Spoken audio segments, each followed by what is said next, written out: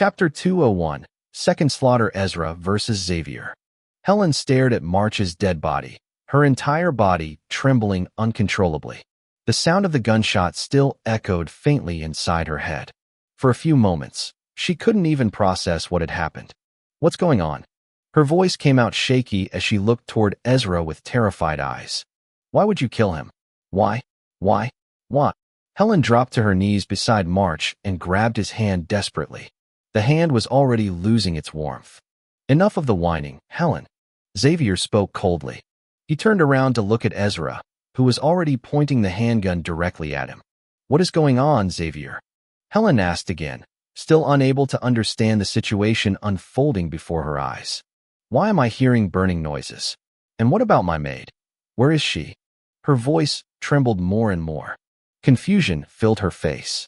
Outside the office, distant sounds of collapsing structures and crackling flames occasionally echoed through the mansion. Yet Helen still couldn't piece everything together. This boy is here to kill us all. Xavier looked toward his wife with a strange smirk on his face. A smirk that felt completely wrong. Huh?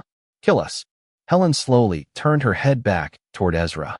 Her eyes moved upward, from the blood-covered boots, to the dark clothes, to the chest stained with blood and soot, and finally, to his face. Most of it was covered in blood. The lighting inside the office was poor because part of the ceiling had already cracked open. Yet despite that, Helen immediately recognized him. The shape of his face, the outline of his hair, the eyes. Her hand slowly covered her mouth. Tears streamed down her face.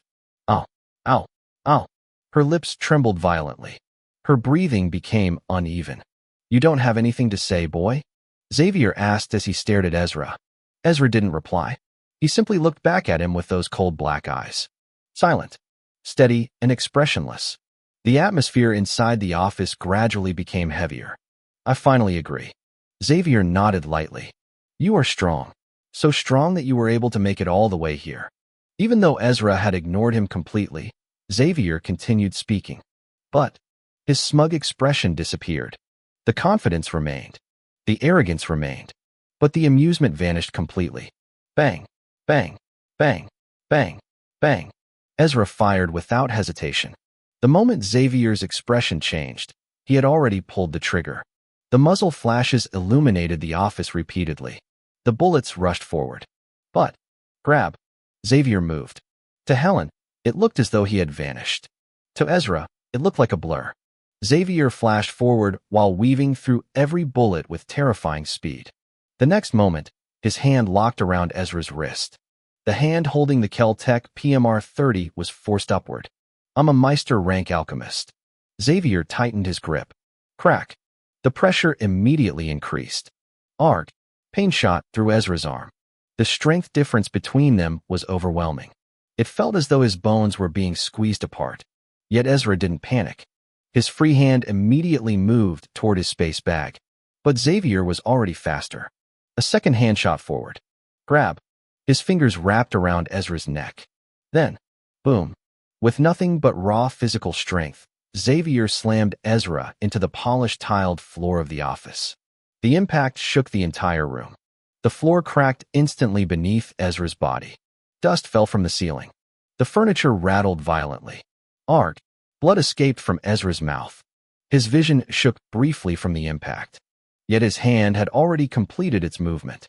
Xavier looked down. A dagger was buried in the arm he used to hold Ezra. TSK. He clicked his tongue. Without hesitation, he pulled the dagger out and threw it aside. The weapon spun through the air before embedding itself into a nearby wall. You brat. Xavier roared. The veins on his forehead bulged. Cognus surged through his body and gathered into the arm that had been stabbed. The wound visibly began recovering. I'm going to show you what it means to know your level. His fist descended. The air itself seemed to split apart. Ezra's instincts screamed. Without thinking, he grabbed his coat and poured Cognus into it. The hardening effect activated instantly.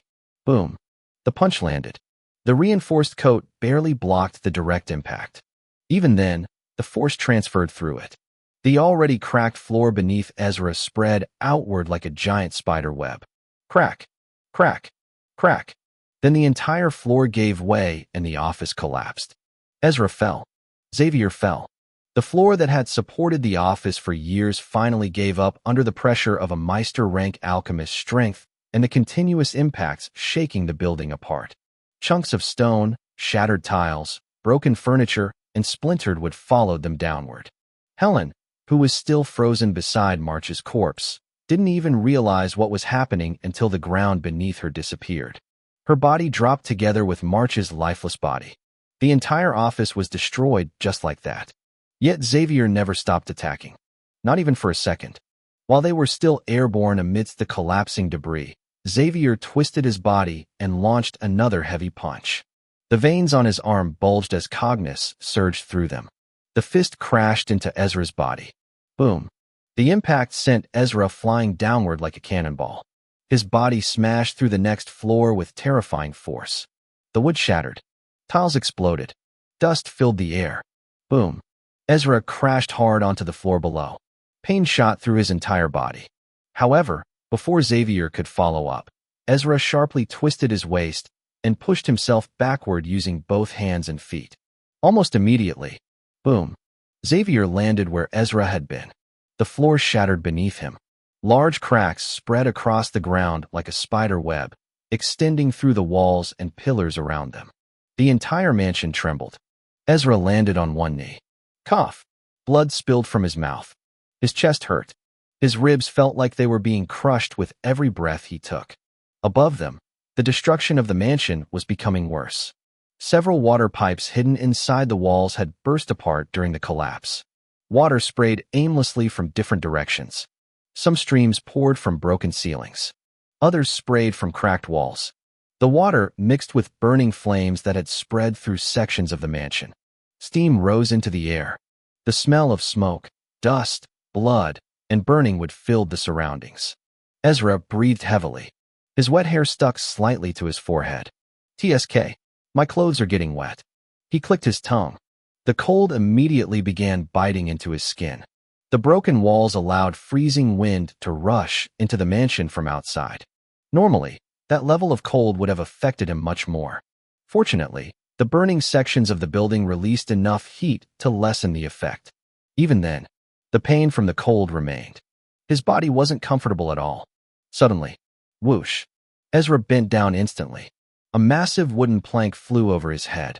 The object spun violently through the air before smashing into a wall behind him. Bang!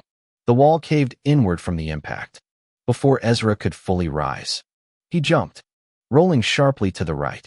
At almost the same moment, Xavier flashed into the position he had just left. Boom! His fist blasted through the floor. Stone fragments scattered everywhere. A huge hole appeared instantly. You are one slippery brat. Xavier turned sharply toward Ezra. His eyes were bloodshot. His expression had become increasingly unhinged. Cognus surged around his body continuously. He no longer looked like a baron.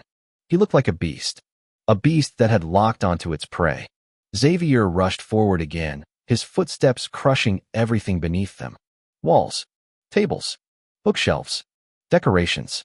Nothing remained intact wherever he passed. Wood exploded, stone cracked, and furniture shattered. Meanwhile, Ezra continued evading. His eyes moved constantly, watching, observing, calculating. Every movement, every shift in muscle, every twitch of Xavier's shoulders. Because Ezra knew one thing very clearly. If even one punch landed, or if even one kick connected, his bones would shatter. Is this the rank 6th of the Trial of Steel? Xavier laughed loudly. The laughter echoed through the collapsing mansion, almost sounding mad. I'm going to break every part of your body. He accelerated again. This time he finally reached Ezra. Close range. Too close. You are dead. His right fist shot forward fast and violently. Filled with cognus. Ezra bent down. The punch missed his face by barely an inch. The violent air pressure brushed past his hair.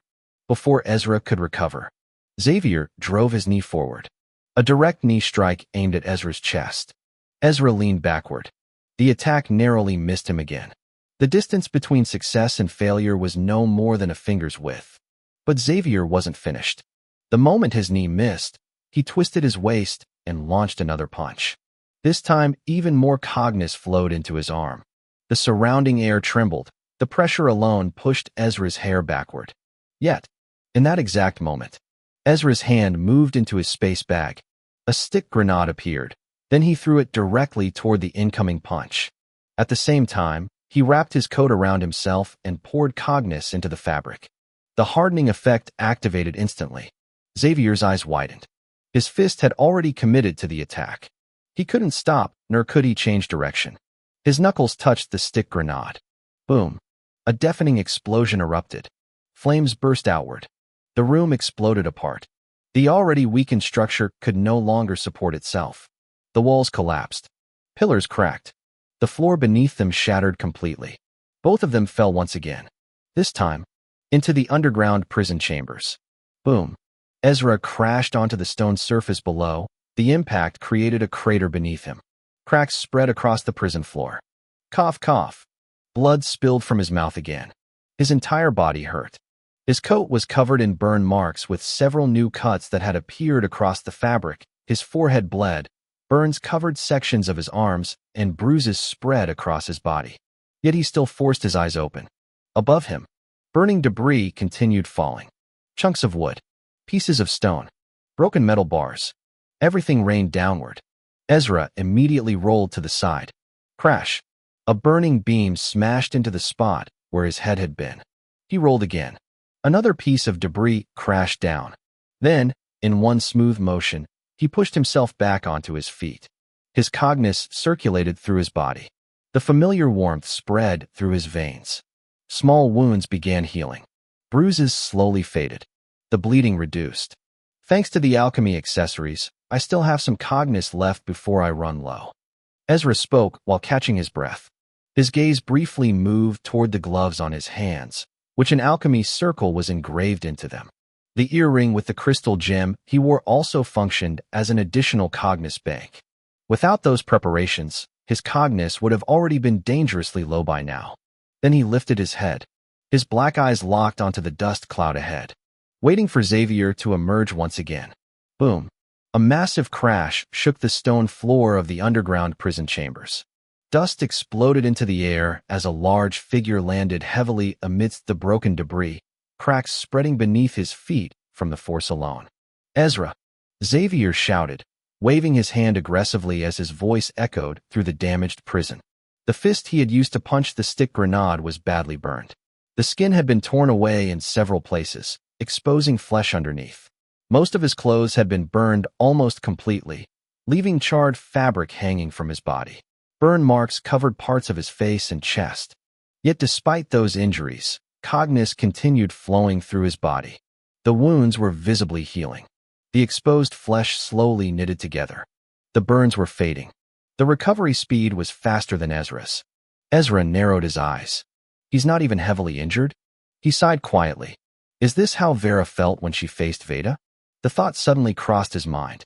Back during the trial of Steel, Vera looked in a way annoyed when she fought Veda, yet she never seemed surprised by the difference between them.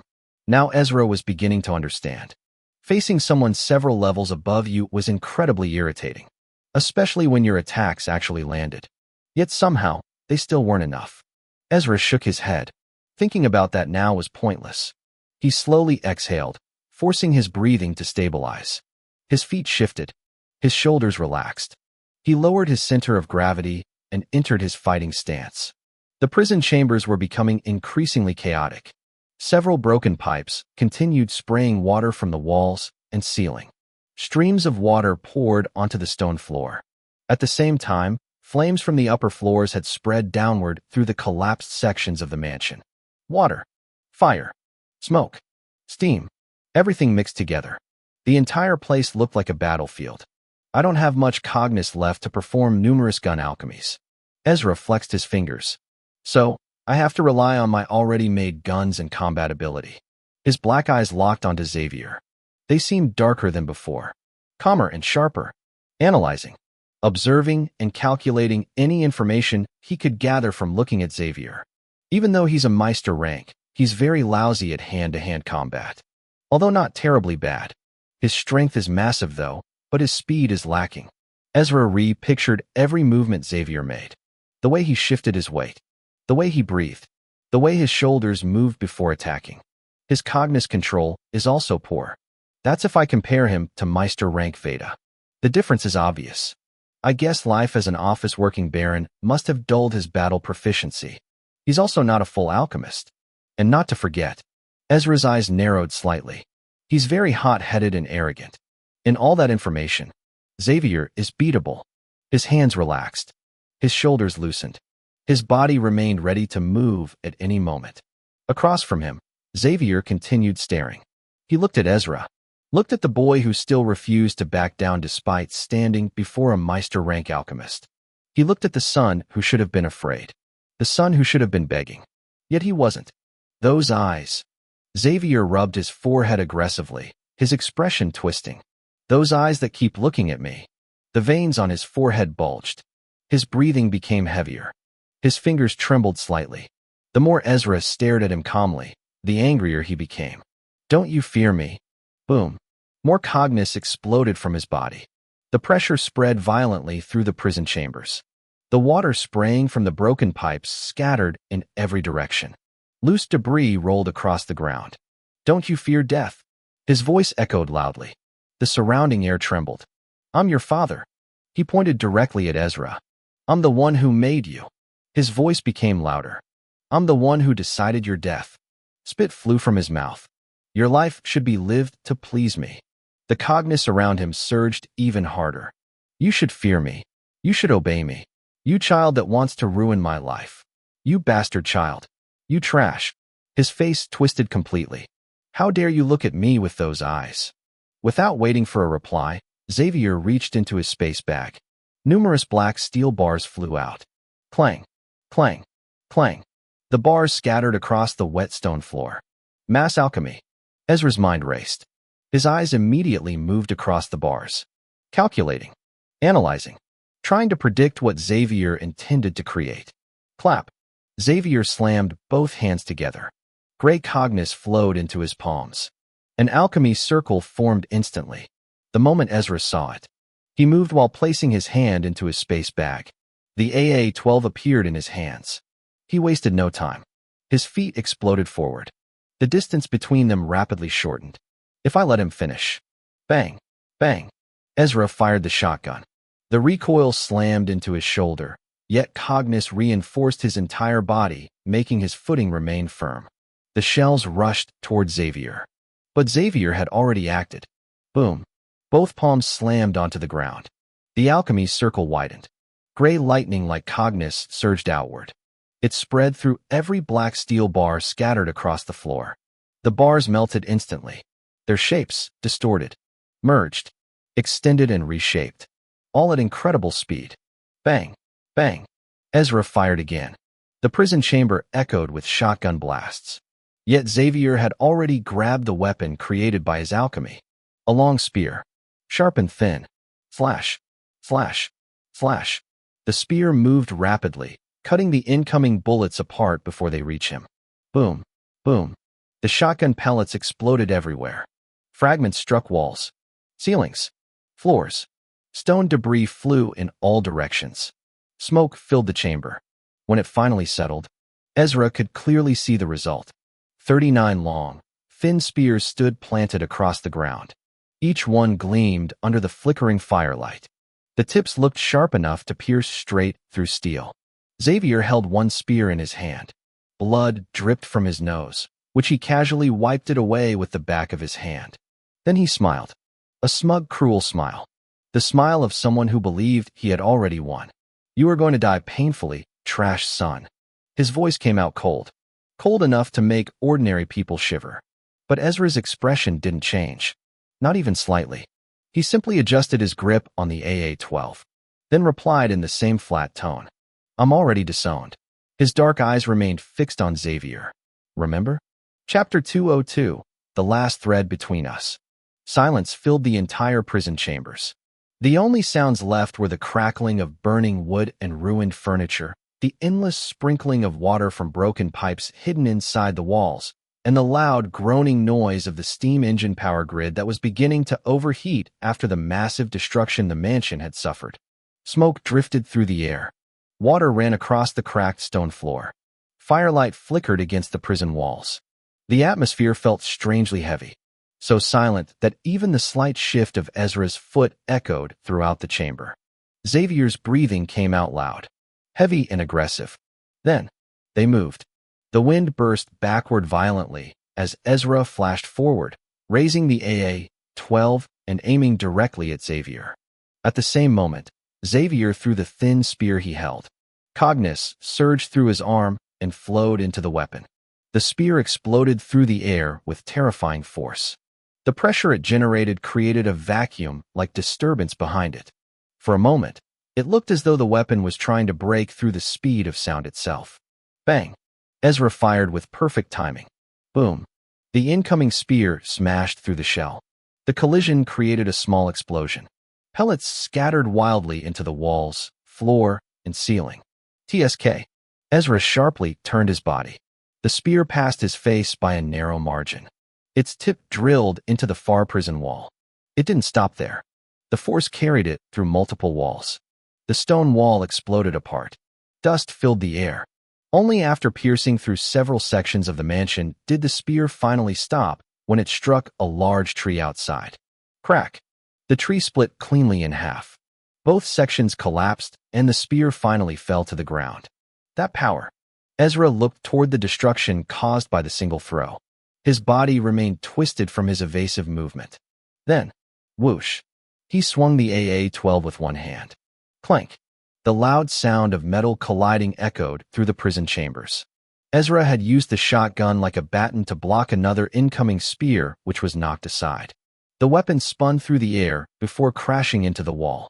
Then, Ezra's eyes widened, because what he saw next wasn't one spear. It wasn't two. It was an entire barrage. Dozens of black steel spears shot toward him at terrifying speed. The prison chamber seemed to disappear behind the rain of steel. Ezra gritted his teeth. Instead of retreating, he rushed directly into the barrage. His feet splashed through the water covering the floor. One sharp step. A quick turn. His body shifted left. A spear passed his chest by barely an inch. The violent wind generated by its movement pushed against his clothes. Another spear immediately arrived. Ezra moved again. The water beneath his feet exploded outward as his body slipped to another angle. The spear passed harmlessly by. Then another, then another. The AA-12 continuously moved. Clank, clank, clank. Every impact shook his arms. Each spear carried enough force to punch through his body and pin him to the wall. Behind him, every missed attack created further destruction. Walls exploded, stones shattered, support pillars cracked. The prison chambers suffered more damage with every second. Even the AA-12 was beginning to show slash marks from repeatedly blocking the attacks. Clap! Ezra's senses immediately picked up a cognate fluctuation. His eyes locked onto Xavier. The man had already formed another alchemy circle. His palms slammed onto the ground. Gray lightning like cognate surged outward, flowing into one airborne spear, suddenly changing. Its shape distorted, melted and reshaped.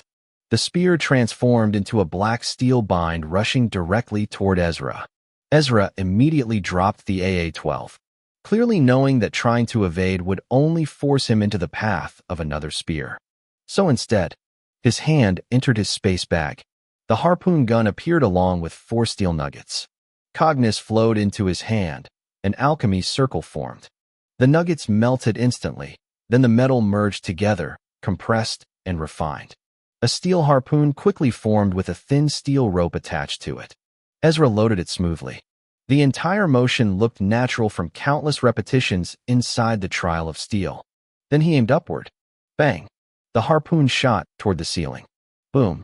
It embedded itself deeply into the stone, the rope immediately tightening, and Ezra's body was pulled upward in a fast sequence. The incoming bind passed beneath his boots by barely an inch. Clap! Is running the only thing you can do? Xavier shouted. He had already exhausted all the spears he previously created. Another alchemy circle formed between his palms. Cognus surged violently. He slammed his hands onto the ground again. Gray lightning escaped through the floor. The Cognus raced toward the scattered spears. The black steel melted once more. The metal transformed into a mercury-like liquid, flowing rapidly back toward Xavier. From above, Ezra took out a desert eagle. Hanging from the ceiling, he aimed directly at Xavier's head. Bang! The bullet shot downward. Xavier tilted his head. The bullet missed, striking the stone floor behind him. This brat. The veins on his forehead bulged. His annoyance was becoming increasingly obvious. Then he started running. Bang! Bang! Bang! Gunfire echoed throughout the prison chambers as bullets rained down continuously. Xavier weaved through them. Clap! His hands slammed together again. The 3 stars inside his body lit up. Gray streams of cognus flowed through the connecting lines between them. The energy rushed through his veins, then out through his palms. An alchemy circle formed. Die! He slammed his hands downward. The mercury like black steel instantly hardened, forming into needles. Thousands of tiny black steel needles. They shot upward like bullets. Ezra saw the countless needles rushing toward him from below. The prison chamber seemed to disappear beneath the rain of black steel again. Without hesitation, he removed the magazine from the Desert Eagle he was holding, since it was already empty, and there was no point keeping it attached. At the same time, he let go of the steel rope in his other hand. His body immediately began falling. The cold air brushed against his soaked clothes. Water dripped from his sleeves. Then Ezra pulled off his black coat. Cognus surged through his arm and flowed into the fabric. The alchemy circle hidden within his control activated. The surface of the coat hardened instantly. Clang, clang, clang, clang. Needles after needles slammed into the hardened fabric. Some bounced away. Others scraped against the surface, sending sparks flying. Several missed completely and shot past the sides of the coat. Boom, boom, boom. The needles crashed into the ceiling with enough force to crack the stone. Dust rained down. Small pieces of rock broke loose and fell throughout the prison chambers. The entire ceiling groaned under the continuous assault, while Ezra's eyes never left Xavier. His mind continued calculating, observing, and analyzing.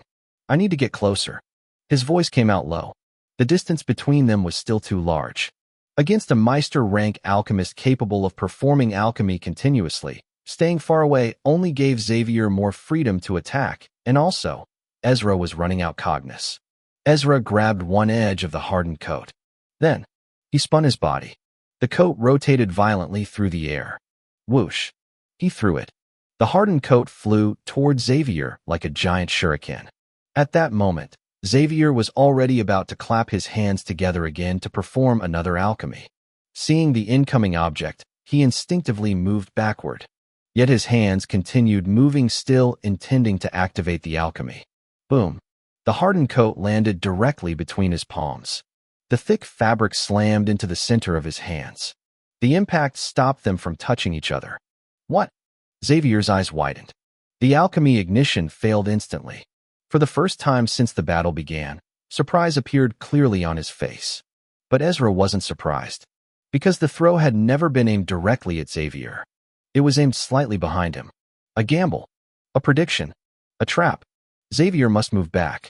That single thought had appeared inside Ezra's mind. He didn't know exactly which direction Xavier would choose, since he couldn't predict what Xavier would do exactly. But based on Xavier's fighting habits and his current position, moving backward was the most likely reaction. And now, that gamble had paid off. But that wasn't all. Before hardening the coat, Ezra had tied a thin steel rope to it. Now the coat rested on the ground, still blocking Xavier's hands, still interrupting the alchemy activation and connected directly to Ezra. The moment the coat landed, Ezra pulled. The steel rope tightened instantly. The hardened coat dragged backward. And with it, Xavier's balance shifted. His body lurched forward slightly. "Aha!" Ezra shouted, not out of fear nor out of pain, but from forcing every bit of strength out of his exhausted body. He pointed the Desert Eagle at Xavier with a fresh magazine already loaded into it. His body screamed in protest. The cold was getting worse. His soaked clothes clung tightly to his skin. Blood dripped from the countless cuts covering his arms and shoulders. His muscles ached and his lungs burned. Yet Ezra ignored all of it. Cognus surged through his legs, through his arms, through every part of his body. He accelerated, increasing his speed. executing every step of the trap before the needles could completely reach him, before Xavier could recover, before another alchemy could be formed. Everything depended on this moment. Xavier's eyes locked onto the muzzle of the Desert Eagle. Then, a smirk appeared on his face. A dangerous smirk. His hand dove into his space bag. In a single motion, a prepared black steel spear appeared. The weapon shot forward, straight toward Ezra's handgun. Ah! Both father and son roared at the same time. Bang! Bang! Bang! Bang! Bang! Bang! Bang! Bang! Bang! Ezra emptied the entire magazine, firing all 9 rounds. At the same moment, Xavier thrust the spear forward with all his strength. The bullets collided with the incoming weapon. The first bullet was pierced through, the second was also pierced through, the third did the same. The spear continued forward. The fourth bullet left a dent, the fifth deepened it, the sixth created cracks, the seventh finally widened them further. Then, crack! The spear shattered under the 8th bullet. Fragments exploded outward. The 9th bullet continued forward, straight toward Xavier's face. For a brief moment, victory seemed possible. Clap! Xavier's hands came together. Cognis surged violently. His alchemy circle formed almost instantly. Gray lightning like Cognis erupted outward. The shattered fragments of black steel hanging in the air suddenly reacted. Everything happened within milliseconds. The fragments gathered together, melting, merging, compressing, and reformed. Another spear was born, and this new spear shot forward like a bullet. The 9th round was destroyed instantly. The spear continued moving. Ezra's eyes widened. This time, he couldn't react. His body was airborne. His stamina was almost gone. His cognis reserves were running low, and he hadn't enhanced his movement speed enough to dodge. The spear struck. Crunch. It pierced through the Desert Eagle. The metal frame shattered. Then, it continued straight through Ezra's hand. Arg!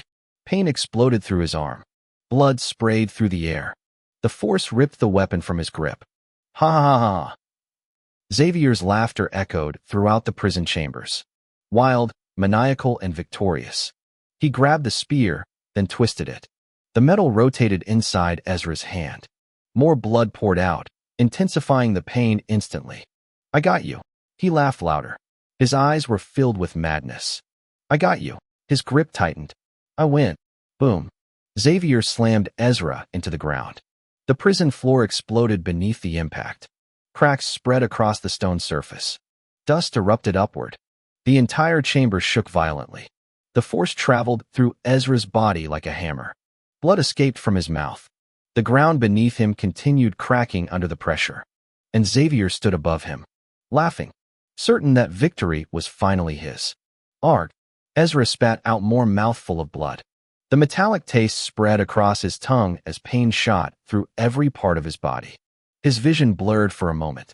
His ribs felt as though they had been smashed apart.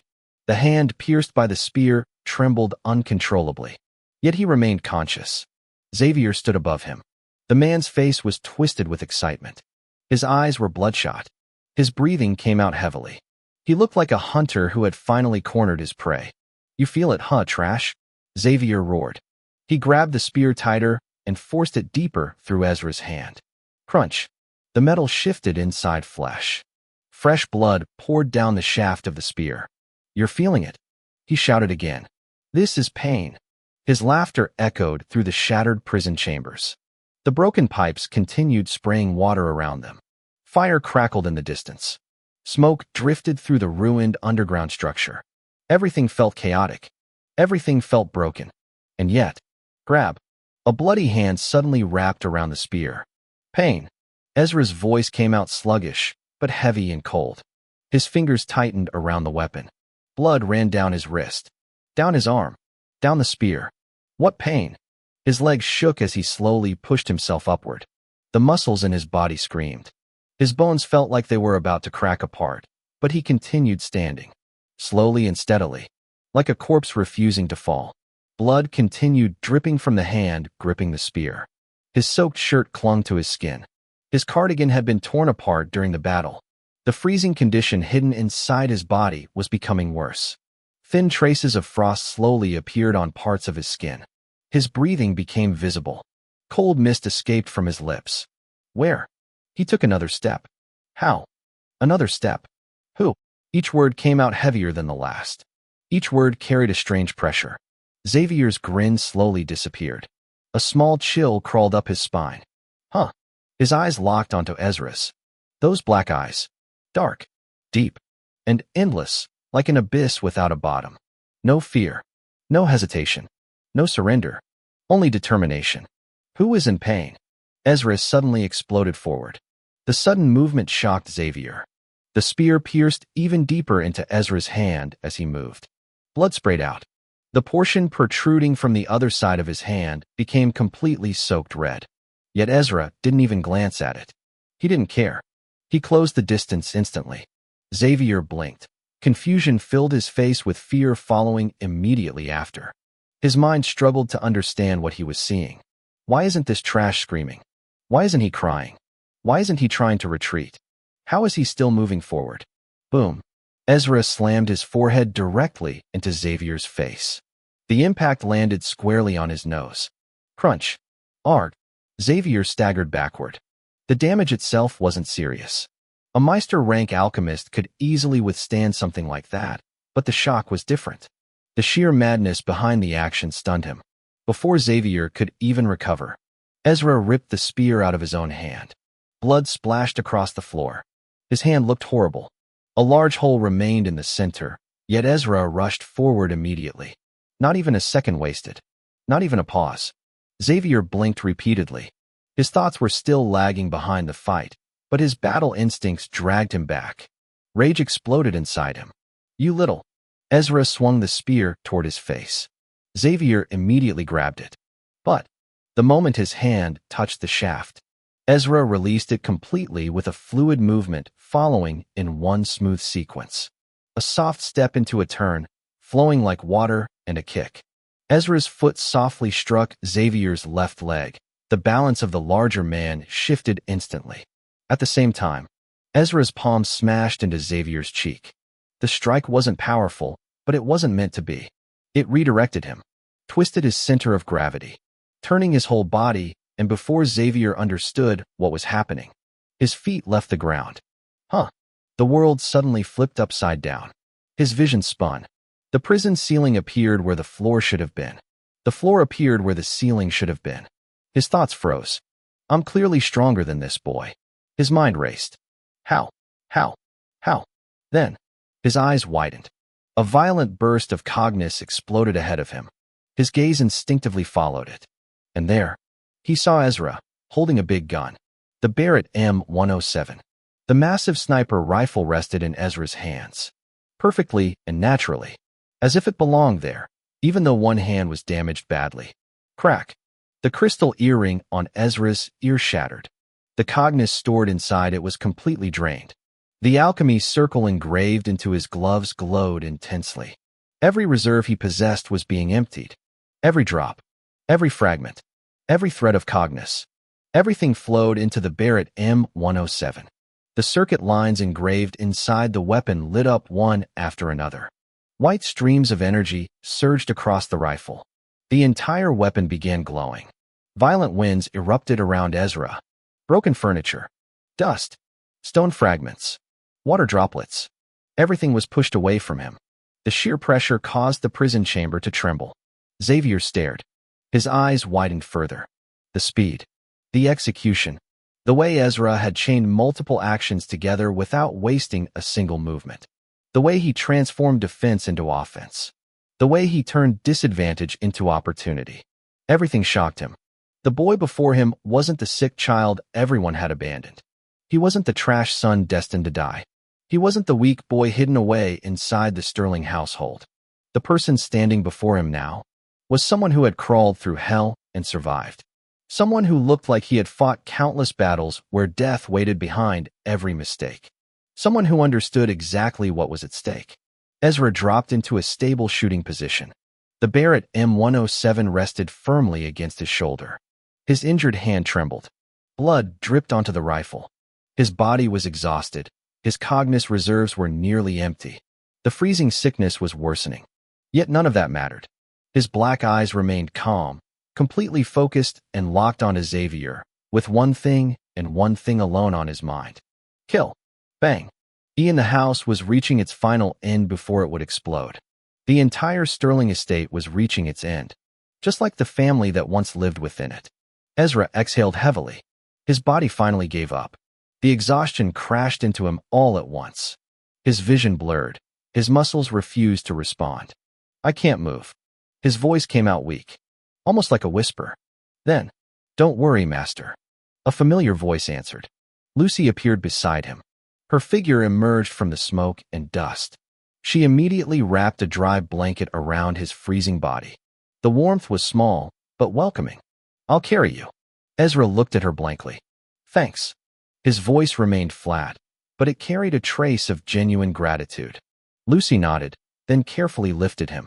She glanced around at the destroyed prison chamber, the burning mansion, the dead bodies, the ruins of the Sterling family, a place that had become nothing more than a graveyard. Without another word, she disappeared, flashing away in a blur, leaving behind only the collapsing remains of a family that had destroyed itself long before Ezra ever pulled the trigger. Chapter 203, the end of his second beginning. The cognus surged through the barrel system of the Barrett M107. Like streams of white energy, it flowed through the circuit lines engraved inside the sniper rifle, rushing toward the bullet that was about to be fired. The circuits glowed brighter. The trigger force increased. The pressure inside the weapon rose to another level. Then, bang, the bullet shot out. For a brief moment, it looked less like a bullet and more like a beam of light tearing through the prison chambers. Xavier had just landed on one knee. His eyes widened. All he saw was a flash heading straight toward his stomach. Boom. The impact exploded. A violent shockwave erupted outward. Broken stone, shattered wood, and debris from the ruined mansion were thrown into the air. The force blasted Xavier backward. At the same time, Ezra was also thrown back by the recoil of the Barrett M107. The pressure generated by the shot exceeded anything he had previously fired. His body slid across the ground violently. The entire underground prison chamber shook. Cracks spread further through the walls. Parts of the ceiling collapsed. The mansion above groaned like a dying beast. Walls continued falling apart. Tiles broke loose and crashed into the prison chambers below. Water sprayed harder from the damaged pipes. The fires burning throughout the mansion grew larger. The entire estate was beginning to collapse. Oh, oh, oh. Xavier's breathing came out broken. Pain twisted his face while his body trembled. A massive hole had been blasted through his stomach. Blood and pieces of flesh covered the floor around him. He tried to move. Nothing happened. He tried to stand. His body refused. The only reason he was still alive was because his cognus continued desperately trying to heal him. But the injury was too severe, far beyond what his level could recover from, and his cognus reserves were almost empty. Cough. Cough. Blood burst from his mouth. It stained his chin and soaked his already ruined clothes.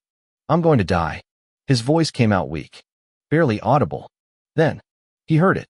Step, step, step, and a dragging metallic sound echoing through the prison chambers. Slow and steady, getting closer. Heh, heh. Xavier laughed weakly. He already knew who it was. You really are a stubborn bastard. His voice cracked. No matter how many times you were supposed to die, cough. Blood spilled from his lips again. You continue to live. The footsteps stopped. Xavier looked up weakly. Ezra stood before him. The Barrett M107 rested against the ground like a walking cane. His body looked terrible. Blood dripped from multiple wounds. His clothes were torn apart. Signs of frost had begun to grow more on his skin. Yet he remained standing. Huh. Xavier laughed again, a weak, dying, and mocking laugh. Is this what you wanted? His fingers twitched. The 3 stars inside his body had already begun cracking. Is this everything you wanted? His eyes looked directly at Ezra. To destroy this family, over your revenge? Pain surged through him. His veins bulged, his body screamed. Yet he forced himself to continue talking. How do you feel now? His lips curved slightly.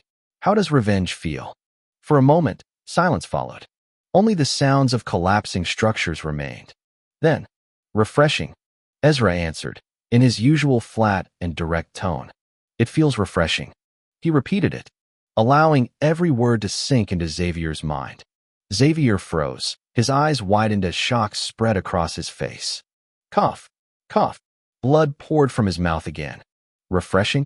His voice carried disbelief, as if he couldn't understand the answer.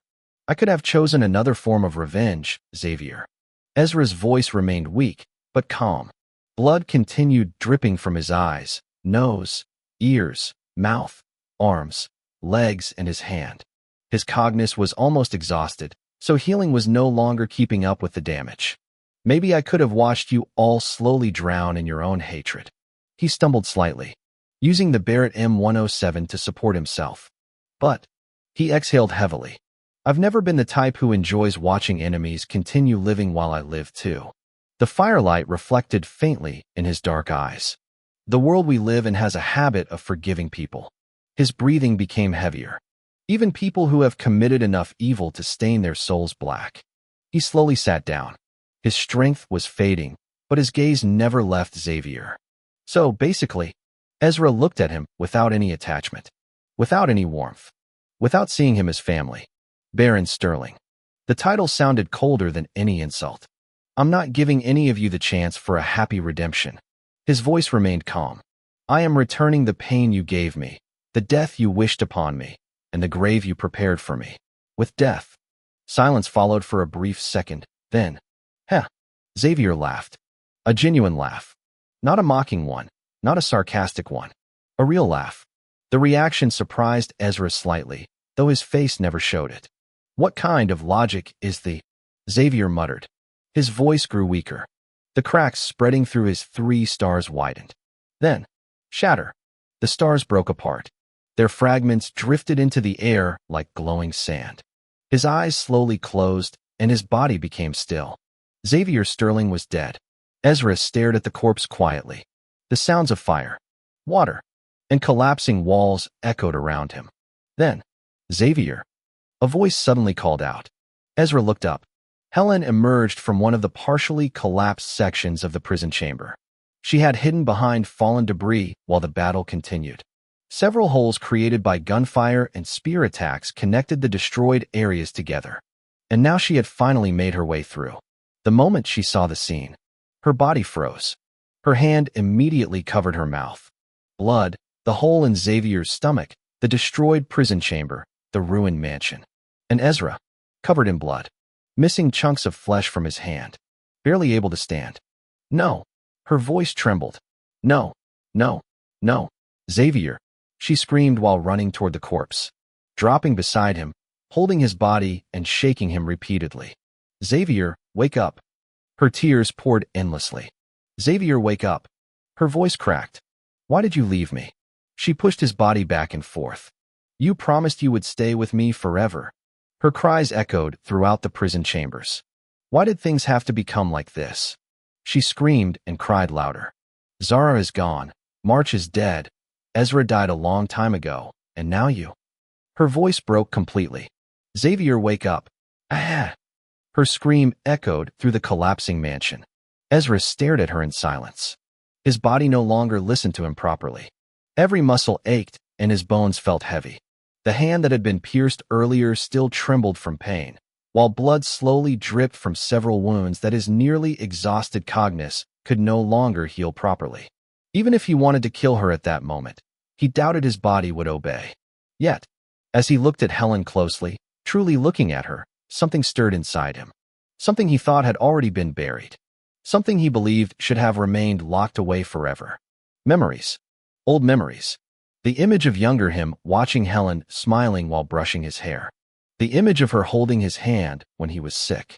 The image of her scolding Zara whenever Zara bullied him. The image of her secretly bringing him gifts for his birthday and singing with him whenever the rest of the family ignored him. The image of her nagging at him whenever he stays up awake reading books he took from the library. One memory after another surfaced inside his mind. Compared to his previous life, Helen had been a good mother.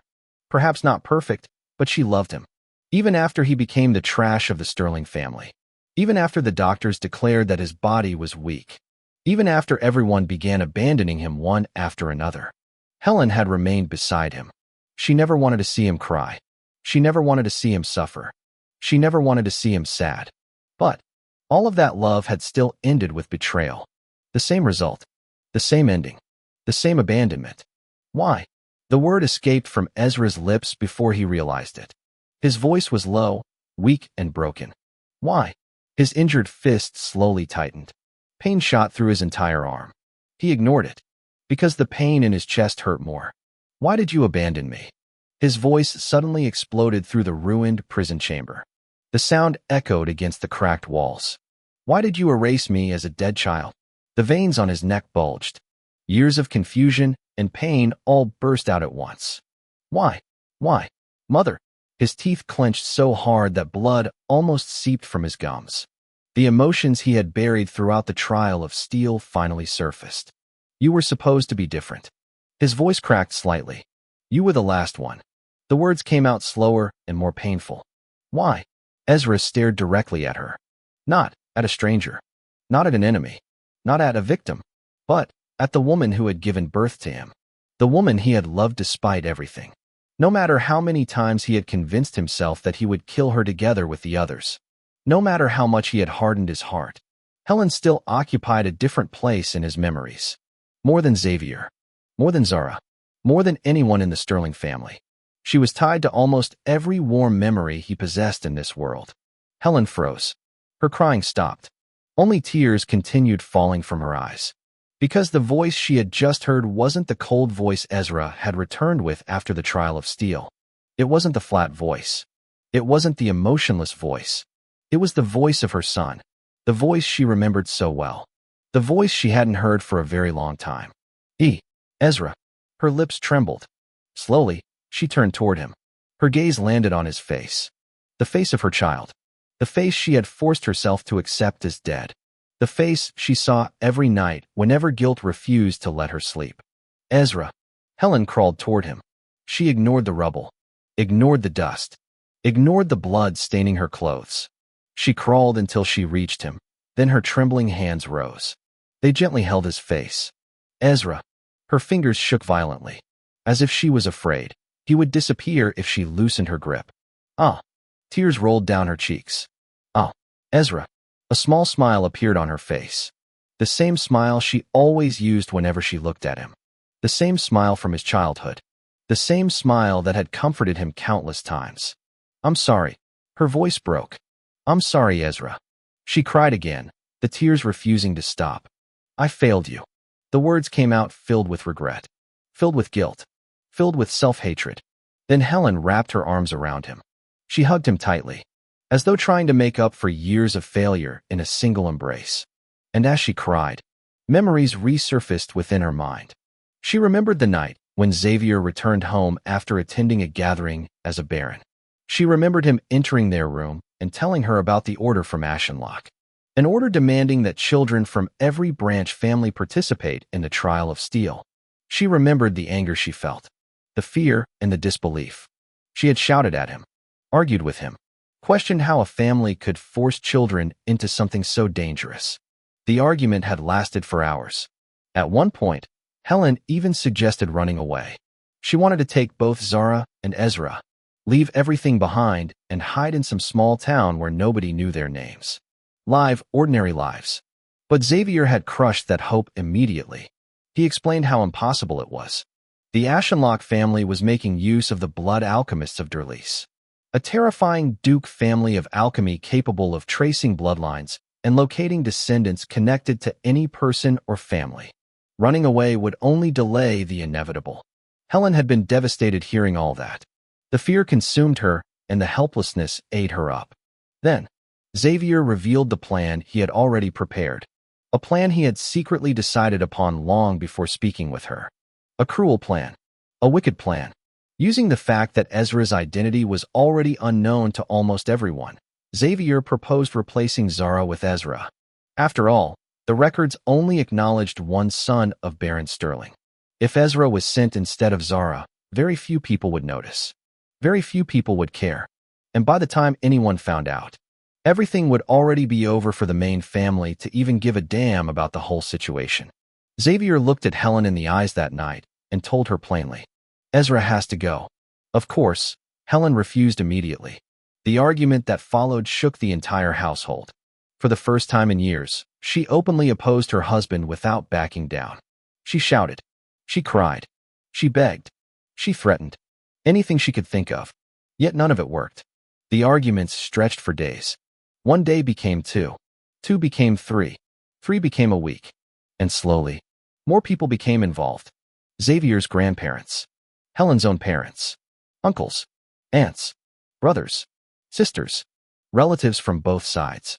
One after another. Every single one of them supported Xavier's idea. Not a single person stood beside her. Not one. Their words slowly surrounded her from every direction. Ezra was going to die anyway. That was what the doctors said. That was what everyone believed. That was the reality they kept forcing into her ears. Again, and again, and again. The choice they presented was simple. Would you rather watch Ezra die in front of you, or allow him to die somewhere else? Every conversation eventually returned to the same cruel question. The same impossible choice. Then, Xavier said something that finally shattered her resistance. We can always have another child. The words still echoed in her mind. A replacement. That was what they called it. As if Ezra could simply be replaced. As if another child could fill the empty space left behind. As if his existence was something disposable. Helen had hated those words. She hated them then. She hated them now. Yet, under all that pressure, under all that fear, under all those voices constantly convincing her, she finally agreed. Not because she believed they were right. Not because she stopped loving Ezra. But because she was weak. Because she was afraid. Because she was a coward. Deep inside her heart, she knew the truth.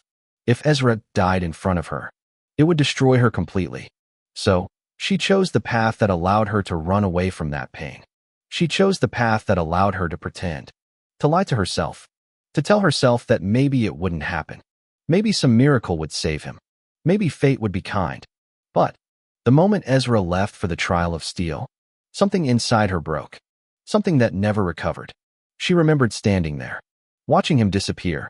Watching her son walk toward a place everyone believed was his grave. And she remembered doing nothing. Nothing. The guilt followed her every single day afterward. Like a curse. Like a voice whispering into her ears whenever she tried to sleep. What kind of mother sends her child away to die? The question never left. Not for a day. Not for an hour. Not even for a moment. It followed her constantly.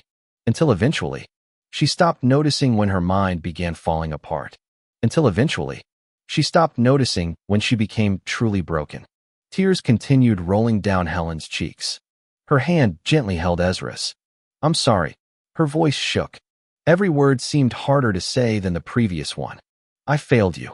She smiled weakly. The smile looked painful. A smile belonging to someone who already knew she didn't deserve forgiveness. I failed you, Ezra. Ezra looked at her. The brief crack in his emotions disappeared. The warmth that surfaced earlier sank back into the depths of his heart. His face slowly returned to its usual expression. Plain, quiet, and unreadable. Helen noticed, but she didn't complain. She didn't cry harder, and she didn't beg. Instead, her gaze lowered.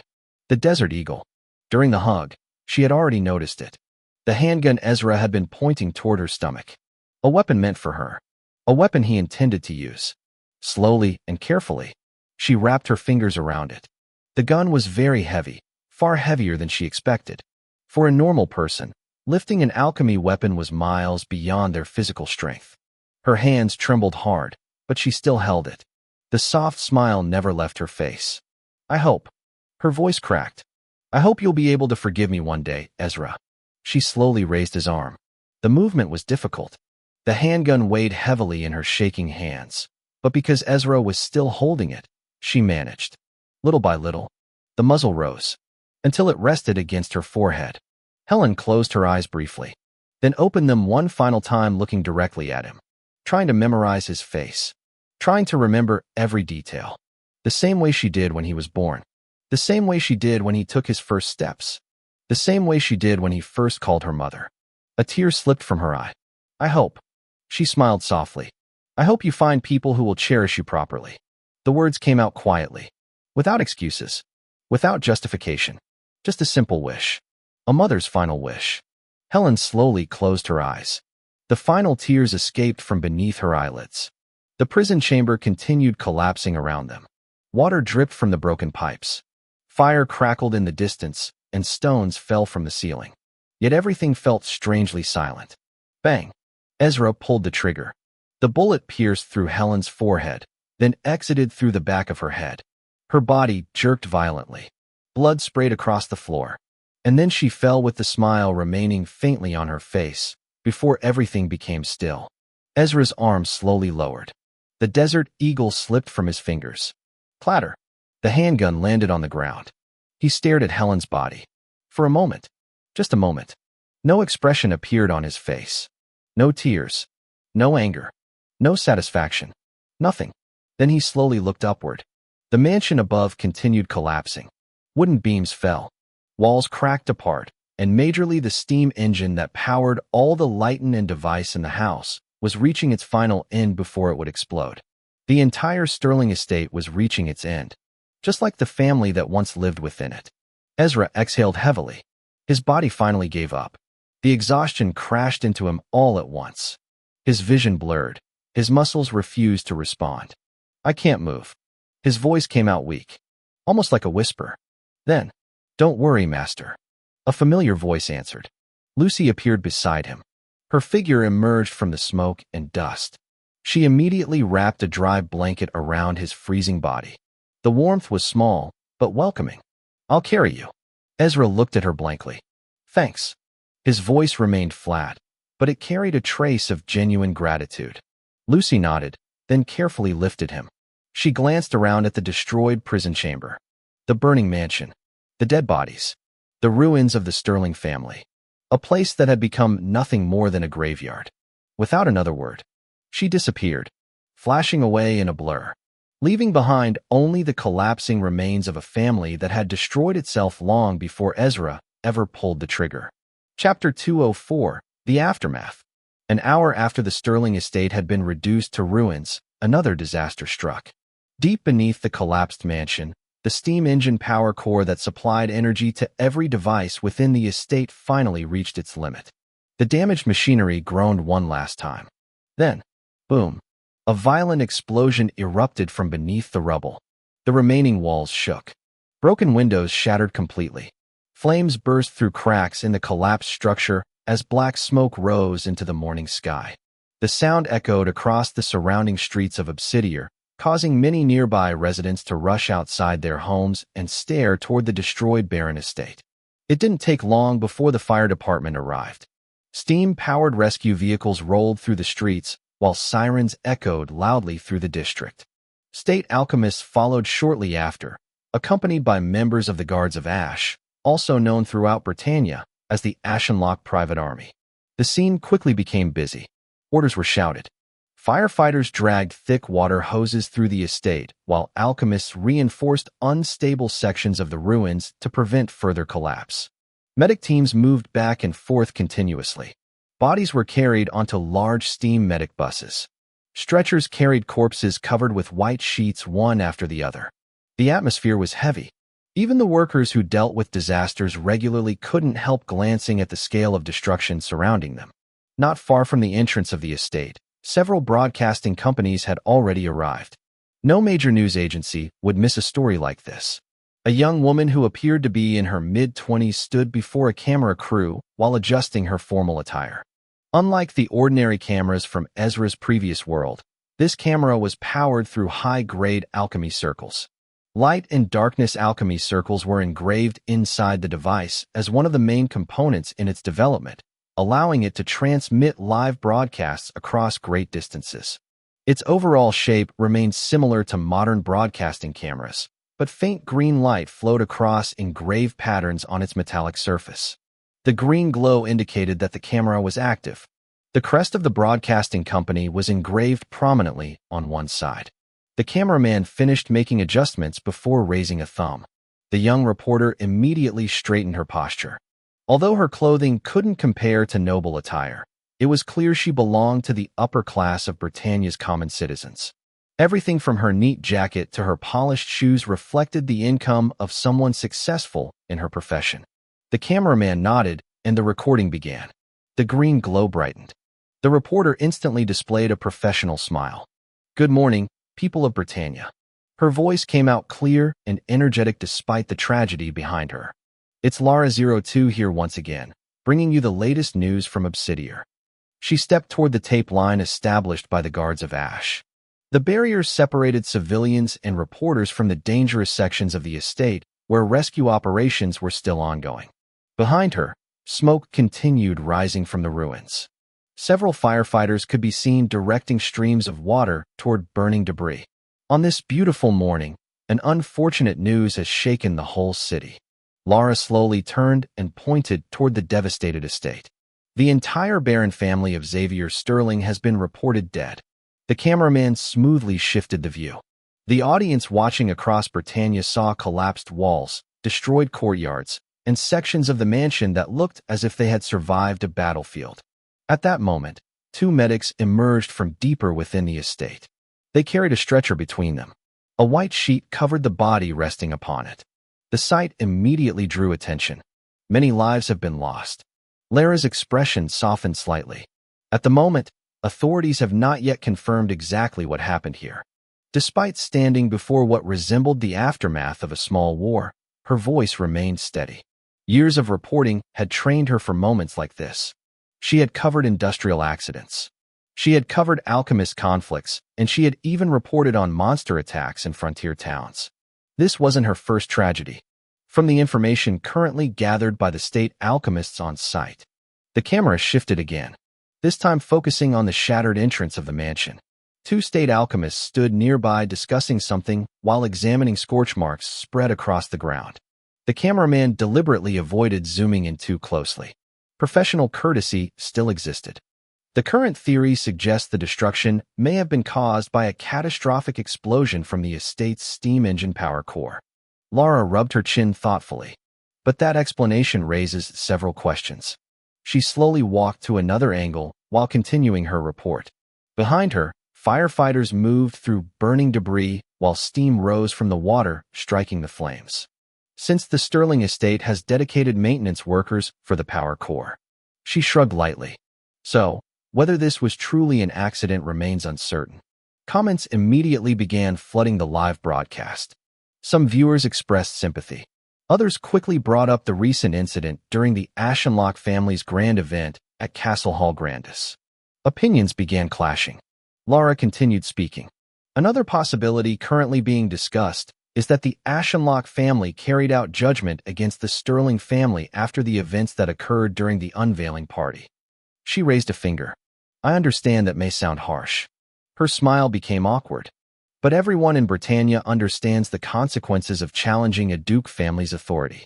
The statement immediately caused another explosion of comments. Lara exhaled softly. For now, there simply isn't enough evidence to reach a conclusion. She pointed toward the camera. But don't worry. B&C will continue investigating and bring you further updates as more information becomes available. The cameraman lowered the device. The green glow faded, and the broadcast ended. Yet the story had only begun. Within hours, news of the Sterling family's downfall spread throughout Britannia like wildfire. From large cities to small cities. From noble estates to even ordinary taverns. Everyone was discussing it. Everyone wanted answers. Yet the most important details remained hidden. Whether intentionally suppressed by the Ashenlocke family or simply ignored by the public, nobody could say. The final piece of the puzzle remained missing. And perhaps that was because people simply refused to consider the obvious answer standing right in front of them. After all, who would believe that a boy who had only recently become an alchemist was capable of destroying an entire baron's household by himself? In the vast lands belonging to the Dukes of Metallica, deep within the territory of the Ashenlocke estate, stood a massive castle known as the East of Noir. Unlike the other castles scattered throughout the estate, this one belonged solely to Vera. It was her residence, a place where only Vera and the servants, guards, and attendants personally assigned to her were permitted to live. At that moment, inside the private training grounds behind the castle, boom, a figure crashed violently into a stone wall. The impact shook the entire training ground. Deep cracks spread across the surface like spider webs while chunks of stone broke loose and fell onto the sand-covered floor below, with dust exploding outward and small rocks bounced across the ground. Lady Vera, Nina shouted in alarm. Her eyes widened as she immediately rushed forward, panic written all over her face. For a moment, she genuinely thought Vera had been seriously injured. But before she could even take more than a few steps, "Stay where you are, Nina Ashenlocke." A cold voice suddenly echoed across the training ground. The words weren't loud. They didn't need to be, since the weight behind them was enough. Nina froze mid-step. Her body locked in place instantly. Cold sweat appeared on the side of her face as her throat tightened. She slowly turned her head. Standing not too far away was Astria. Her arms were folded and her expression looked calm. The kind of calm that usually appeared right before something terrible happened. "And don't piss me off too." The final words came out low. Nina immediately swallowed. Her breathing became heavier. "Master, why are you bullying me today?" Vera's voice came out in her usual flat tone. Dust still surrounded her position as she casually waved her hand through the air, clearing her vision while more small stones continued falling around her. She looked completely unconcerned about the fact that she had just been launched into a wall. "I don't think it's that time of the month." Cough, cough. A small amount of blood spilled from her mouth. Vera lowered her gaze. She stared at the blood resting on her palm. Her expression remained blank. Only her eyes narrowed slightly, almost as if she were evaluating how much damage she had taken. "I thought I told you not to use that sharp tongue of yours on me, Vera." Astria cracked her knuckles. The sound echoed clearly. Unlike Vera's calm appearance, Astria looked visibly irritated with how the veins near her forehead twitched slightly. "Ah, HMHM. Vera cleared her throat, then she straightened her posture. The movement was so deliberate that Nina immediately felt something awkward was about to happen. "Guards."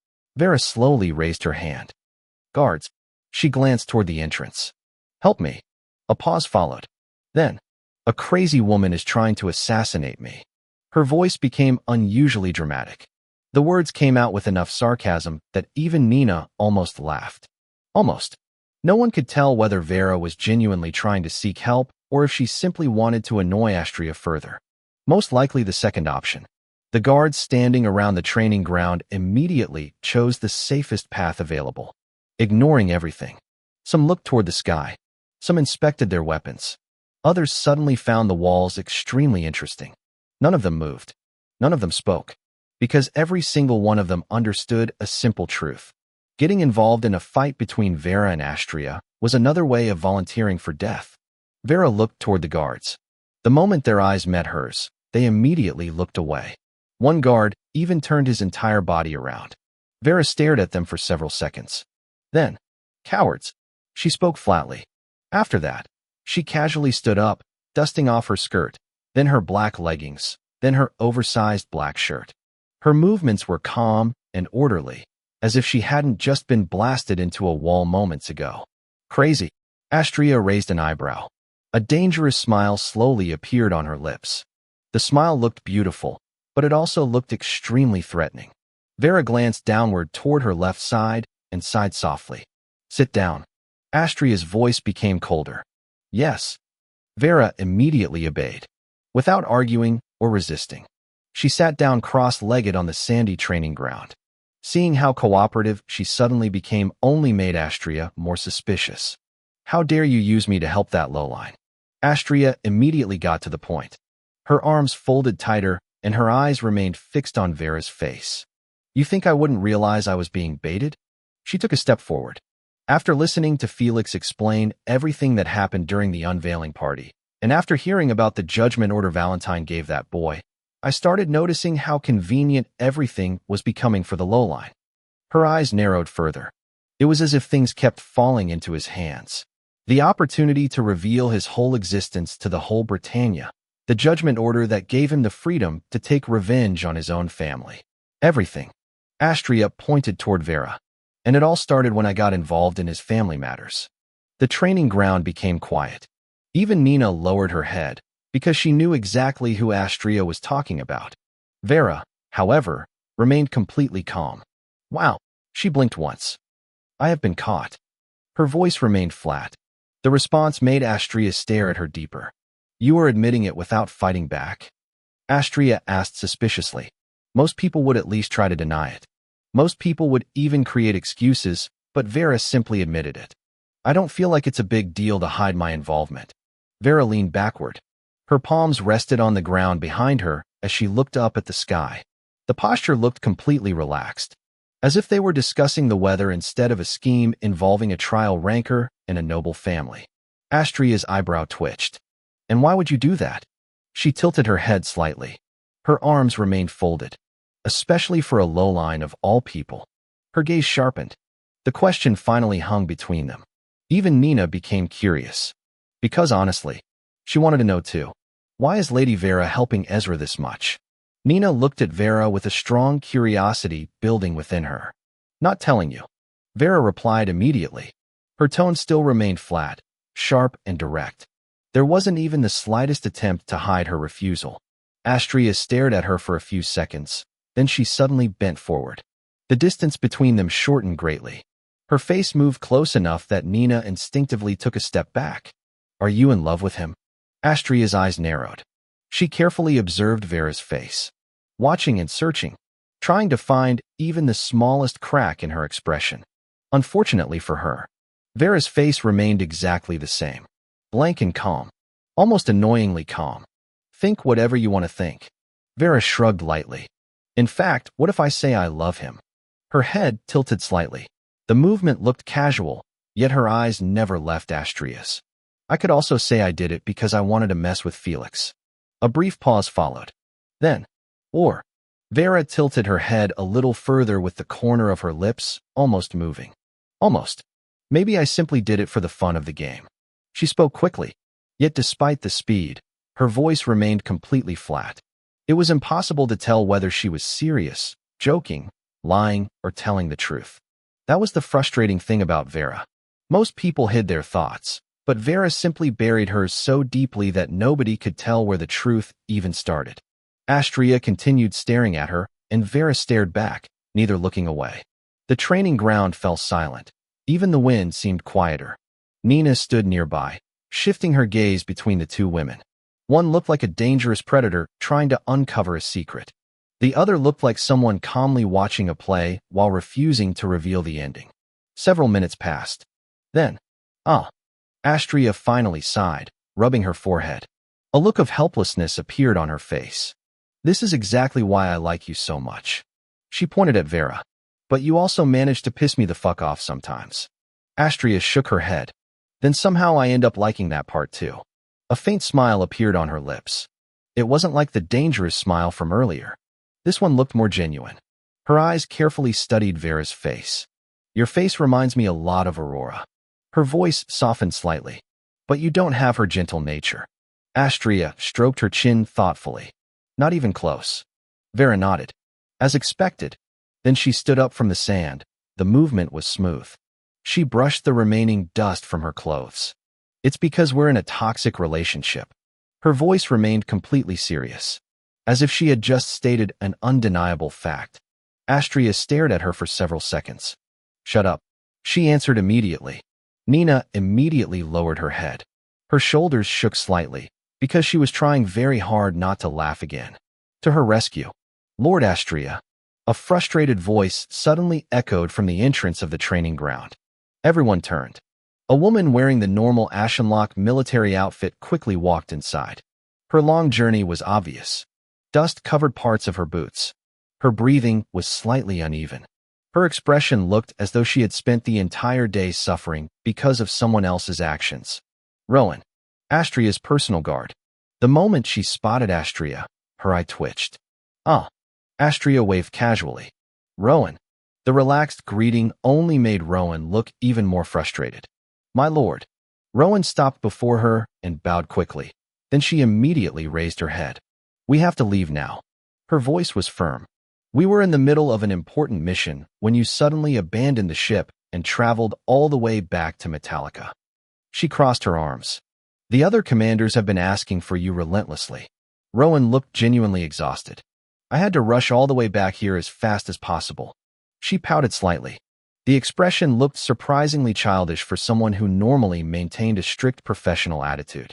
Astria immediately rolled her eyes. Arg. She stretched her neck. Those old people are really annoying. Her complaint came out instantly. They complain about everything. Rowan's eyebrow twitched. Astria raised both hands. Fine. I heard you. We'll leave now. She waved dismissively. Then she suddenly turned toward Vera. At some point during their conversation, Vera had already moved beside Nina. The younger girl still looked shaken from Astria's arrival. Vera casually rubbed Nina's head. The action looked surprisingly natural. Nina's expression immediately softened.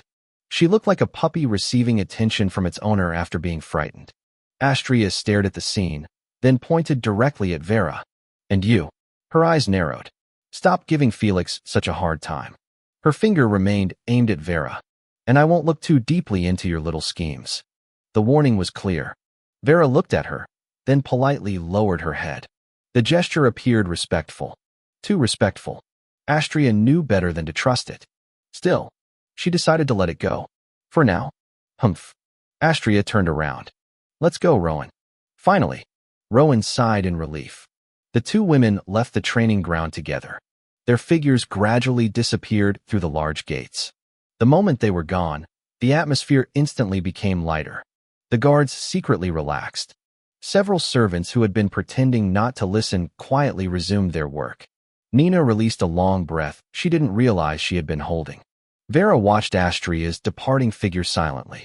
Her expression remained unchanged. Calm, blank, and unreadable. As always. Chapter 205, The Perfect Plan. Vera stared blankly at the training ground entrance as the door slowly closed behind Astria and Rowan. The heavy wooden door shut with a dull sound that echoed briefly through the now quiet training ground. For a few moments, she remained standing there without moving. The afternoon wind drifted across the open grounds, carrying grains of sand over the damaged arena where cracks still covered parts of the stone floor from her earlier beating. Nina was still rubbing her sore shoulder nearby, while the guards finally relaxed now that Astria had left. Vera lowered her gaze slightly. Well, it wasn't entirely my plan, though. She thought to herself as memories from the trial base surfaced in her mind. The beginning of everything. The moment the entire plan was laid out. Back then, Vera had met Ezra in his usual corner of the library inside the trial base. The library was quiet as always. Rows of books stretched across the room while sunlight poured through the tall windows, painting long shadows across the wooden floor. A few candidates were reading silently in distant sections, but nobody even knew the two of them were there with how lonely the corner looked. Ezra sat in his usual seat. His arms were folded across his chest while his back rested against the chair. His expression remained plain as always. You said you already have an idea on how I can legally get my revenge. He skipped every greeting and went straight to the main topic. Vera wasn't surprised. She lightly tapped the table with her finger while staring at him. Already straight to the question. Her voice remained flat. Then she crossed one leg over the other. Is there anything you want first? She glanced around the library. A drink? A snack? Maybe a proper greeting before discussing murder. Ezra looked at her without changing expression. Funny. His voice carried a trace of sarcasm. Vera immediately began clapping. Yes, funny. Very funny. That I deserve an award. Clap. Clap. Clap. Since I'm such a jokester. A faint smile appeared on her face. It was small, barely noticeable, yet somehow more irritating than an open laugh. Ezra narrowed his eyes on her. The look only made Vera more amused. Eventually, she stopped clapping and returned to her usual expressionless face. The faint smile disappeared as if it had never existed. Okay then. She rested her elbow on the table. To start the plan, you will have to fight Felix. Her eyes met Ezra's. And beat him badly. Fight Felix. Ezra looked at Vera with a confused expression which wasn't much, but just enough to be noticed. Will the final trial involve rankers fighting each other? It's close to that. Vera rested her cheek on her palm. Close enough. Ezra stared at her for a moment. Then another question surfaced. How do you come up with that thought? Unlike most people who would straightly believe in everything Vera says, Ezra wasn't interested in things that seemed like blind guesses. He preferred reasons, logic, and even evidence. Vera seemed to expect the question. I'm sure you've already noticed the themes behind every trial we've gone through. She raised a finger. The first trial was meant to identify children with a strong attachment to life. Her finger remained raised. Children willing to move, think, and act when survival becomes necessary. A second finger joined the first. The second trial stimulated our minds through life and death situations. She remembered the silverback dire wolves. How many of her people fell into fear and pressure because of the monsters that hunted them during the trial. It also prepared everyone for the third trial, the awakening ceremony. Ezra added, nodding slightly. And it brought out the main characters of the trial. Which are you leaders? He understood immediately. Vera pointed at him. Exactly. Then she raised a third finger. The third trial introduced the ranking system. A way to create competition, a way to create pressure, and a way to separate people. The fourth finger followed. The fourth trial identified the bloomers. The people who weren't leaders but still possessed talent. She paused briefly. The ones with strength, teamwork, and potential. Then came the fifth finger. The fifth trial focused on forcing everyone to contribute. Her voice remained calm. No relying on a single genius to carry the team, or relying on your single leader to save you every time. In this one, everyone had responsibilities. Everyone had to defend the tower together as one. She lowered her hand briefly before raising it again. The sixth trial measured our growth against the top talents of the family. The seventh? Ezra asked. Vera shrugged. The seventh was mostly for the orphans. She leaned back in her chair and adjusted her sitting position. Not really for us. Then she looked toward the large window nearby. The sunlight illuminated half of her face. The eighth and ninth trials. She glanced at Ezra. I'm sure you already understand those. Ezra nodded lazily. It was a chance to strengthen our foundations, also a chance to rank up and to face our deepest anguish. His voice became quieter. To grow from it. Exactly. Vera gave a small nod. So, if the eighth and ninth trials were conclusions, Ezra rested his hand beneath his chin. Then the 10th trial should be more like a graduation. The pieces connected quickly inside his head. Vera's eyes showed approval. Because it is a graduation. The answer came immediately, with no hesitation and no uncertainty. Only confidence. Now, during this graduation, I'm expecting the council and the higher-ups of the main family to attend. Vera spoke calmly while resting against her chair. Although her expression remained as blank as ever, there continued to be a clear confidence behind every word she said. They'll want to see how well we have grown and judge whether the trial of steel was a success or not. The library remained quiet around them. Only the occasional turning of pages and distant footsteps could be heard from other candidates scattered throughout the room. Sunlight streamed through the tall windows, casting long shadows across the bookshelves. Ezra listened silently. I wouldn't be surprised if the families of some candidates attend the graduation as well. His voice remained flat. The possibility seemed obvious when he thought about it. After all, the trial of steel wasn't some ordinary program. It was the future of the Ashenlocke family being displayed before the people who controlled it. Vera nodded slightly. And I believe we candidates will be allowed to challenge one another and steal each other's ranks. She folded her arms across her chest. The movement was small, yet it showed how certain she was about her conclusion. Ezra leaned forward slightly. His elbow rested on the table while his fingers supported his chin. So, when I challenge Felix. His eyes narrowed slightly. It will attract Lord Astria's attention. The pieces slowly connected together in his mind. And that attention will eventually reach my family. Vera remained silent, while Ezra continued. Then Astria's actions will become the first stone that starts everything. He tapped the table once. But, I'm not a fan of making other people do my work, you know. His voice remained calm. If revenge was necessary, he preferred carrying it out himself. Depending on someone else could leave room for disappointment. Don't worry about that, killer. Vera replied in an intentionally dramatic tone that somehow still sounded flat. The title made Ezra's eyelid twitch slightly. Vera ignored it completely. Lord Astria won't be able to directly interfere with your family. She waved her hand dismissively. That would create too many problems for her. Her blank eyes shifted toward Ezra. But she will definitely be the first person to realize something is wrong with your family situation. And once she figures it out. A faint pause followed. She'll tell Felix. Ezra's eyes sharpened slightly. The answer immediately became clear. And Felix, he continued the thought himself, who already wants revenge because I humiliated him. His voice remained emotionless.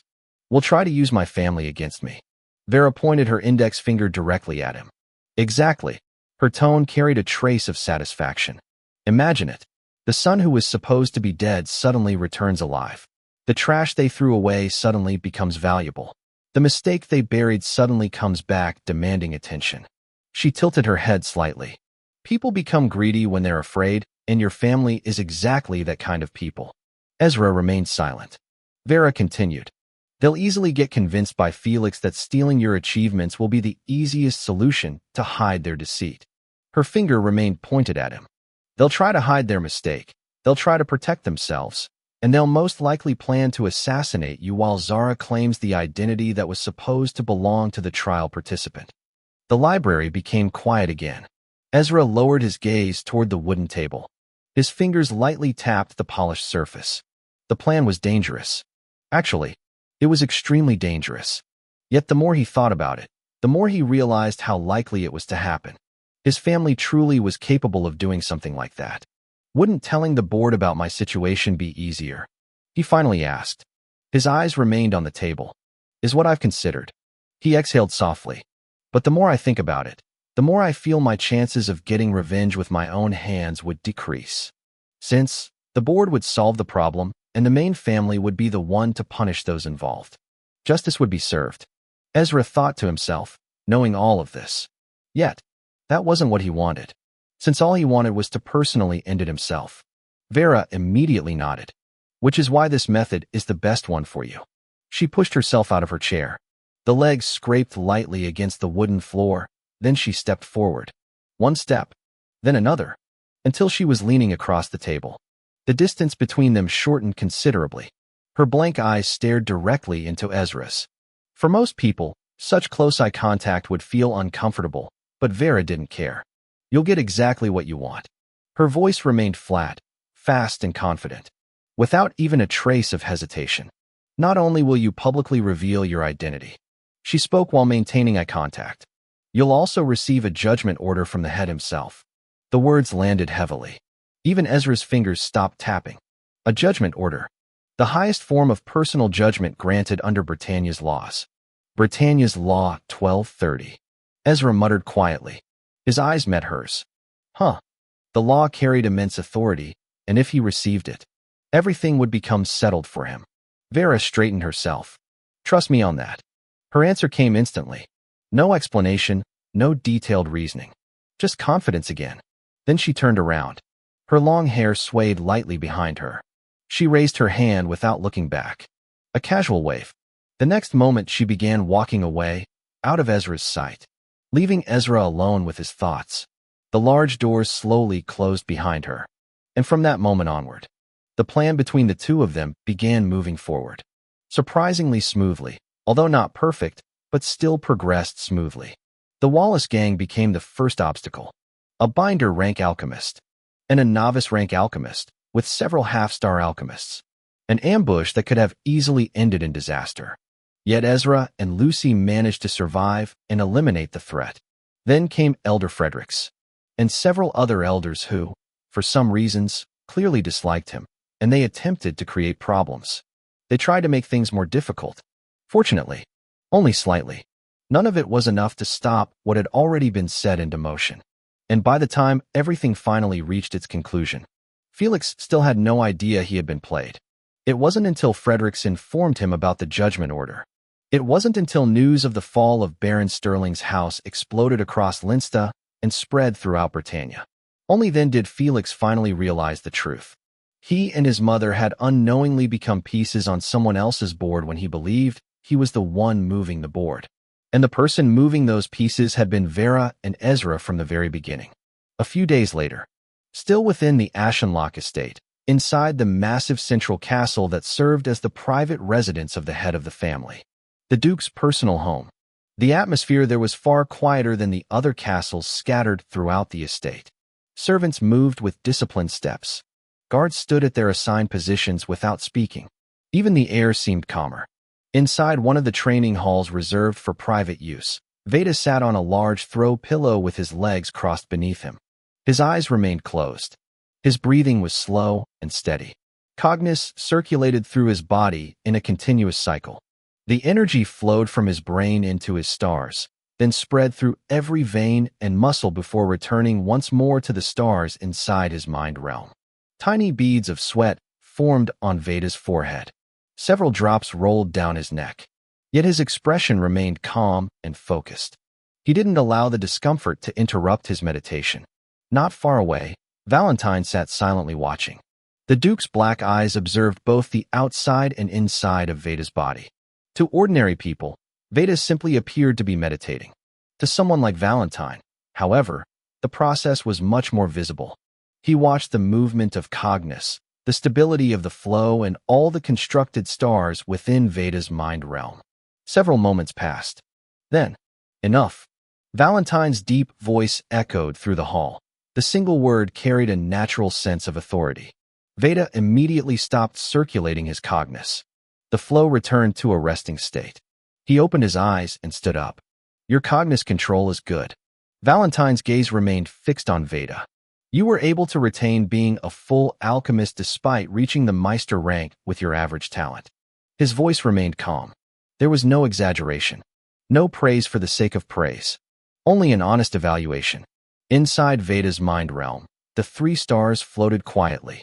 The first star had been perfectly constructed. Every line, every connection, every foundation. Flawless.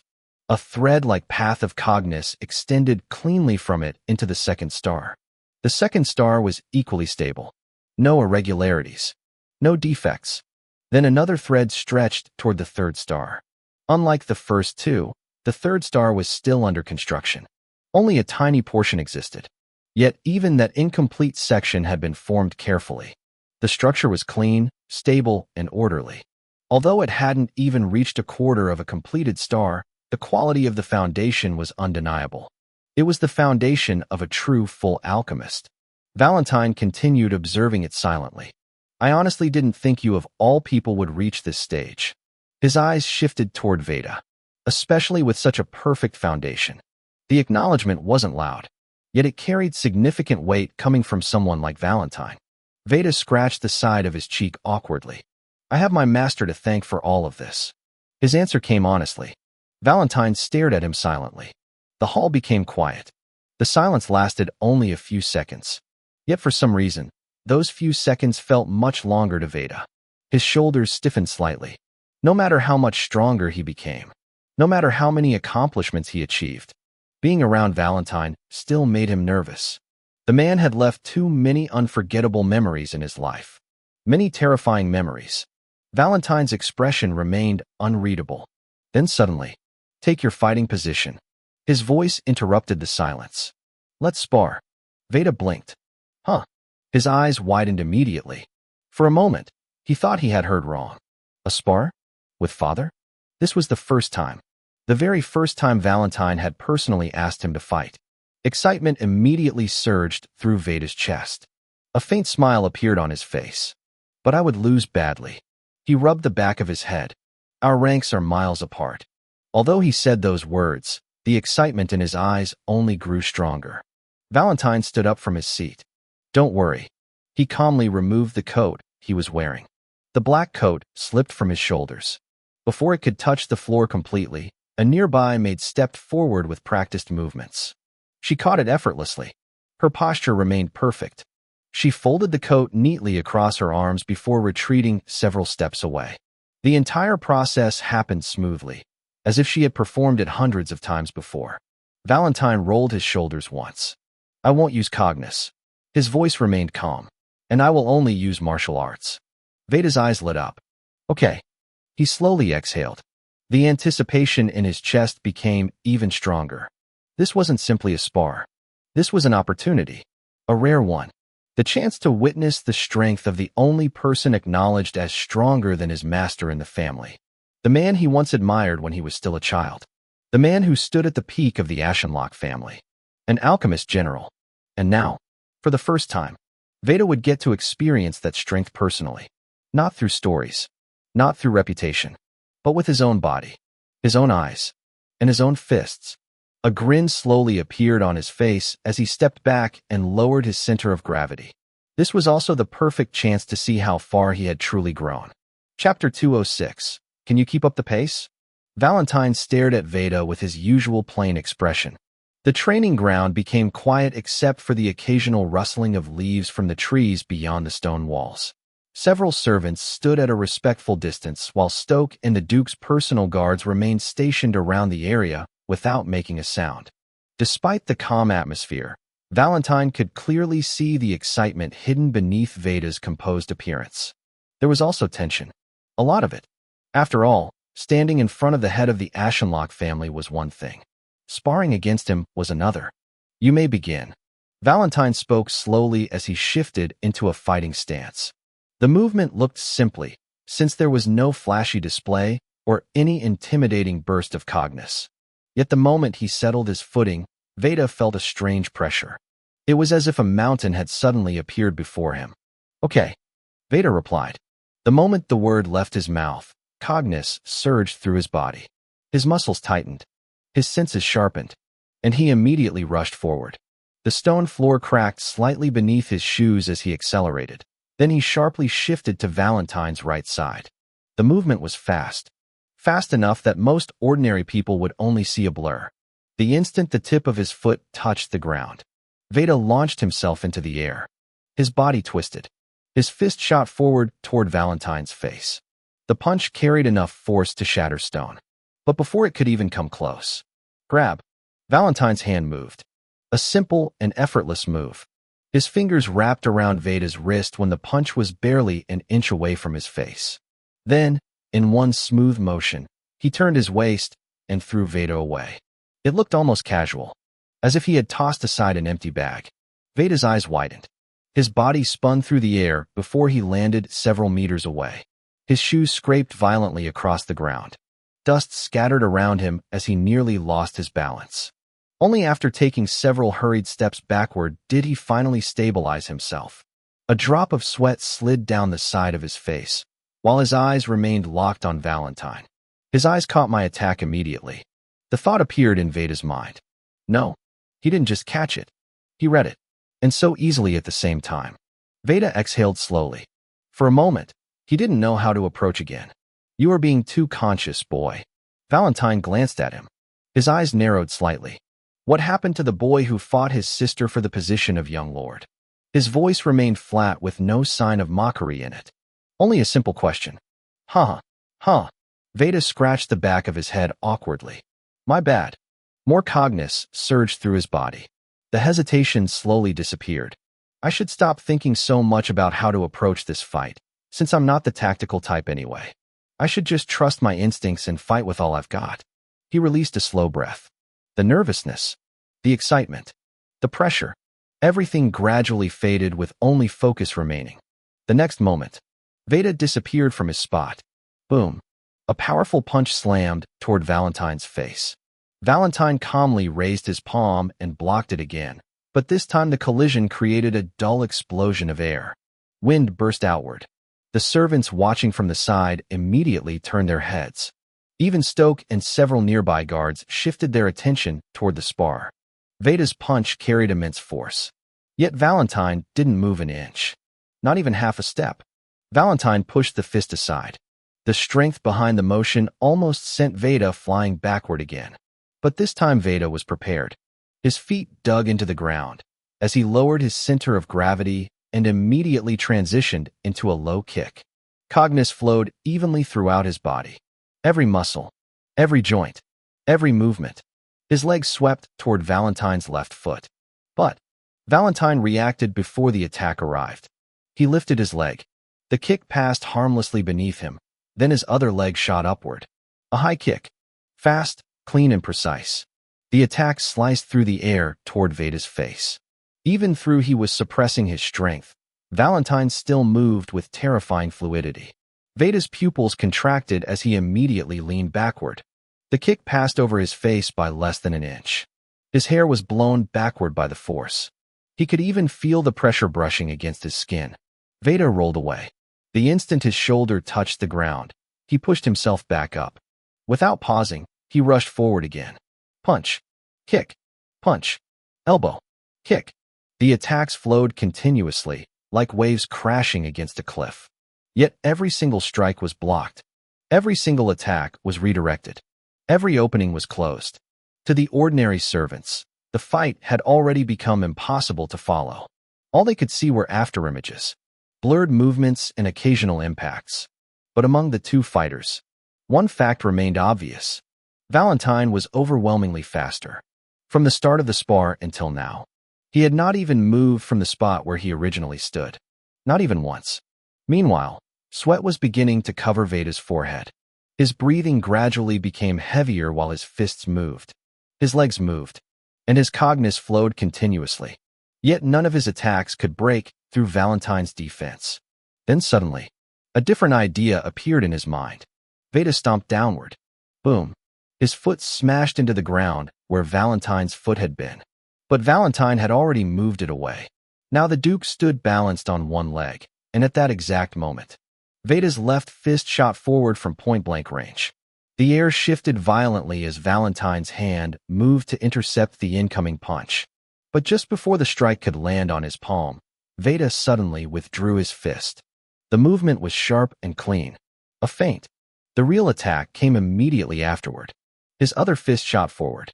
A straight punch aimed directly at Valentine's face.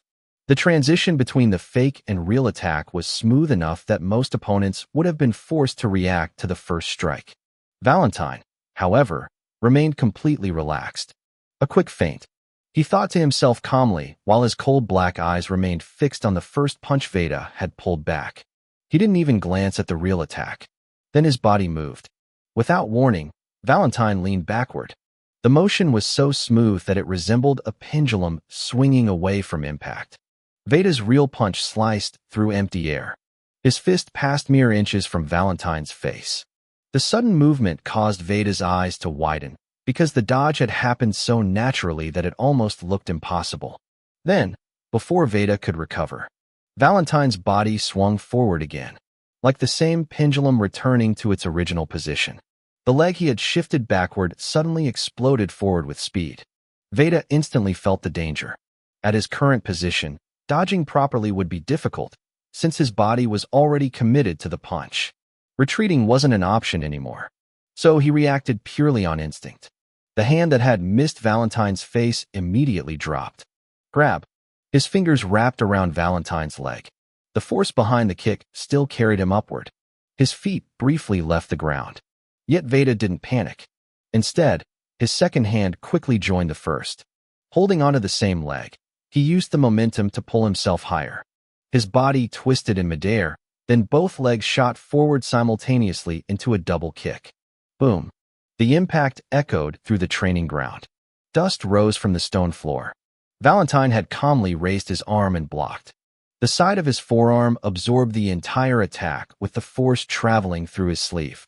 His coat fluttered slightly, yet his feet remained rooted to the same spot. The next moment, he pushed forward with a simple movement.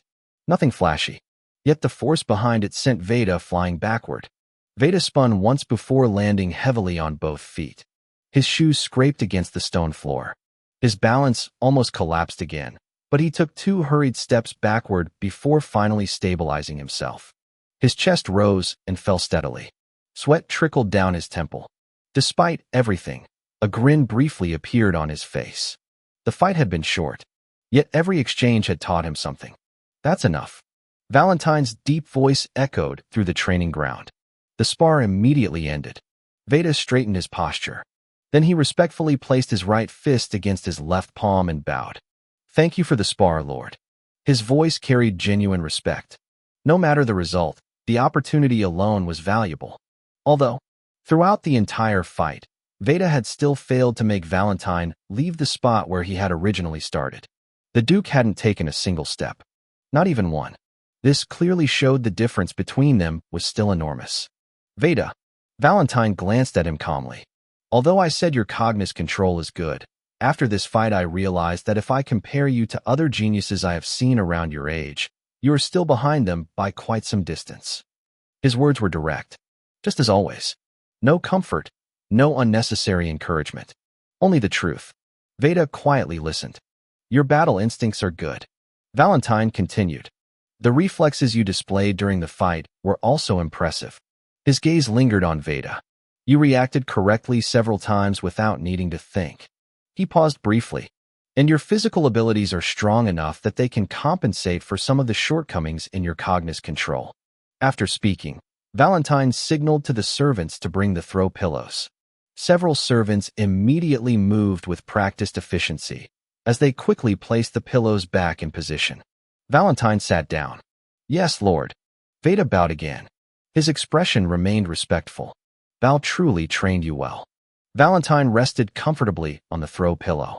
But to be honest, his gaze settled on Veda again, expressionless. I still cannot acknowledge the fact that he gave you a 9th grade essay. A maid approached quietly. The coat Valentine had removed before the spar was returned to him. Then another maid walked gently, standing behind him with a fan. Even though he wasn't sweating in the slightest, she began fanning him.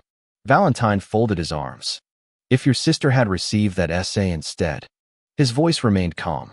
She would have already begun constructing her 4th star. Veda remained silent. The words stung, not because they were insulting, but because they were true and he himself knew that. Valentine rested his cheek against his knuckle, while his elbow sat comfortably on his lap. Even after receiving a top-quality essay, you only managed to reach the Meister rank. His eyes remained fixed on Veda. That alone shows the limits of your natural talent. The servants nearby lowered their heads, not daring to react. And you already know this. Valentine continued. As time passes, the effect of the 9th grade essay will gradually weaken. His voice remained steady. Eventually, the truly talented individuals will continue growing. His gaze sharpened slightly, and the chances of you falling behind become very real. The words sounded harsh, cold, and merciless again. Yet Veda knew better than anyone that Valentine wasn't lying, with every word being a true future reality. Valentine continued staring at him, waiting and watching. He wanted to see if Veda's heart would shake after hearing the truth. Whether doubt would appear, or whether fear would emerge, or whether resignation would settle in. But none of those things appeared. Veda's eyes remained unchanged. He already understood his limitations. He also already understood the gap between himself and monsters like Vera. He already understood that his talent wasn't exceptional. Yet despite understanding all of that, his eyes never carried the look of someone who had accepted defeat, not anymore. Instead, they carried the determination of someone who intended to break through that reality. Someone who refused to accept destiny simply because others declared it impossible. For the first time during the conversation, a faint smile appeared on Valentine's face. Your determination is good, Veda. Valentine's faint smile disappeared as quickly as it had appeared. But even determination and hard work can only take a person so far. He lazily pointed a finger toward Veda while remaining seated.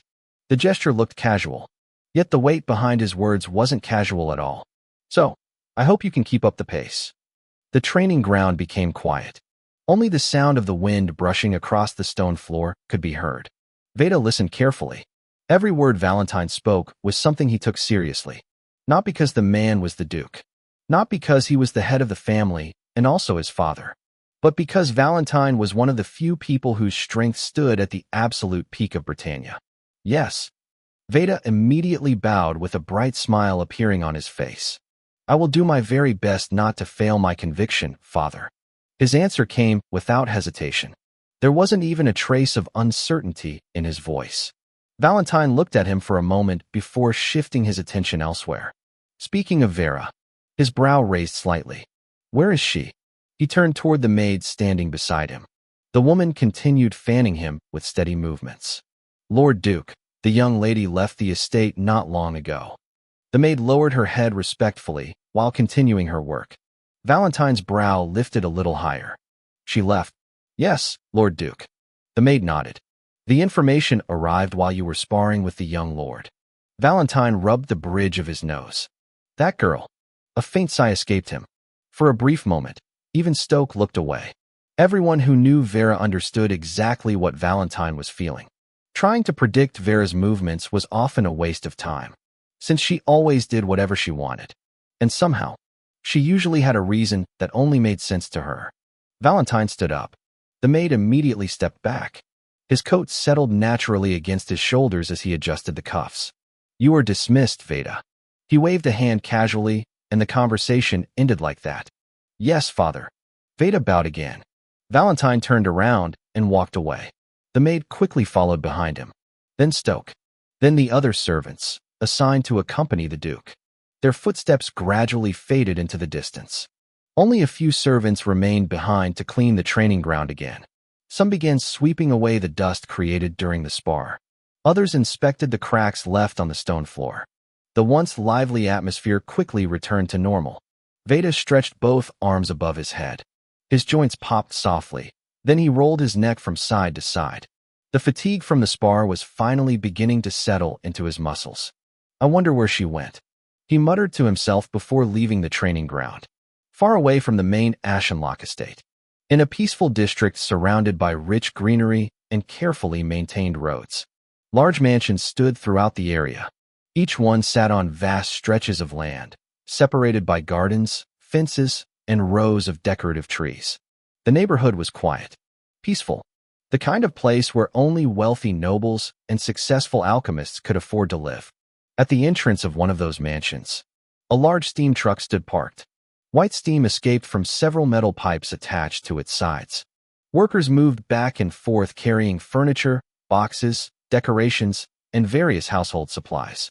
The sound of heavy footsteps echoed repeatedly across the front yard. "Please be careful with that." Lucy pointed toward a group of workers carrying an expensive cabinet.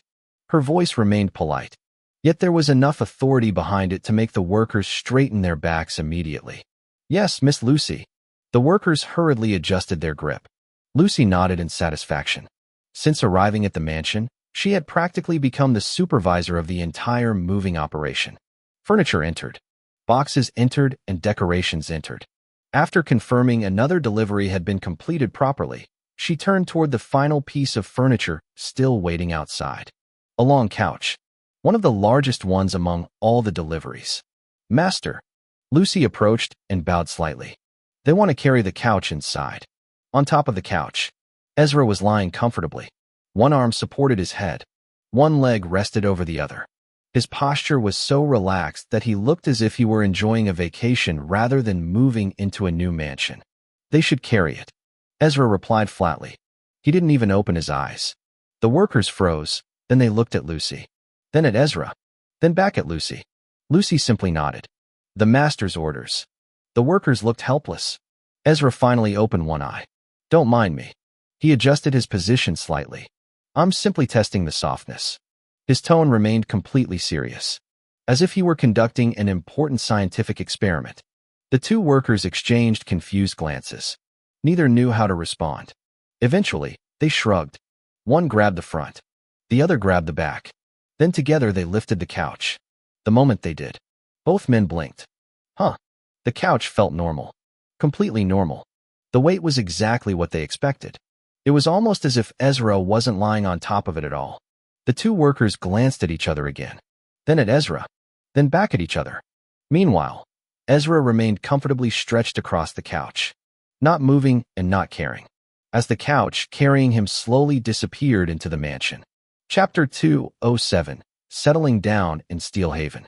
2 days after Ezra's battle with Baron Sterling ended, he was finally discharged from the hospital Lucy had taken him to, which was one of the clinics owned by the Laverdale family. The moment the doctors cleared him to leave, neither he nor Lucy remained in Obsidian for long. They boarded a streamliner and traveled to another large city known as Steel Haven, which wasn't too far from Obsidian. Unlike the business-heavy atmosphere of Obsidian, Steel Haven felt calmer. Large stone roads stretched through the city, as steam-powered vehicles moved steadily through the streets, and rows of neatly arranged buildings stood under the afternoon sunlight. The purpose of the trip was simple. They needed a place to live. Not a hotel or a temporary residence. A home. After several days of searching and comparing properties, Ezra finally settled on a mansion located in a quieter district of the city. The mansion itself wasn't comparable to the estates owned by barons or the vast castles possessed by duke families, but for Ezra and Lucy, it was more than enough. The main building contained 6 bedrooms in total. One was the master bedroom. Another was almost the same size and was officially designated as the mistress's room. Without much thought, Ezra handed that room to Lucy. The remaining bedrooms were standard guest rooms. Every room came with its own bathroom and toilets, while the mansion also possessed 2 private study rooms. One was located inside the main building and was immediately converted into a library. Then the other stood separately from the mansion itself, close to the garage where private carriages and steam-powered vehicles could be parked. That building was immediately planned as the future workshop of Ezra. The courtyard was spacious. Although it couldn't compare to the property of a baron, it was still large enough that anyone passing by would immediately recognize the owner as a wealthy citizen of Britannia. Trees lined parts of the property. Flowers grew along stone paths. A miniature steam engine power core hidden beneath the estate supplied heat throughout the mansion. That feature alone was what convinced Ezra. For someone constantly fighting against the cold, a stable heating system wasn't a luxury. It was a necessity. And so, the spending began. Furniture, workshop equipment, bookshelves, tools, home appliances, materials, more materials, and then even more materials. Several more days passed while workers continuously entered and left the property carrying boxes and crates. By the time the final stages of moving in arrived, the once empty mansion had begun to resemble a real home. Thud. 2 hefty workers carefully lowered a long couch into position inside the living room.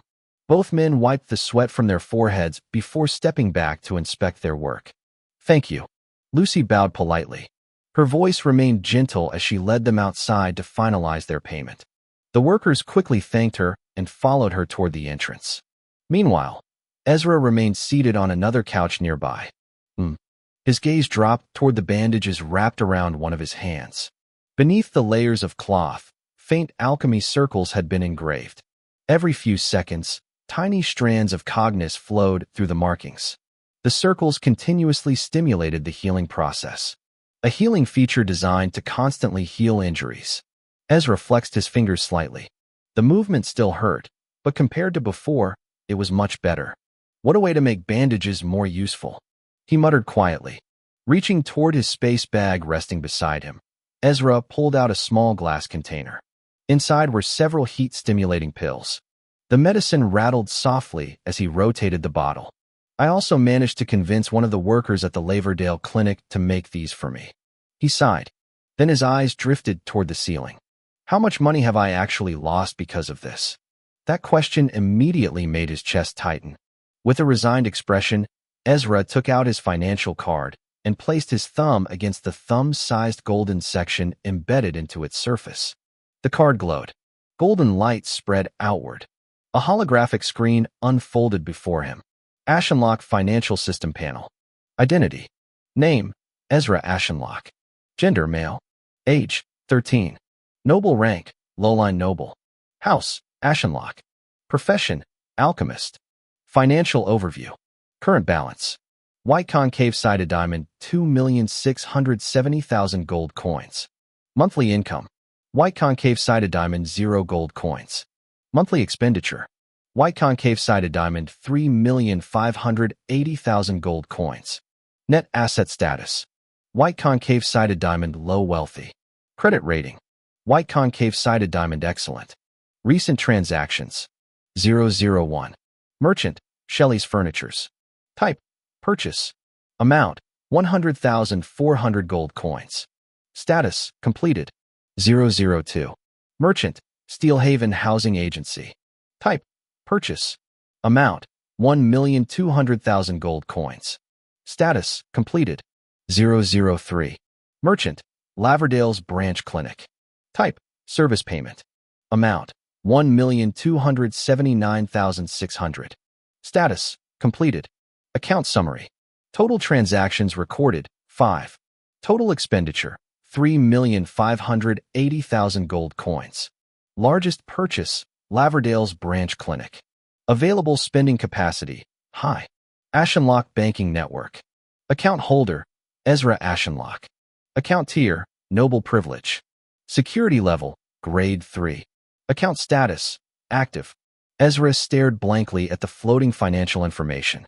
The golden holographic panel hovered quietly before him, its light reflecting faintly in his dark eyes. Every number remained fixed in place, cold and merciless. So much money. Gone just like that. The balance still looked enormous, enough to make most people in Britannia believe he was rich beyond imagination, especially since he was just a child. Yet Ezra couldn't help feeling a sting in his chest every time his eyes moved over the recent transactions. A house, medical bills, furniture, equipment, materials.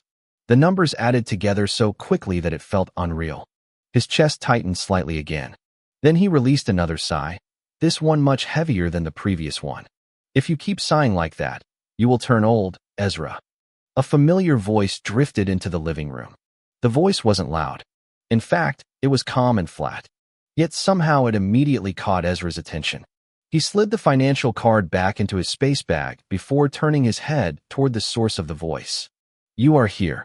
His tone remained as plain as ever. Standing near the entrance was Vera. She was dressed entirely in black. A black shirt was tucked neatly into slightly oversized black trousers, while a long black coat rested casually over her shoulders rather than being properly worn. Dark shades covered her eyes, and her long hair had been tied neatly behind her head. There wasn't a trace of makeup on her face. No jewelry. No decorations. Nothing excessive. Yet somehow that only made her stand out more. Her beauty wasn't the type that relied on appearance alone. It was the kind that naturally drew attention the moment she entered a room. Lucy, who had returned from escorting the workers outside, couldn't stop herself from staring for a brief moment.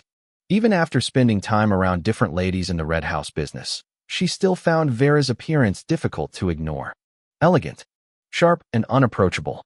The kind of person who could sit silently and still become the center of attention. Vera casually walked into the living room and sat down on the sofa opposite Ezra. The movement was natural, as though the mansion belonged to her instead. Your favorite follower didn't come with you.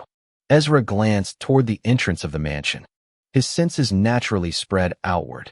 2 maids, 3 guards, whose cognate presence showed that all 3 of them were Meister alchemists. I didn't see the need to bring her all the way here. Vera crossed her legs.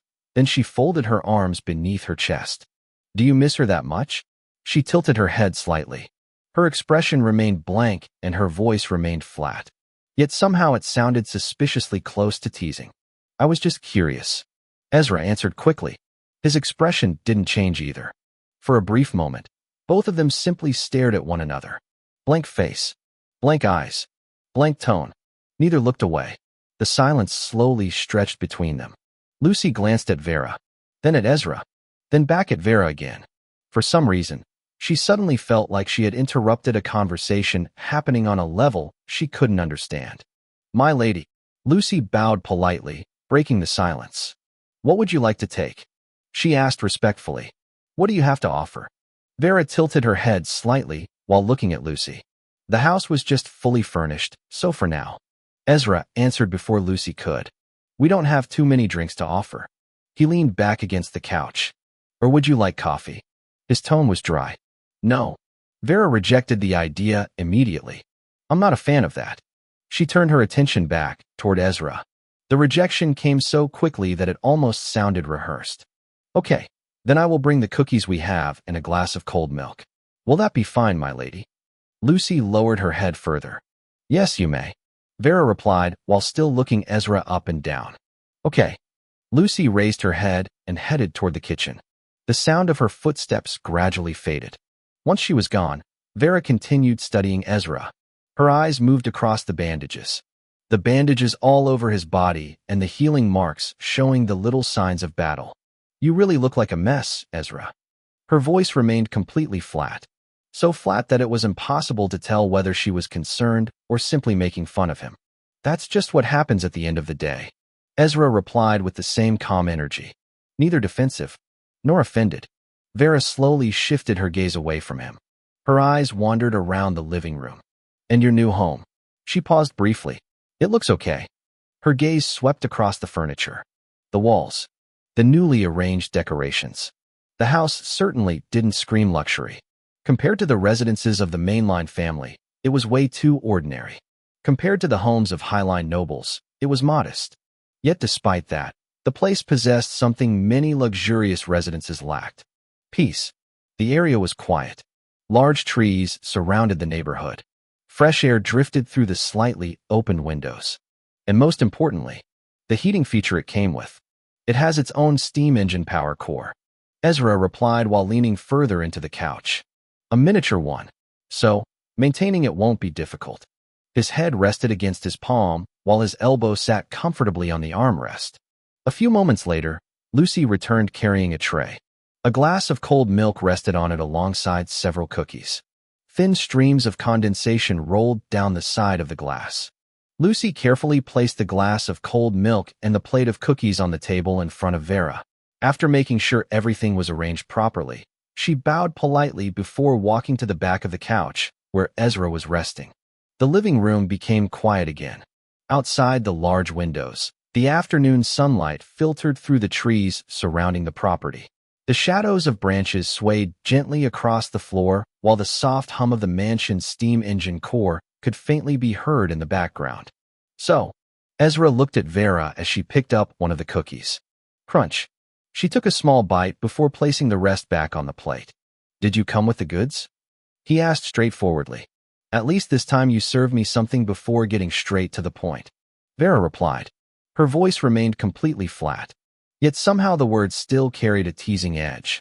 The comment immediately reminded Ezra of the time they spoke in the library during the trial of Steele, and she mentioned something relating to this. Ezra narrowed his eyes slightly. Vera looked back at him without changing her expression. The corners of her lips didn't move either. Her eyes remained blank. Yet the teasing somehow felt even stronger because of it. Choosing not to entertain her, Ezra simply waited. Well, I brought everything you asked for. Vera picked up the glass of milk and took a slow sip. The cold liquid slid down the glass, leaving tiny droplets of moisture along its surface. Although I couldn't obtain one of the materials you requested. She lowered the glass onto the table. The sound was soft. But you should be able to get that one through the black market. Ezra immediately sat up straighter. His relaxed posture disappeared. I've been trying to find clues about the black market. His fingers tapped lightly against the armrest. But I couldn't find anything. That's because it is completely closed off to only a certain group of people. Vera replied plainly. Then she crossed one leg over the other again. It's an illegal place. Her voice remained calm. So obviously, it is hidden from most people. She paused briefly before adding. Even nobles. The room fell quiet for a moment. Ezra thought about all the information he had gathered over the last few days. Nothing. Not a single useful clue. Not even a rumor. At first, he thought the place might not even exist. Now he understood why. It wasn't a matter of poor information gathering. The information itself was intentionally hidden. But you know about the place. Ezra narrowed his eyes on her again. The look wasn't hostile. It was just simply curious. Vera met his gaze. I have my ways. The answer came immediately, with no explanation or details. Just enough information to be annoying. Ezra stared at her for a few seconds, and Vera stared back. Neither looked away. Lucy, who stood quietly behind the couch, suddenly felt that familiar, awkward atmosphere returning. Eventually, Vera stood up. The long coat hanging over her shoulders shifted slightly as she rose from the sofa. I'll send you the location later. She adjusted the sleeves of her shirt casually. Then her gaze settled on Ezra. For the first time since arriving, she looked at him for a little longer than usual. There was a brief pause before she continued speaking. Will you be attending the second coming-of-age ceremony? She tilted her head slightly. The rankers of the family are all allowed to attend. Ezra didn't even need time to think about it. No. The answer came immediately. I'll be extremely busy from now on. He leaned back into the couch again. So I can't come. Okay. Vera accepted the answer without surprise, as though she had already expected him to say no. Then I will see you later. She gave a small wave. The movement looked almost lazy. Lucy immediately bowed. Safe travels, my lady. Vera nodded once before heading toward the entrance. Lucy quickly followed behind her to see her out and check the shipment she had brought. The sound of their footsteps echoed softly through the mansion. After watching the two girls leave the living room, Ezra also pushed himself up from the couch. A faint discomfort spread through his body the moment he stood. Even so, he ignored it. His eyes moved toward the entrance where Vera and Lucy had disappeared. Then he quietly followed behind them. Chapter 208, The Money Plan. Ezra stared at the sealed boxes of ores and blacksmithing equipment that Vera had brought. The boxes were stacked neatly outside the workshop entrance, occupying almost the entire stone pathway that led into the building. Some were as large as wardrobes, while others were small enough to be carried under one arm. Thick ropes wrapped around them tightly, and labels from the Grand Lumathar shopping complex were attached to the sides. The afternoon sunlight reflected off the metal corners of the crates, making them shine faintly.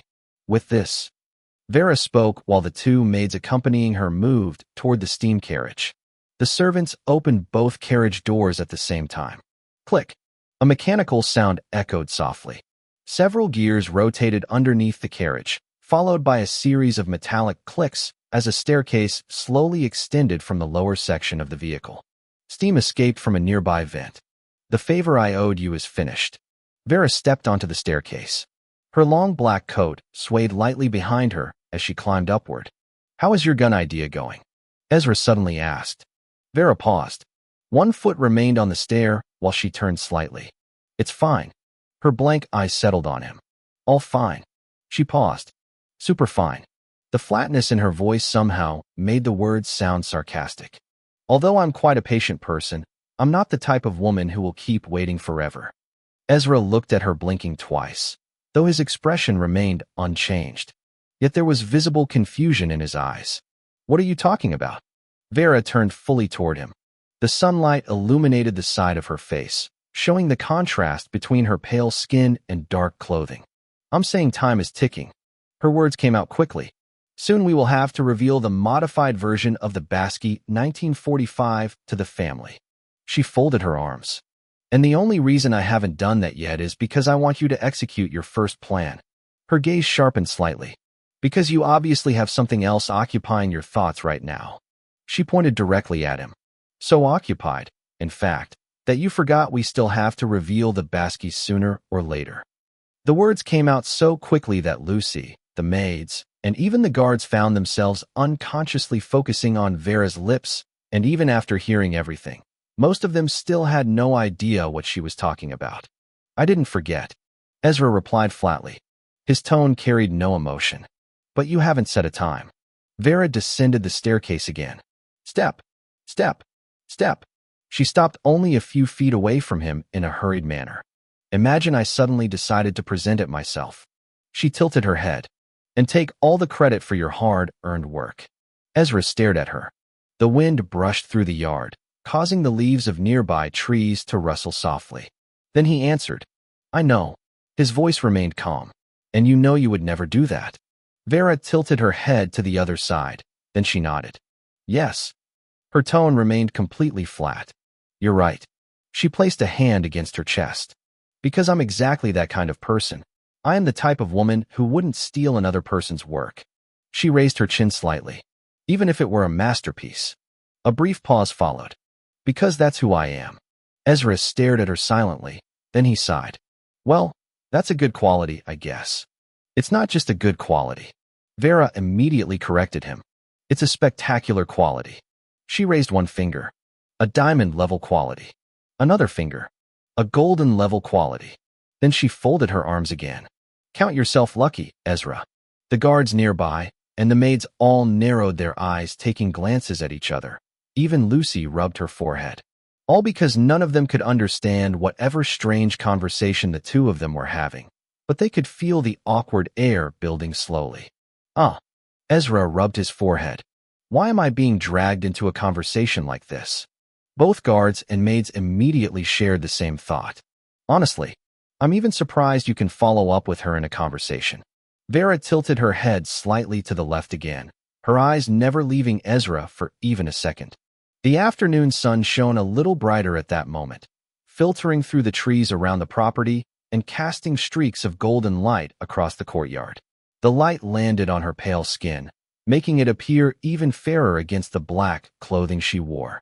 So, her voice remained flat. What big brain plan are you planning to showcase to the whole of Britannia? Ezra. Her black eyes stared directly into his. Not aggressively. Not curiously. Just staring. The kind of stare that made it impossible to tell what she was actually thinking. I don't know yet. Ezra replied with the same plain tone. His expression didn't change, not even slightly. And even if I do know. His eyes drifted toward the sealed boxes stacked outside the workshop. The boxes contained ores, tools, and materials that would become important pieces of whatever came next. After a brief glance, he looked back at Vera. You'll find out when the time comes. He shrugged lightly. And after the release, we can move on to the next thing. His answer was simple and direct. It was the type of answer that revealed absolutely nothing to anyone listening. Vera stared at him. Ezra stared back. Neither spoke. Neither looked away. To anyone watching, the scene was strangely awkward. It felt like two mirrors had been placed in front of each other. The same blank expression. The same calm eyes. The same lack of visible emotion. Even Lucy, who had become somewhat accustomed to Ezra, felt the atmosphere becoming harder to endure. The maids exchanged glances. The guards looked elsewhere. Nobody wanted to get caught between whatever silent battle was taking place. The silence stretched longer. Then, humph! Vera turned sharply. Her long coat swayed behind her as she moved. Suit yourself. She didn't continue the conversation. Instead, she walked straight back toward the carriage. Her boots clicked softly against the metal staircase as she climbed back inside. Once inside, she sat down comfortably with her legs crossed, looking completely at home. Let's go. She spoke to her attendants without looking back. Immediately, the guards and maids reacted. They bowed respectfully toward Ezra. Then the two maids entered the carriage and sat opposite Vera. Two guards moved toward the front section, while the last guard entered through the rear and took a seat beside the maids. A few moments later, the steam carriage came alive. A low mechanical rumble echoed through the quiet street. Blue lines illuminated along the engine core beneath the vehicle and up to the front burnet of the carriage. Steam hissed from several connected pipes. The sound of gears turning filled the air. Then the carriage slowly began moving. The wheels rolled across the stone road as steam drifted behind it. And just like that, Vera left. However, she didn't just leave Ezra's home empty-handed. No, she had taken something with her. Information. Ever since Ezra had asked her to explain the business economy of Britannia to him, Vera had already begun piecing things together. At first, she thought he was simply curious, but the more they talked, the clearer it became. Ezra wanted to enter the business world. The modified firearms. The ideas he created during the trial of steel. The discussions regarding polymers. The manufacturing concepts he casually brought up. Everything pointed in one direction. Ezra wanted to build something. Something much larger than simply becoming stronger as an alchemist. By now, Vera was almost certain of it. And after explaining the difficulties involved in achieving such a goal, she knew Ezra wouldn't simply abandon the idea. That wasn't the kind of person he was. Once Ezra decided on a target, his mind immediately began searching for ways to reach it. A path, then another, until eventually he found one that worked. The problem was, Vera still couldn't figure out what his first move would be. Normally, the safest option was obvious. Lay low, enter the Royal Academy, graduate successfully, earn status and earn the influence needed to help his goal, then slowly use it to establish himself. That was the route most people from low status like Ezra would choose, because it was more safe, stable, and predictable. But Ezra rarely thought like most people. The moment he realized a path existed, he would immediately begin analyzing it. And eventually, he had reached a conclusion. Compared to laying low and waiting years to gain status and influence that came from graduating from the Royal Academy. Showcasing value through invention before beginning life in the Royal Academy was a much faster route. The logic behind it was simple. And now that he had completely severed ties with the Sterling family, his source of support had disappeared. With no family backing, no noble allowance, no hidden reserve waiting for him. Everything now depended on him. The reward money he earned from the trial of steel had seemed enormous at first, began to drop with every purchase, reducing the amount available. The numbers just kept dropping faster than expected. And if he wanted to continue improving his alchemy, studying advanced concepts, acquiring materials, and preparing for the Royal Academy, he needed money. A lot of money. Not later. Now. More importantly, he needed to begin building an image. An identity. Not simply as a talented alchemist, but as a genius inventor and craftsman. Someone Britannia couldn't ignore. someone whose value would continue increasing. At the end of the day, there is still a mountain of work ahead of me. Even now, Ezra released a long sigh. His eyes followed the steam carriage until it disappeared into the distance. Then he turned around. Lucy was already carrying one of the sealed boxes toward the workshop. The moment she noticed him looking, she adjusted her grip and smiled lightly. Without saying anything, Ezra walked over and grabbed another box. Together, the two of them began moving the materials into the workshop that would soon become the center of everything he planned to build. The two of them spent the rest of the day moving boxes into the workshop, one crate after another. Some contained ores.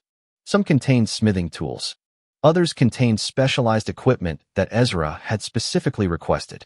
The workshop that had looked almost empty only a few hours ago slowly began to take shape. Wooden crates were stacked against the walls. Metal shelves were filled. Tools were sorted. Equipment was arranged according to function. The sound of crates sliding across the floor and metal tools clinking against one another echoed throughout the building. Many of the materials were heavy enough that an ordinary person would struggle to lift them. Some of the larger crates would normally require multiple workers just to move a short distance, and some would require machines to move them. Fortunately, neither Ezra nor Lucy were ordinary people. As alchemists, their physical strength far surpassed that of regular citizens. The work that would have taken an entire team of movers several days to complete was finished by the two of them in a matter of hours. Time quietly passed. The afternoon sunlight slowly shifted across the workshop floor. Golden rays entered through the windows before gradually becoming orange as evening approached. Eventually, the final crate was opened and the last set of tools was arranged. The workshop finally fell silent. Now it just remains to get a furnace. Ezra glanced around the room. His eyes slowly moved across the shelves, work tables, equipment racks, and materials. The place was beginning to resemble Roger's workshop. Not completely, but close enough. There were still things missing. Several expensive things. Specialized equipment. Rare materials. Certain tools that only experienced craftsmen would possess. The reason was simple. Almost everything currently inside this workshop had been purchased using Ezra's own money. Every coin. Every piece of equipment, every tool, everything had been paid for by him. The purchases had all come from the Grand Lumathar shopping complex, the largest shopping complex in the entirety of Metallica, also one of the 5 largest commercial centers in all of Britannia. The place was practically a city of commerce by itself. Furniture, clothing, steam carriages, luxury goods, blacksmithing equipment, alchemy accessories, specialized tools, legal private weapons, rare resources. Almost anything a person could think of could be found there if they had enough money. Vera's role had only been transporting the purchases. However, she had personally provided the ores. That was her own contribution. In Britannia, ores were treated differently from ordinary materials. They weren't sold casually in regular stores. Most alchemists could only purchase processed versions through specially licensed establishments. Even then, the available selection was limited. As for the rarest ores, those were a completely different matter. Many of them were controlled by powerful organizations, noble families, and large factions. The higher one's status in Britannia, the easier it became to obtain such resources. The lower one's status, the harder every step became. By the time Ezra and Lucy finished unpacking everything, evening had already arrived. The sky outside had darkened. The orange glow of sunset covered the neighborhood. Lights gradually appeared inside nearby homes. After leaving the workshop, the two entered the mansion. Lucy immediately headed toward her room to freshen up before preparing dinner, while Ezra did the same. After spending the entire day carrying materials and organizing equipment, he wanted nothing more than a proper bath. The moment he entered his bathroom, his eyes landed on the shower. He reached forward and turned the handle. Click. A moment later, hot water poured down from above. Steam immediately spread throughout the room. The mirrors fogged slightly. Warm air filled the bathroom. Ezra simply stood there for a few seconds, then a faint smile appeared on his face. Finally, he exhaled. My own home with a hot water function. For a moment, memories surfaced. The trial of steel, the freezing nights, the constant struggle against the cold, the miserable baths, the endless discomfort. How many times had he wished for something as simple as this? Now he finally had it. His own house, his own room, his own bathroom, a heating system that kept the entire building warm. Even the tiled floors weren't cold. The difference felt almost unreal. Now that I think about it, Ezra stroked his chin thoughtfully while steam drifted around him as he stared at the flowing water. Other noble houses can easily afford heating systems like this. His eyes narrowed slightly. Yet I had to spend years relying on heating cream and layers of warm clothing in my former home. The answer wasn't difficult to figure out. Not anymore. Back then, he had always tried to understand. Tried to justify, tried to believe things would improve, and now, he simply understood. His father never cared enough to make those improvements. That was all there was to it. No complicated explanation. No hidden reason. Just indifference. The thought of it no longer brought anger. Only understanding. And that understanding made it easier to let go. Because that chapter of his life had ended. The Sterling family was gone. The ties were cut. The people were dead, and the past remained in the past. Now another path stood before him. A difficult one. A dangerous one. But it was his. And this time, every step forward would be made by his own choice. A faint smile appeared on his face. I'm ready. Then Ezra stepped beneath the hot water. The warmth spread across his body. For the first time in a long while, he felt completely relaxed. After bathing, he changed into his nightwear and headed downstairs. The smell of food greeted him immediately.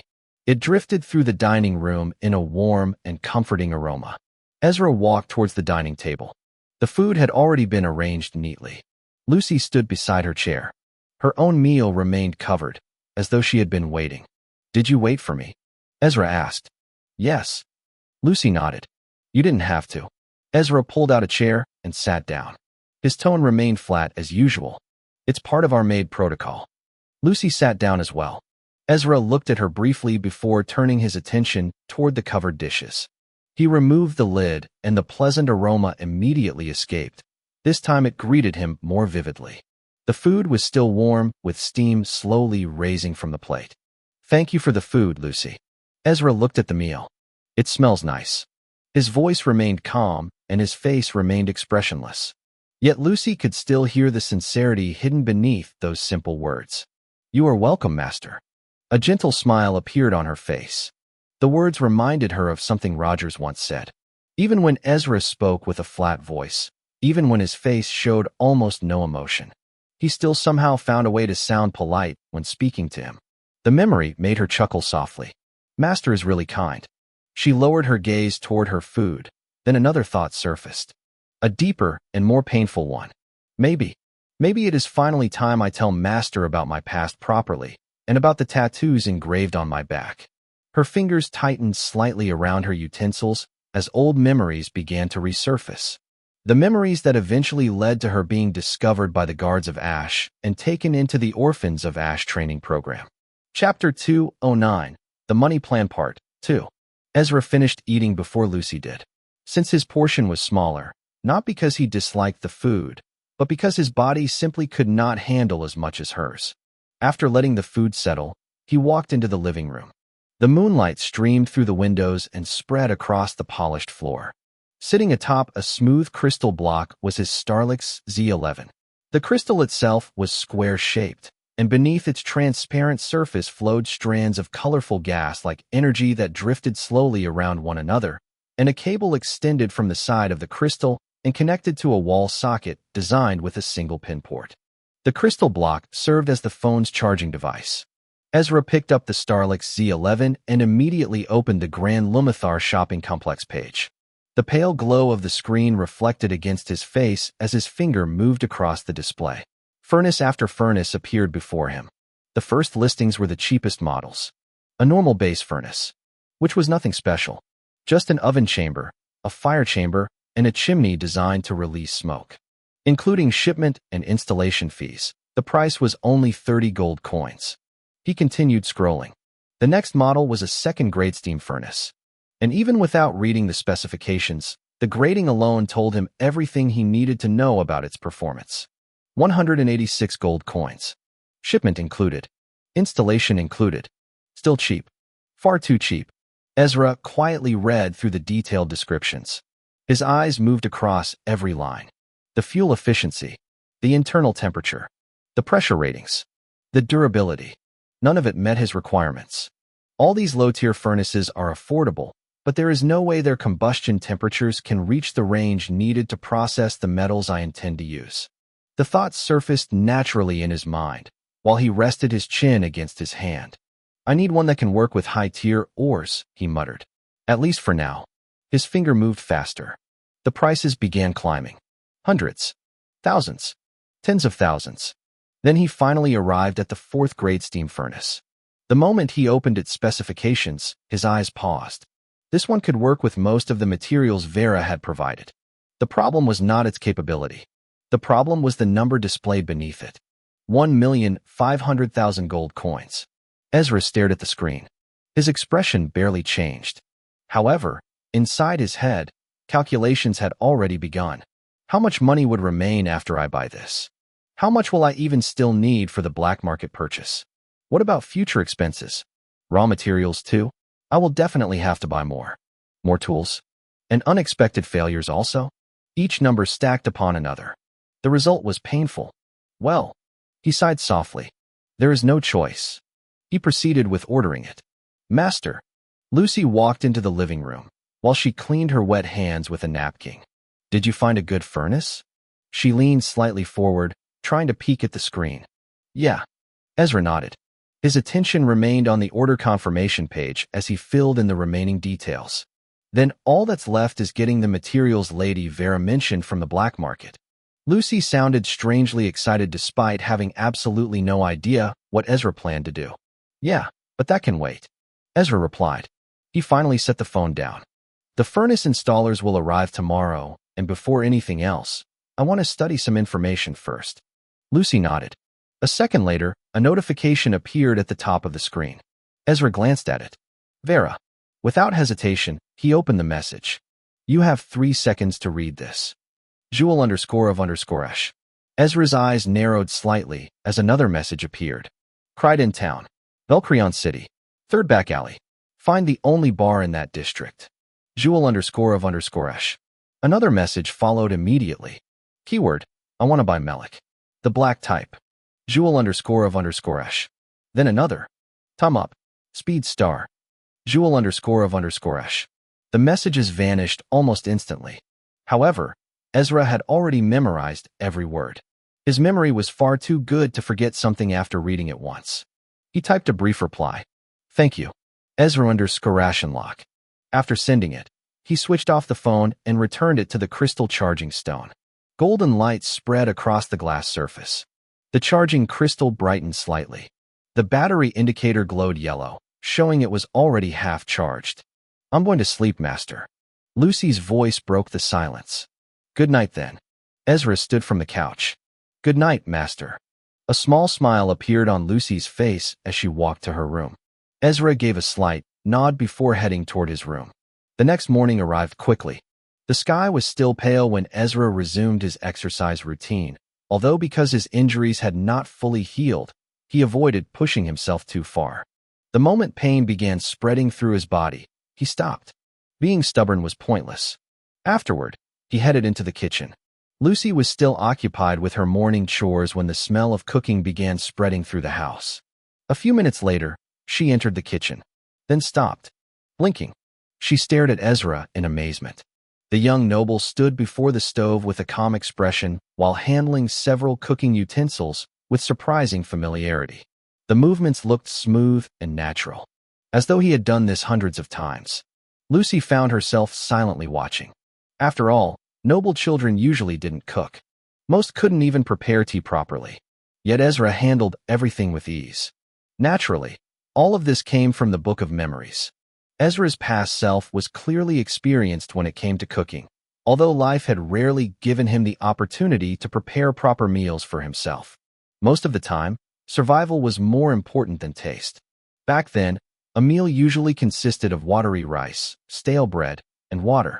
On days when luck decided to show him a little kindness, he could at least eat properly cooked rice accompanied by thin stew and a single egg serving as the only source of protein on the plate. During even rarer occasions, He would bring home leftover takeaway food from the restaurant where he worked and enjoy what felt like a feast compared to his usual meals. That miserable lifestyle only changed slightly after he retired from the army. At least, it should have changed. During his years in the army, Ezra had deliberately learned more about cooking. He studied recipes whenever he had spare time, memorized ingredients, and learned preparation methods from anyone willing to teach him. The reason was simple. He wanted to reward himself.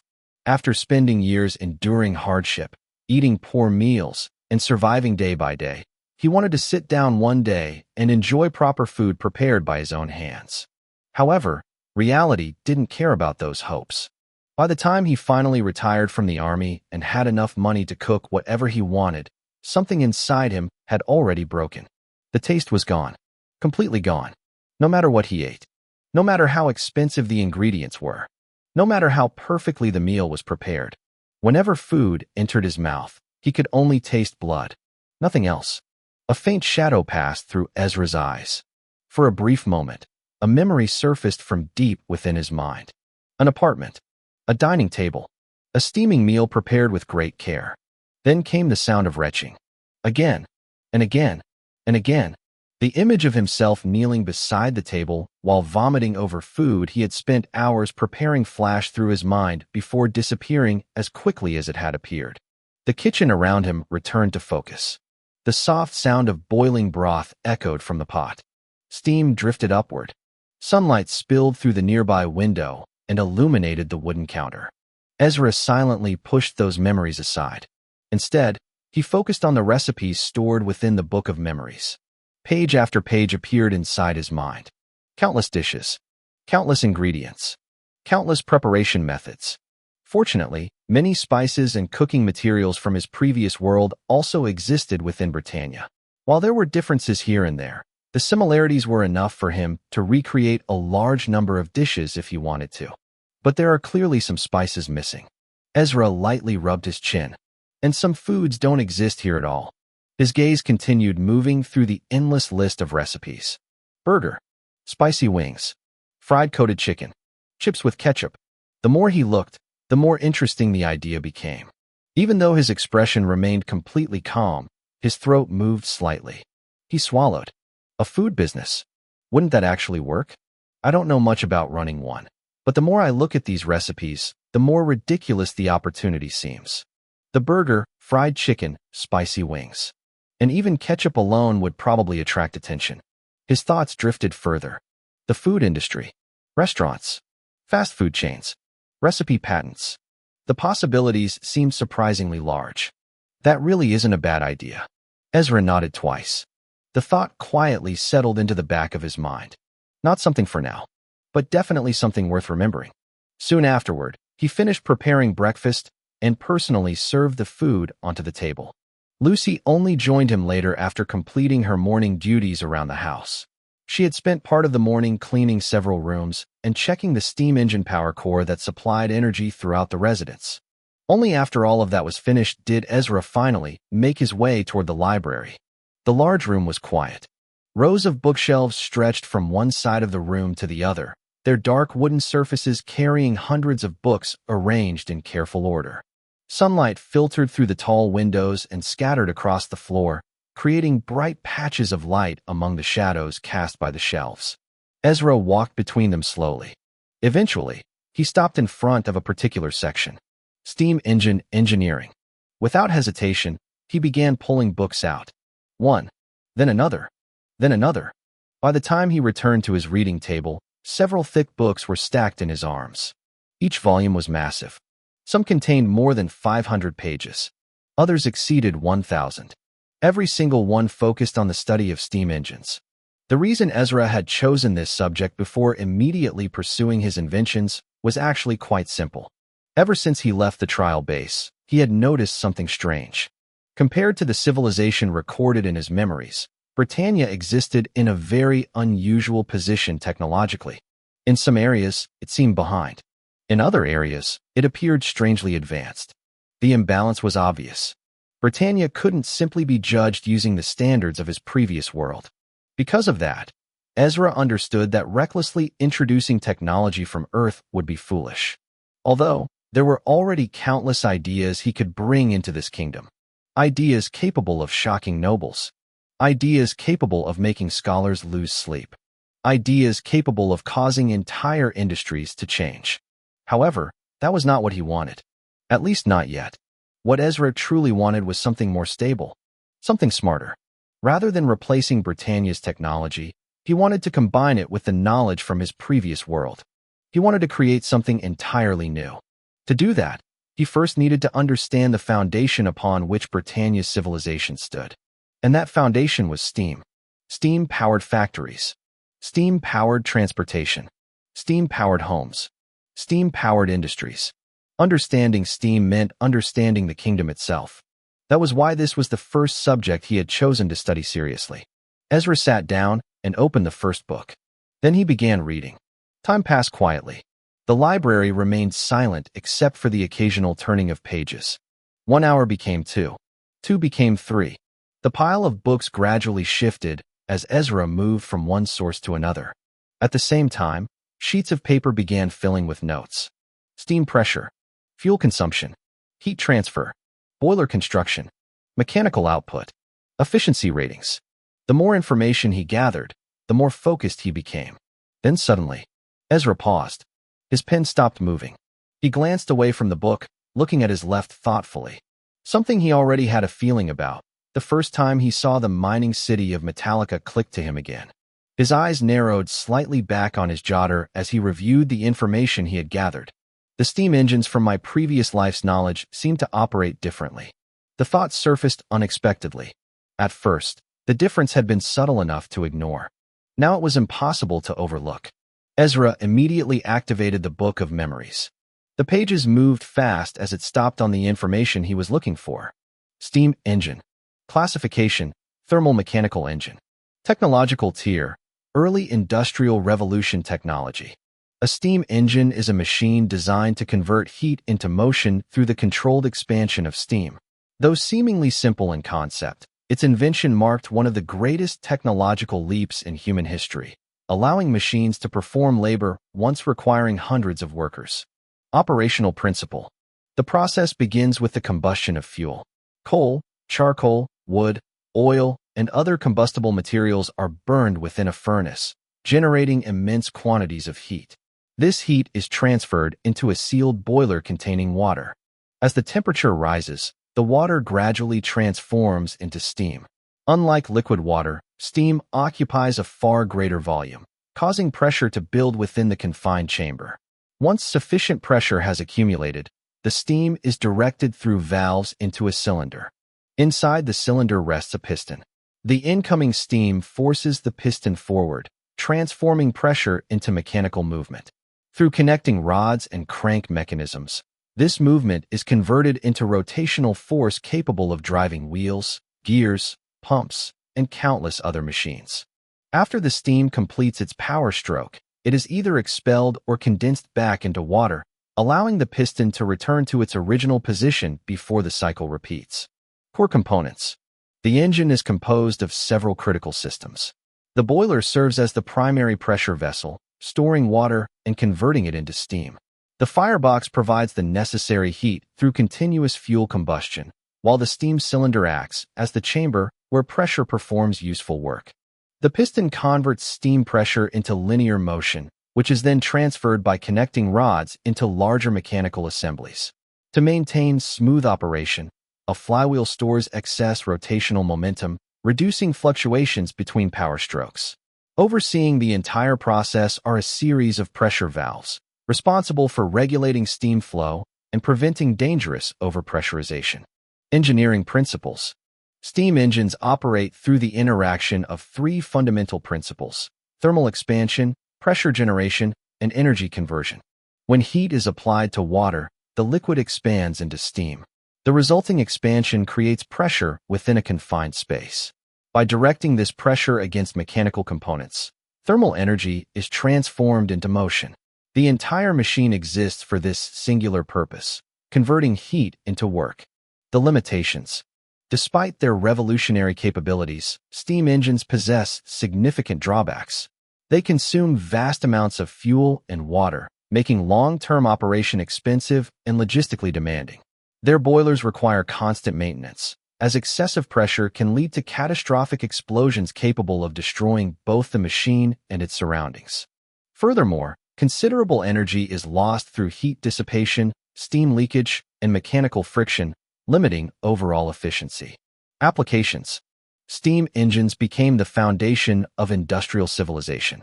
They powered locomotives that connected distant nations, drove factory machinery that produced goods on an unprecedented scale, operated mining equipment deep beneath the earth, supplied pumping stations with continuous force, and propelled massive warships across oceans.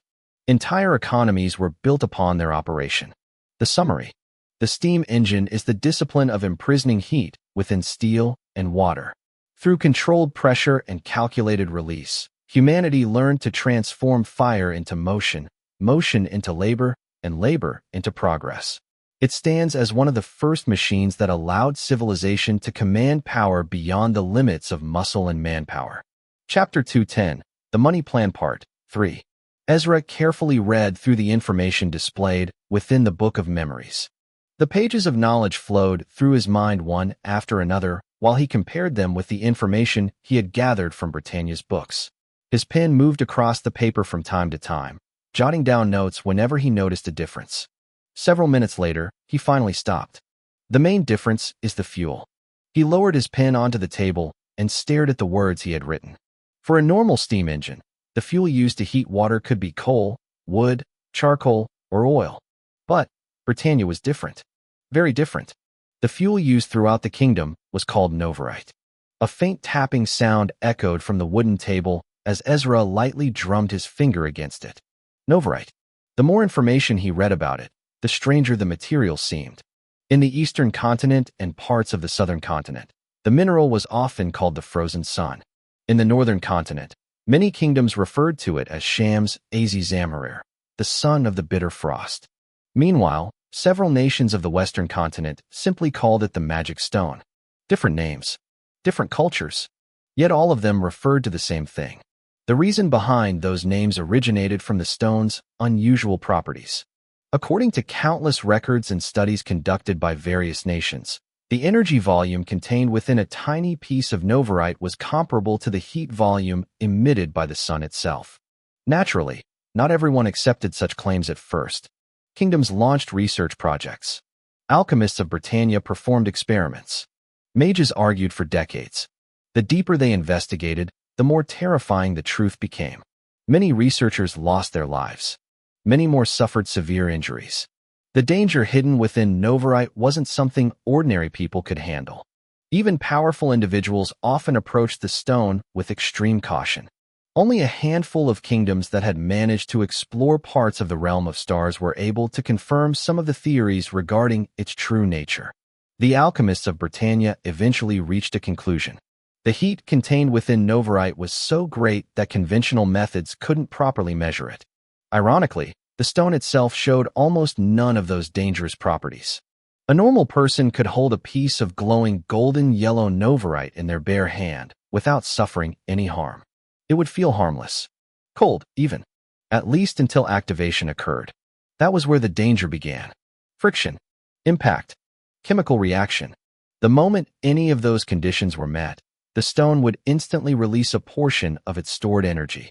No warning. No delay. No gradual increase. One moment, everything would appear normal. The next, the surrounding area would be consumed by heat powerful enough to melt all. Some records even claimed that the release speed surpassed the speed of light itself. Whether that was true or merely an exaggeration, Ezra couldn't confirm. Still, one thing remained certain. Noverite was terrifying, and it was the primary fuel source that powered Britannia's steam technology.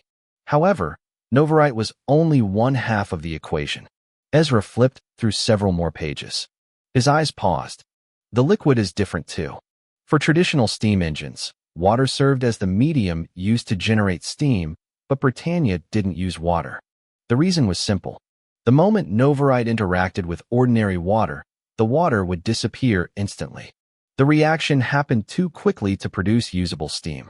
As a result, Britannia's alchemists were forced to search for alternatives.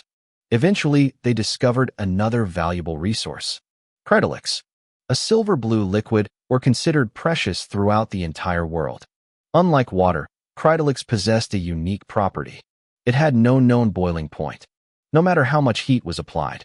No matter whether the source was stellar plasma, an artificial sun, or novarite itself, the liquid never truly boiled. Instead, whenever cryolix was exposed to extreme temperatures, it generated steam equivalent to the heat level being applied. The hotter the source, the hotter the steam. Eventually, Britannia's alchemists succeeded in creating methods to regulate that reaction. That breakthrough became the foundation upon which modern steam technology was built. No wonder the steam from the exhaust isn't poisonous. Ezra leaned back slightly. His gaze remained fixed on the pages before him. The more he learned about Britannia's technology, the more impressed he became. This explains a lot. His eyes moved across the stack of books. Although these books don't explain how the complete engine structure is assembled, the silence of the library seemed heavier for a moment. Sunlight filtered through the tall windows and stretched across the floorboards. Dust drifted lazily through the air. Ezra narrowed his eyes. It's obviously because they're hiding production information. But honestly, do they really think someone with enough parts wouldn't eventually figure out how to build one? He leaned back in his chair. The wooden frame creaked softly as he rocked back and forth. His thoughts drifted elsewhere. Although, from everything I've read so far, it's pretty clear how difficult it would be to obtain those two materials. Not that I'm planning to build a car or something. Ezra suddenly stopped. The chair creaked softly as he straightened his back. His eyes narrowed slightly. Thinking about cars, the word lingered in his mind. Almost immediately, memories from his previous life surfaced. Military trucks, armored vehicles, supply transports, heavy engineering carriers.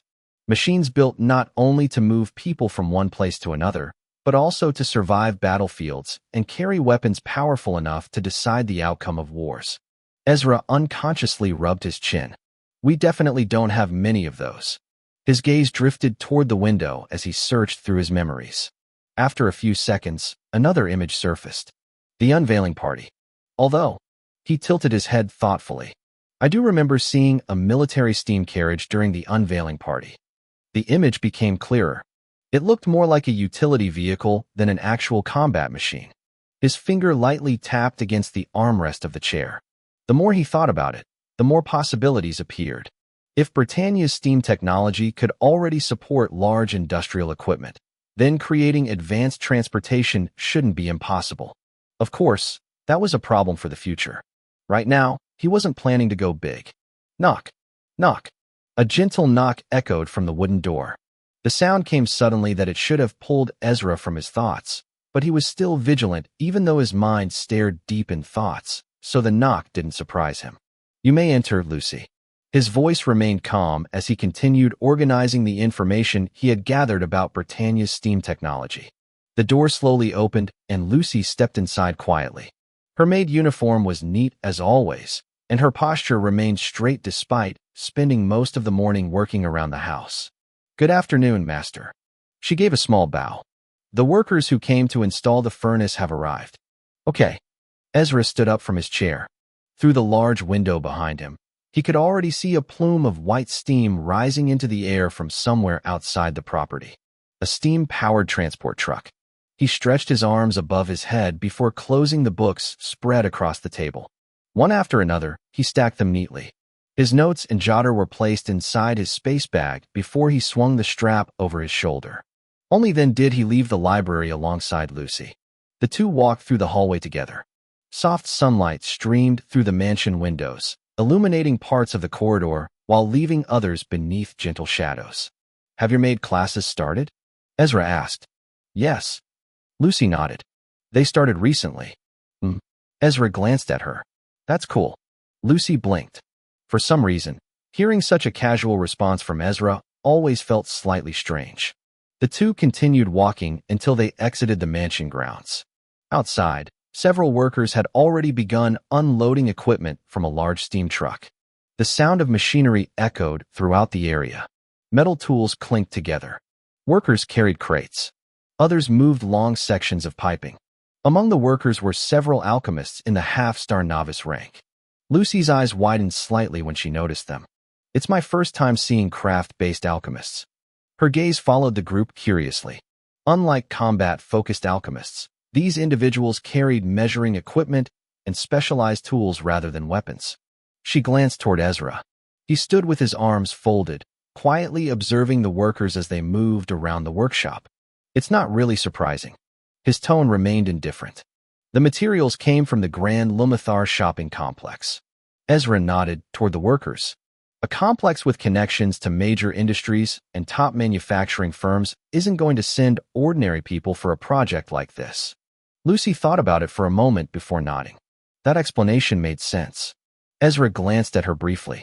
Besides, I paid over 1,000,000 gold coins for this furnace. His expression remained completely blank. It would be stranger if they didn't send professionals. Lucy immediately found herself agreeing. 1,000,000 gold coins wasn't a small amount by any standard. The workers all wore matching uniforms. Whether they were ordinary laborers or alchemists, every person carried the same company insignia on their clothing. The company's crest had been embroidered onto the right side of their chest using silver thread, making it stand out clearly against the darker fabric. Several workers were already arranging equipment in neat rows, while others reviewed documents and blueprints. Everything looked organized, disciplined, and professional. Ezra silently watched the scene unfold calmly and expressionless. The workers quickly began moving equipment into position as the installation process started. Large measuring devices were unloaded from the steam truck and carried into the workshop. Several workers spread blueprints across portable tables while others began taking measurements of the walls, floor, and ceiling of the space Ezra had designated for the steam furnace. Nothing was done carelessly. Every distance was measured multiple times. Every angle was checked. Every mark made on the walls was carefully recorded. The purpose of these measurements was because the workers needed to determine the exact locations where holes would be drilled through the walls and where the alchemy circle would be drawn. Even the slightest error could affect the assembly process later when joint alchemy was used to construct the furnace. The exhaust system had to align perfectly. The steam pipes had to connect to the proper outlets. The chimney needed enough space to extend through the building without interfering with the furnace's operation. One mistake would force them to dismantle part of the installation and start over, or end up with a low-grade furnace, which meant the lifespan would be bad. After the measurements were completed, the workers marked several points across the workshop. Soon the sound of drilling echoed throughout the area. Chunks of stone fell from the walls as openings were created for the furnace pipes and exhaust chimney. Only after everything was prepared did the craft alchemists finally step forward. They carried containers filled with special chalk-like materials. One after another, they began drawing an enormous alchemy circle across the workshop floor. Complex geometric patterns spread outward. Symbols connected to symbols. Lines intertwined with other lines. Several smaller circles formed around the main formation. To Lucy, the entire thing looked incredibly complicated. To Ezra, it was fascinating. Both of them stood quietly and watched. For Lucy, it was simply her first time seeing craft alchemists at work.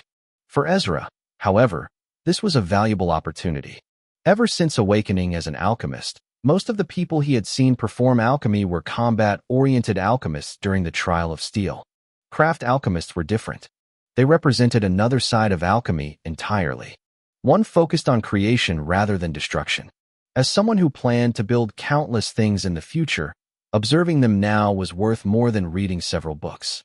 Eventually, the final line of the alchemy circle was completed. The workers immediately began transporting the furnace components. Large metallic sections, pressure chambers, steam valves, pipes, internal mechanisms, and the two important components that powered the engine were carried in a black box. Every piece was placed inside designated sections of the formation. The arrangement appeared chaotic at first glance, but Ezra quickly realized there was a pattern to it. Each component occupied a precise position, almost as if the alchemy circle itself had already planned where every piece would belong. When everything was ready, the craft alchemists took their positions. They stood evenly around the formation. Silence gradually fell over the workshop. Even the ordinary workers stepped back. Then, clap. All of the alchemists brought their hands together at the exact same moment. The sharp sound echoed throughout the workshop. A wave of cognus immediately emerged from their bodies. However, unlike the explosive surge Ezra or Lucy usually produced when activating alchemy, this cognus flowed steadily, controlled and disciplined, like water being released from a reservoir. The pressure slowly increased. More and more gray cognus flowed outward. The surrounding air seemed to become heavier. On the signal of the senior alchemist, all of them simultaneously lowered their hands and pressed their palms against the alchemy circle. The formation lit up. Gray light spread through the engraved patterns. The cognus flowing from their bodies entered the circle like streams joining together into a river. Thread-like currents intertwined, merged, and expanded. The entire formation gradually filled with glowing gray energy. Ezra narrowed his eyes, not wanting to miss even the smallest detail. Interesting. Their cognus output isn't particularly strong individually, since they all are just half-stars, but the synchronization is almost perfect. The gray light became brighter, then brighter still. The moment every line within the formation was completely filled, the alchemy circle activated. A deep hum filled the workshop. The furnace components suddenly trembled. Then they began to melt. Lucy unconsciously widened her eyes. The metal didn't melt because of the heat, especially since there was no fire. No sparks or flames. The solid components simply lost their shape and transformed into liquid metal. The silver liquid floated above the alchemy circle, compressing, stretching, twisting, and reshaping. Dozens of separate components merged together as if guided by invisible hands. The process continued for several minutes. The foundation formed first, then the central furnace chamber. After that came the internal pressure system. Pipes extended outward and neatly passed through the holes drilled into the walls earlier. Every connection aligned perfectly. Every valve settled into position. The entire structure gradually rose from the floor, piece by piece, layer by layer, until finally, the steam furnace stood, completed. The alchemy circle slowly dimmed. The pressure in the room disappeared. Several workers let out relieved breaths. Even the craft alchemists looked slightly exhausted. Lucy stared at the completed furnace. It feels like I'm watching a different side of steel alchemy. Ezra silently agreed. The process had been impressive, far more efficient than traditional construction. Once the installation was completed, testing immediately began. Workers moved around the furnace, inspecting gauges and pressure valves. After a final check, one of them activated the machine. Hisses. A loud burst of steam escaped from the exhaust system. The entire furnace vibrated slightly. Pressure gauges moved. Steam flowed through the pipes. The machine came to life. Ezra stepped closer. His attention focused on every detail. The flow rate, the pressure consistency, the steam output, the structural stability. Everything appeared excellent. The alchemy grade of this furnace is surprisingly high. He observed the structure carefully. At least 7th grade, possibly 8th grade, especially considering how delicate the assembly process was. His gaze shifted toward the senior alchemist supervising the project. What is the alchemy grade? The man wiped sweat from his forehead before answering. 8th grade, Sir Ezra. Ezra nodded. That explained the quality.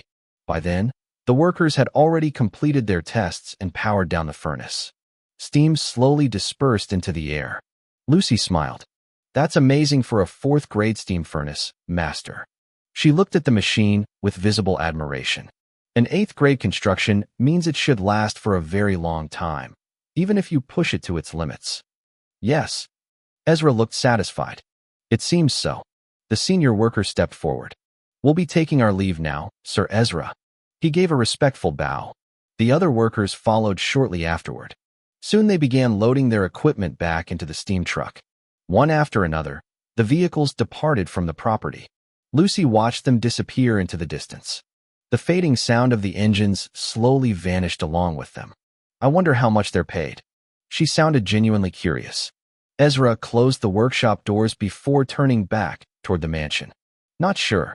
He thought for a moment, then added, but whatever it is. A small hint of amusement appeared in his eyes. I'm certain it's measured in gold coins. Lucy blinked. A second later, a quiet laugh escaped her. The two continued walking back toward the house together. Chapter 211, The money plan part 4.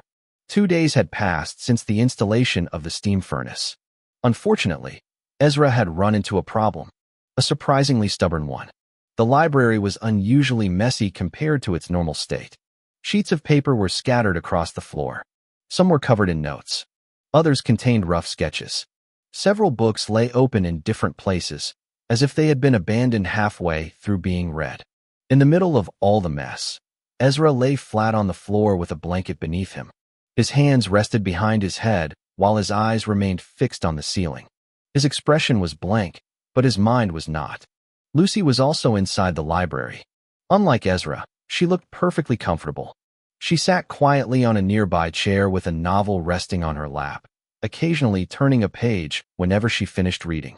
Eventually, she lowered the book. Her gaze drifted toward Ezra. For the past hour, he had barely moved. The lazy look in his eyes had become increasingly obvious. "What's the matter, master?" Lucy closed her novel and walked over. When she reached him, she bent down slightly while adjusting her maid's skirt. Her brown eyes studied Ezra's face. "Ah." A long sigh escaped him. Lucy blinked. The faint scent carried by his breath reached her. Warm and clean, mixed with a slight vanilla fragrance from the soap he used. "He smells nice." The thought appeared suddenly. Lucy immediately ignored it. Her expression remained unchanged. "I don't know what to invent." Ezra's answer came out flatly. Lucy tilted her head. "No ideas?" "Not that." Ezra lazily waved a hand. "If it's ideas, I have too many." "Then what's the problem?" Her gaze shifted toward the countless crumpled papers scattered around him. Ezra folded his arms. "No idea fits my low-key but still groundbreaking invention plan."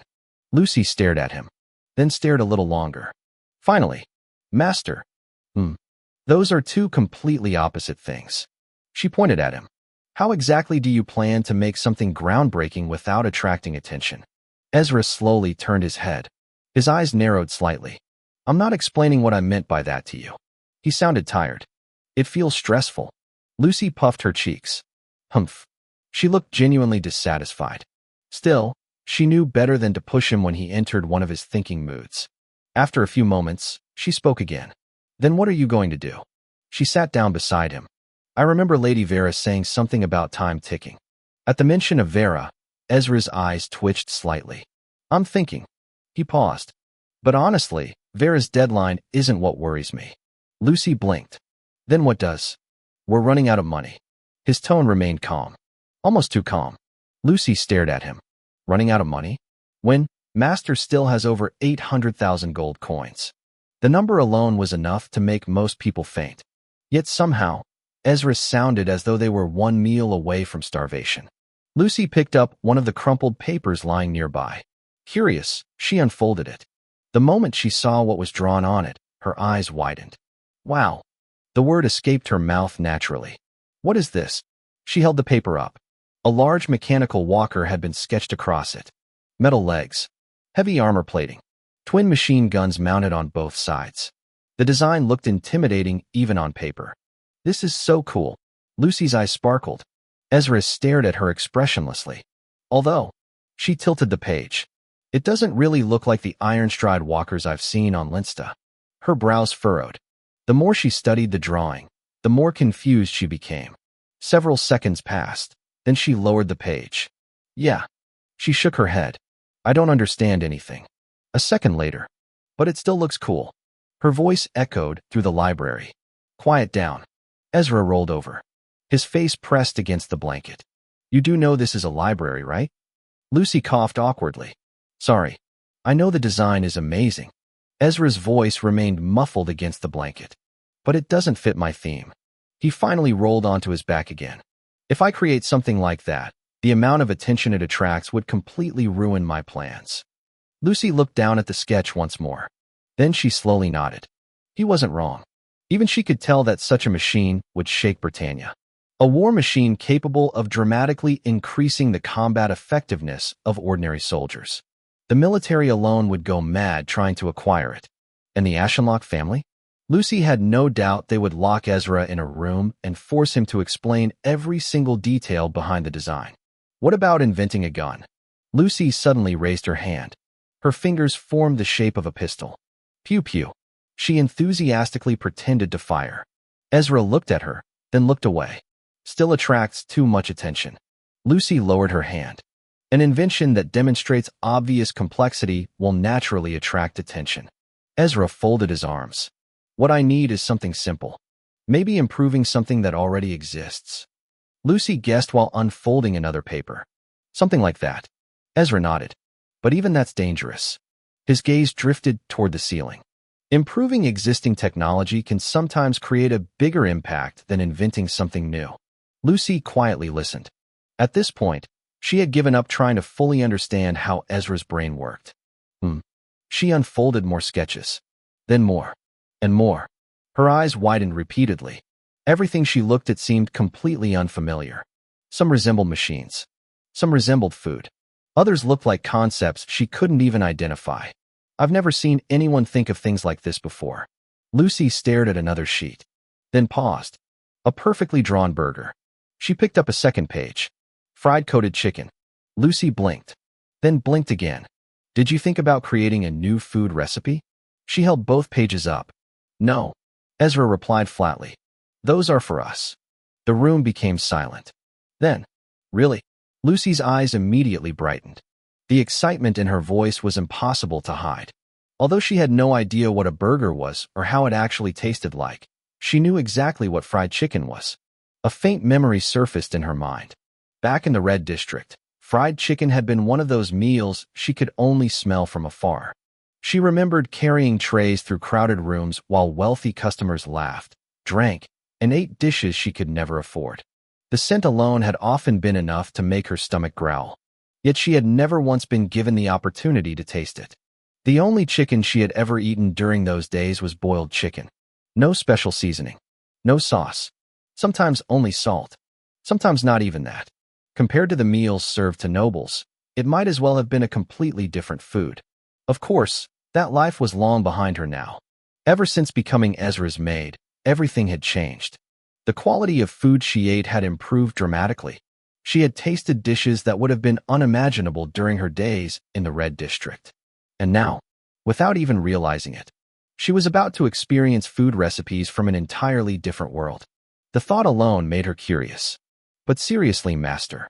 Lucy carefully gathered the crumpled sketches scattered around the floor. Unlike before, she unfolded each one properly before stacking them together. Every sheet contained something different. Machines, weapons, strange objects, concepts she could not fully understand. Yet every drawing looked incredibly detailed. Your drawing skills are amazing. Lucy genuinely meant it. Even though she couldn't understand half of what she was looking at, the precision alone was impressive. The proportions looked correct. The lines were clean. Even the smallest details had been carefully sketched. Standing up, she held the stack against her chest. I'll put these inside your table drawer. Walking toward Ezra's personal desk, Lucy gently opened one of the drawers. She carefully arranged the papers inside, instead of simply tossing them in. Only after making sure everything was neat did she close the drawer. Click. The small sound echoed softly throughout the library. Meanwhile, Ezra remained on the floor. His eyes were fixed on the ceiling. The scattered thoughts inside his head felt like tangled threads. Every time he focused on one idea, another would appear. A weapon, a machine, a product, a design. Too many possibilities. Too many directions. The problem wasn't a lack of ideas. The problem was choosing the right one. Several moments passed. Then suddenly, Ezra sat upright. The blanket slid from his shoulder as his posture straightened. Let's focus properly. He folded his legs beneath him. His breathing gradually slowed. The noisy thoughts filling his mind began settling little by little. Apart from box breathing, the Book of Memories contained many other breathing methods his past self had studied. Some improved concentration. Some reduced anxiety. Some helped maintain composure under extreme pressure. Military operations often demanded clear thinking in situations where panic could mean death. Because of that, his past self had spent years studying methods capable of improving mental performance. The breathing method Ezra chose this time was one specifically designed for creative thinking. Creative breathing. The moment the thought appeared, the Book of Memories responded. Within his mental world, the enormous book materialized once more. The familiar pages began flipping rapidly. One page after another. Dozens. Hundreds. The sound resembled a strong wind moving through paper. Eventually, the pages slowed. Then stopped. The correct entry appeared before him. Creative breathing. Ezra silently focused his attention on the information. The library around him gradually faded into the background. The sounds of turning pages. The distant ticking of a clock. Even Lucy's movements. Everything became less important. At that moment, his entire focus rested on finding the solution hidden somewhere among the countless ideas inside his mind. Creative breathing. A breathing method used to improve idea generation, problem-solving, and mental clarity. Unlike combat-oriented breathing techniques, creative breathing focuses on reducing mental interference rather than increasing alertness. By slowing respiration and relaxing unnecessary tension, the mind is allowed to process information more freely. The recommended rhythm consists of a slow inhalation through the nose, followed by an equally slow exhalation. No breath retention is required. The objective is not control, but flow. When practiced for several minutes, distractions gradually diminish, allowing connections between seemingly unrelated thoughts to emerge more easily. Applications: creative writing, invention, planning, research, world building, and strategic thinking. A calm mind often discovers solutions that an agitated mind cannot perceive. Ezra immediately began practicing the breathing method. Slow inhale. Slow exhale. His shoulders gradually relaxed. The tension that had been building inside his mind over the last 2 days slowly began to loosen. The countless ideas floating through his head no longer felt like a tangled knot. Instead, they started separating from one another. One by one. First, I need to filter out all the large-scale ideas. He slowly released another breath. The air left his lungs in a steady stream. I don't need them right now. Ideas about military vehicles, advanced weapons, industrial machinery, large-scale manufacturing systems. All of them were valuable. All of them had potential. Yet none of them suited his current situation. What I need is something simple. Something people can understand at first glance. Something useful enough to generate publicity, but not so shocking that the entire kingdom starts staring at me. He inhaled again. The rhythm remained slow and natural. The purpose of creative breathing wasn't to force the mind to work harder. It was to remove the unnecessary noise that prevented ideas from connecting together. I need something that will make them wonder why nobody thought of it sooner. Something traditional thinking caused them to overlook. Most importantly, something that won't shake Britannia overnight is what I need now. Ezra gradually focused deeper on the Book of Memories. The giant tome floated silently within his mental world. Its pages remained open, waiting for his thoughts to guide it. My first thought was women's products. His mind moved toward that category. To be honest, it's not a bad path. Women do make up half the population, and the demand would be enormous. If I search deeper through the Book of Memories, I'm certain I could find products that don't exist in Britannia yet.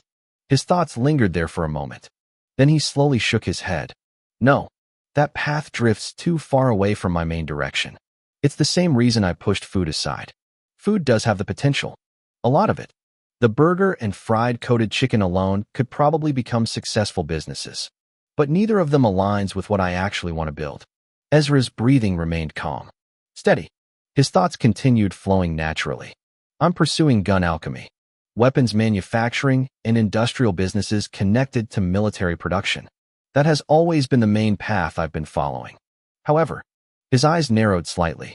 The moment that thought surfaced, memories from his previous life appeared. Large corporations, massive companies, business empires. Some focused on a single field. Others expanded everywhere. Technology, food, fashion, medicine, entertainment, transportation. Many of the largest companies in his past life previous world had never restricted themselves to a single industry. They grew by branching outward, creating opportunities wherever they found them. That's why I don't want to chain myself to gun alchemy alone. If an opportunity appears, I should take it. A business doesn't need to be connected to weapons to be valuable. The Book of Memories responded to his thoughts. Its pages began flipping again. Faster this time. Page after page turned. Soon images appeared.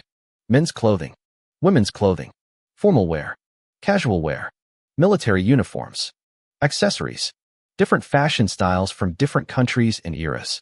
Ezra quietly observed them. My past self really did research a ridiculous number of things. The thought appeared naturally while his gaze continued moving through the pages. The fashion industry of Britannia isn't lacking. Compared to the clothing I remember from my previous life, they're already doing quite well. We nobles dressed elegantly, meaning the tailors are highly skilled. Luxury brands also already exist. Trying to revolutionize clothing itself would be difficult. Another page turned. Then another. Ezra continued thinking. Fashion, clothing, luxury products. Fashion, clothing, luxury products. The words repeated inside his mind. Then suddenly, his eyes widened. His breathing stopped for half a second. Wait, fashion isn't only about clothing. The realization struck him immediately. His entire body straightened. The scattered thoughts that had been floating around his head suddenly connected together, like puzzle pieces finally falling into place. That's it. That makes perfect sense. Why didn't I think of that earlier? His mind raced. Not with confusion, but with certainty. Fashion wasn't limited to clothes. There were accessories, appearance products, personal grooming products, luxury items, things people used every day without realizing how important they were. And among those categories, there was one particular item that immediately stood out. An item simple enough, useful enough, and profitable enough. Most importantly, an item that fit perfectly into his plan. Ezra's eyes opened. The book of memories faded from his mental world. Without wasting another second, he reached for a blank sheet of paper. His drawing pen followed immediately afterward. The previous laziness was gone with the frustration he felt. Even the uncertainty that had plagued him for days had disappeared. His hand moved across the paper. Lines appeared one after another. A rough design gradually formed. Yeah. A small smile threatened to appear on his face. This should be it. Then Ezra completely immersed himself in sketching the design of his invention. Chapter 212, The Money Plan Part 5. It was already midnight. Moonlight spilled across the neighborhood, casting a pale glow over the rows of mansions and large houses that stretched into the distance.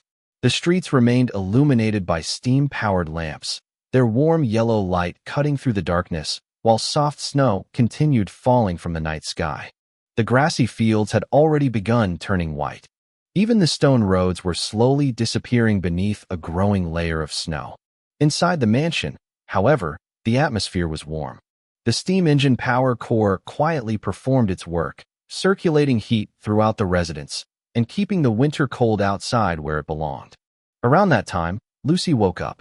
She slowly climbed out of bed and wrapped a blanket around herself before leaving her room. Not because she felt cold. The house was warm enough. Rather, it had become a habit from her days in the Red District.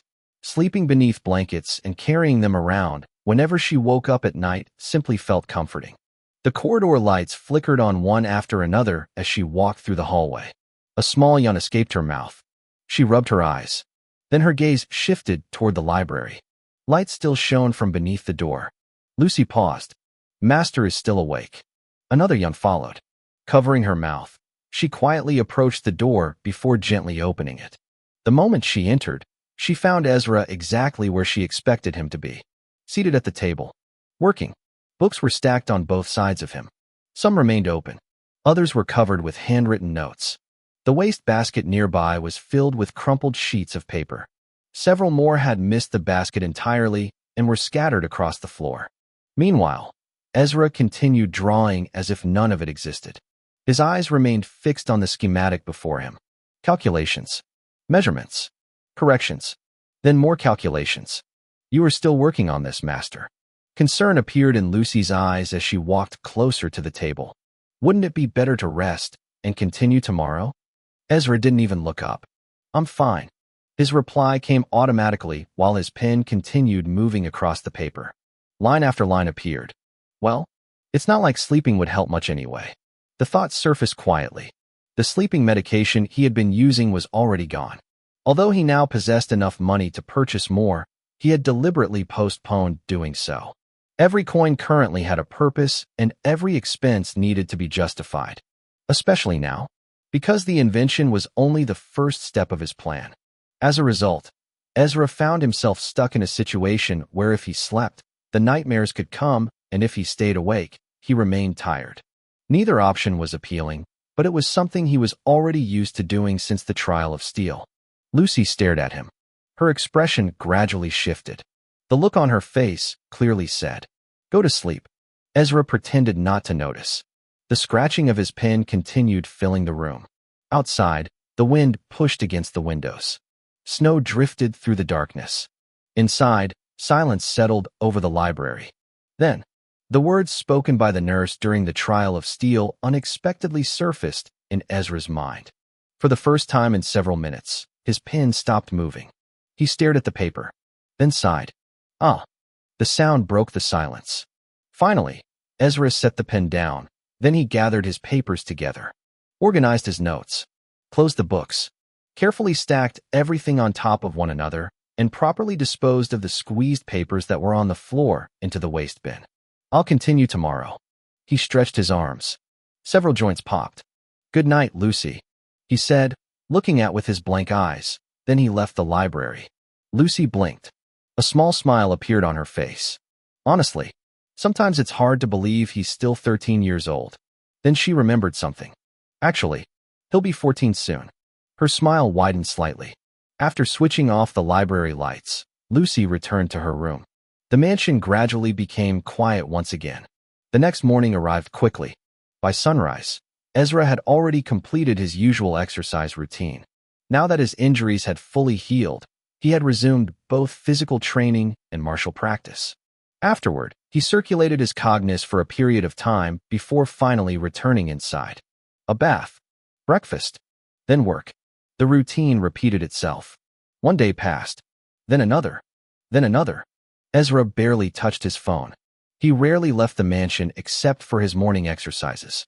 The rest of his time was devoted entirely to refining his design. Lucy watched all of it with growing curiosity. At this point, she genuinely wanted to know what her master was creating. After all, she had already seen countless rejected sketches. Weapons, machines, food, concepts she barely understood. Seeing those discarded ideas had given her a rough understanding of how frightening Ezra's imagination actually was.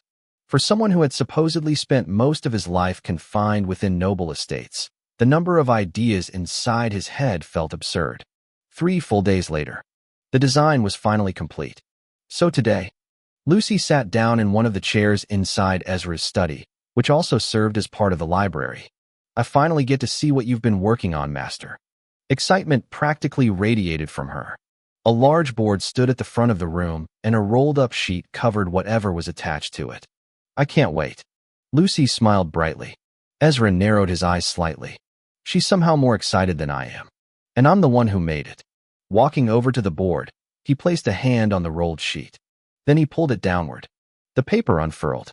Lucy's eyes widened immediately. "Wait." She stood up. Her gaze locked onto the design. At first, confusion appeared. Then curiosity. Then surprise. "Isn't that a carriage?" She tilted her head. "No." Her eyes moved across the drawing. "It doesn't really look like a carriage." A pause. Then, "Wow." That was the only word she could think of. The design possessed a beauty she couldn't properly describe. "It's a carriage." Ezra crossed his arms. "But it's also not a carriage." Lucy looked even more confused. Seeing that expression, Ezra simply sighed. "Let me explain." Ezra took out his Starlix Z11. With a few taps, an image appeared on the screen. It was an ordinary steam carriage, the type commonly used as transportation by citizens who earned decent incomes but were not nobles. Wealthy servants, company managers, senior workers in large industries, and successful merchants often owned this particular type.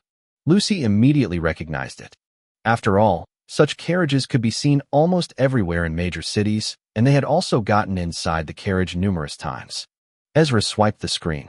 A second image appeared. This time, it was a noble steam carriage. Compared to the previous one, the quality difference was obvious. The materials looked more refined. The decorations were more elegant. The overall design immediately gave off a higher class feeling. Then Ezra swiped again. A third image appeared. The royal steam carriage. A vehicle reserved for the king, queen, and members of the royal family. Although there were exceptions, Dukes and duchesses were also permitted to own royal steam carriages due to their status within Britannia. What do you think when you look at all three of these carriages? Ezra asked. Lucy immediately understood that this wasn't a casual question. Whenever Ezra asked something like this, it usually meant he was guiding her toward a particular conclusion. Because of that, she didn't answer immediately. Instead, she carefully examined all three images. Her gaze moved from one carriage to another. Then she looked toward the design board. Then back to the images. Lucy gently stroked her chin. Several seconds passed before she finally spoke. Well, the normal carriage clearly looks more ordinary than the others. She pointed at the first image. The materials don't seem as expensive compared to the noble and royal versions. Ezra nodded. Continue. Encouraged, Lucy looked at the other images. The royal steam carriage clearly uses higher quality materials. She pointed at the screen again. The seats are probably more comfortable, the construction is stronger, and I'm pretty sure there are defensive base alchemy circles engraving somewhere inside. Her eyes shifted toward Ezra. She wanted to know whether she was moving in the right direction. Everything you said is true. Ezra nodded. But you're mainly talking about the interior. The interior, Lucy repeated quietly. The moment the word left her mouth, something clicked. Her eyes widened slightly. Immediately, she turned toward the design displayed on the board. The more she looked at it, the more she understood. Wait. Her gaze returned to the carriage images. Then back to the design.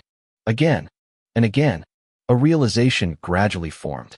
All of them have almost the same structure. Lucy spoke slowly. The shapes are mostly the same. Her voice became more certain. The biggest difference is how much effort is put into styling the outside. A smile appeared on her face. The exterior. Ezra lightly tapped the design with his knuckle. Exactly. Lucy stared at the blueprint. Now she understood what she had been looking at all along. So this. She pointed at the drawing. Yes. Ezra folded his arms. As humans constantly look for better clothing and fashion to make themselves appear more elegant, vehicles should also evolve. His gaze moved toward the carriage images. People spend huge amounts of money improving houses, clothing, jewelry, and furniture. He tapped the design again. So why should transportation remain the same? With only dressing it with gold, gems, and diamond. And they think that's peak fashion. Lucy's eyes remained fixed on the blueprint. The idea sounded incredibly simple. So simple that it almost felt obvious. Yet nobody had done it. At least not to this extent. So, I'm introducing a new form of land transportation. Ezra pointed toward the design. Something that won't simply be viewed as another carriage. His finger traced the outline. A car. Car. Lucy repeated the unfamiliar word. The moment her eyes landed on the full design again, she found herself unable to look away. The structure looked elegant. The proportions felt balanced. The body flowed smoothly from front to back. Everything about it felt different from the bulky steam carriages she was used to seeing. The design Ezra had chosen came from the luxury vehicles of his previous world. More specifically, the exterior styling of a Rolls-Royce coachwork. Back when Ezra first saw those vehicles inside the Book of Memories, even he had been impressed. Not because of their technology, but because of their beauty. The elegance, the presence, the feeling they created just by being seen. The cars of that world weren't merely transportation. Some of them were moving works of art. And among all of them, luxury cars represented a different kind of beauty. Not only were they fast, not only were they comfortable, they carried the exact kind of noble elegance that wealthy people naturally desired. To be fair, Britannia's steam carriages were already beautiful. Many were constructed using rare polished wood. Some featured gold ornaments.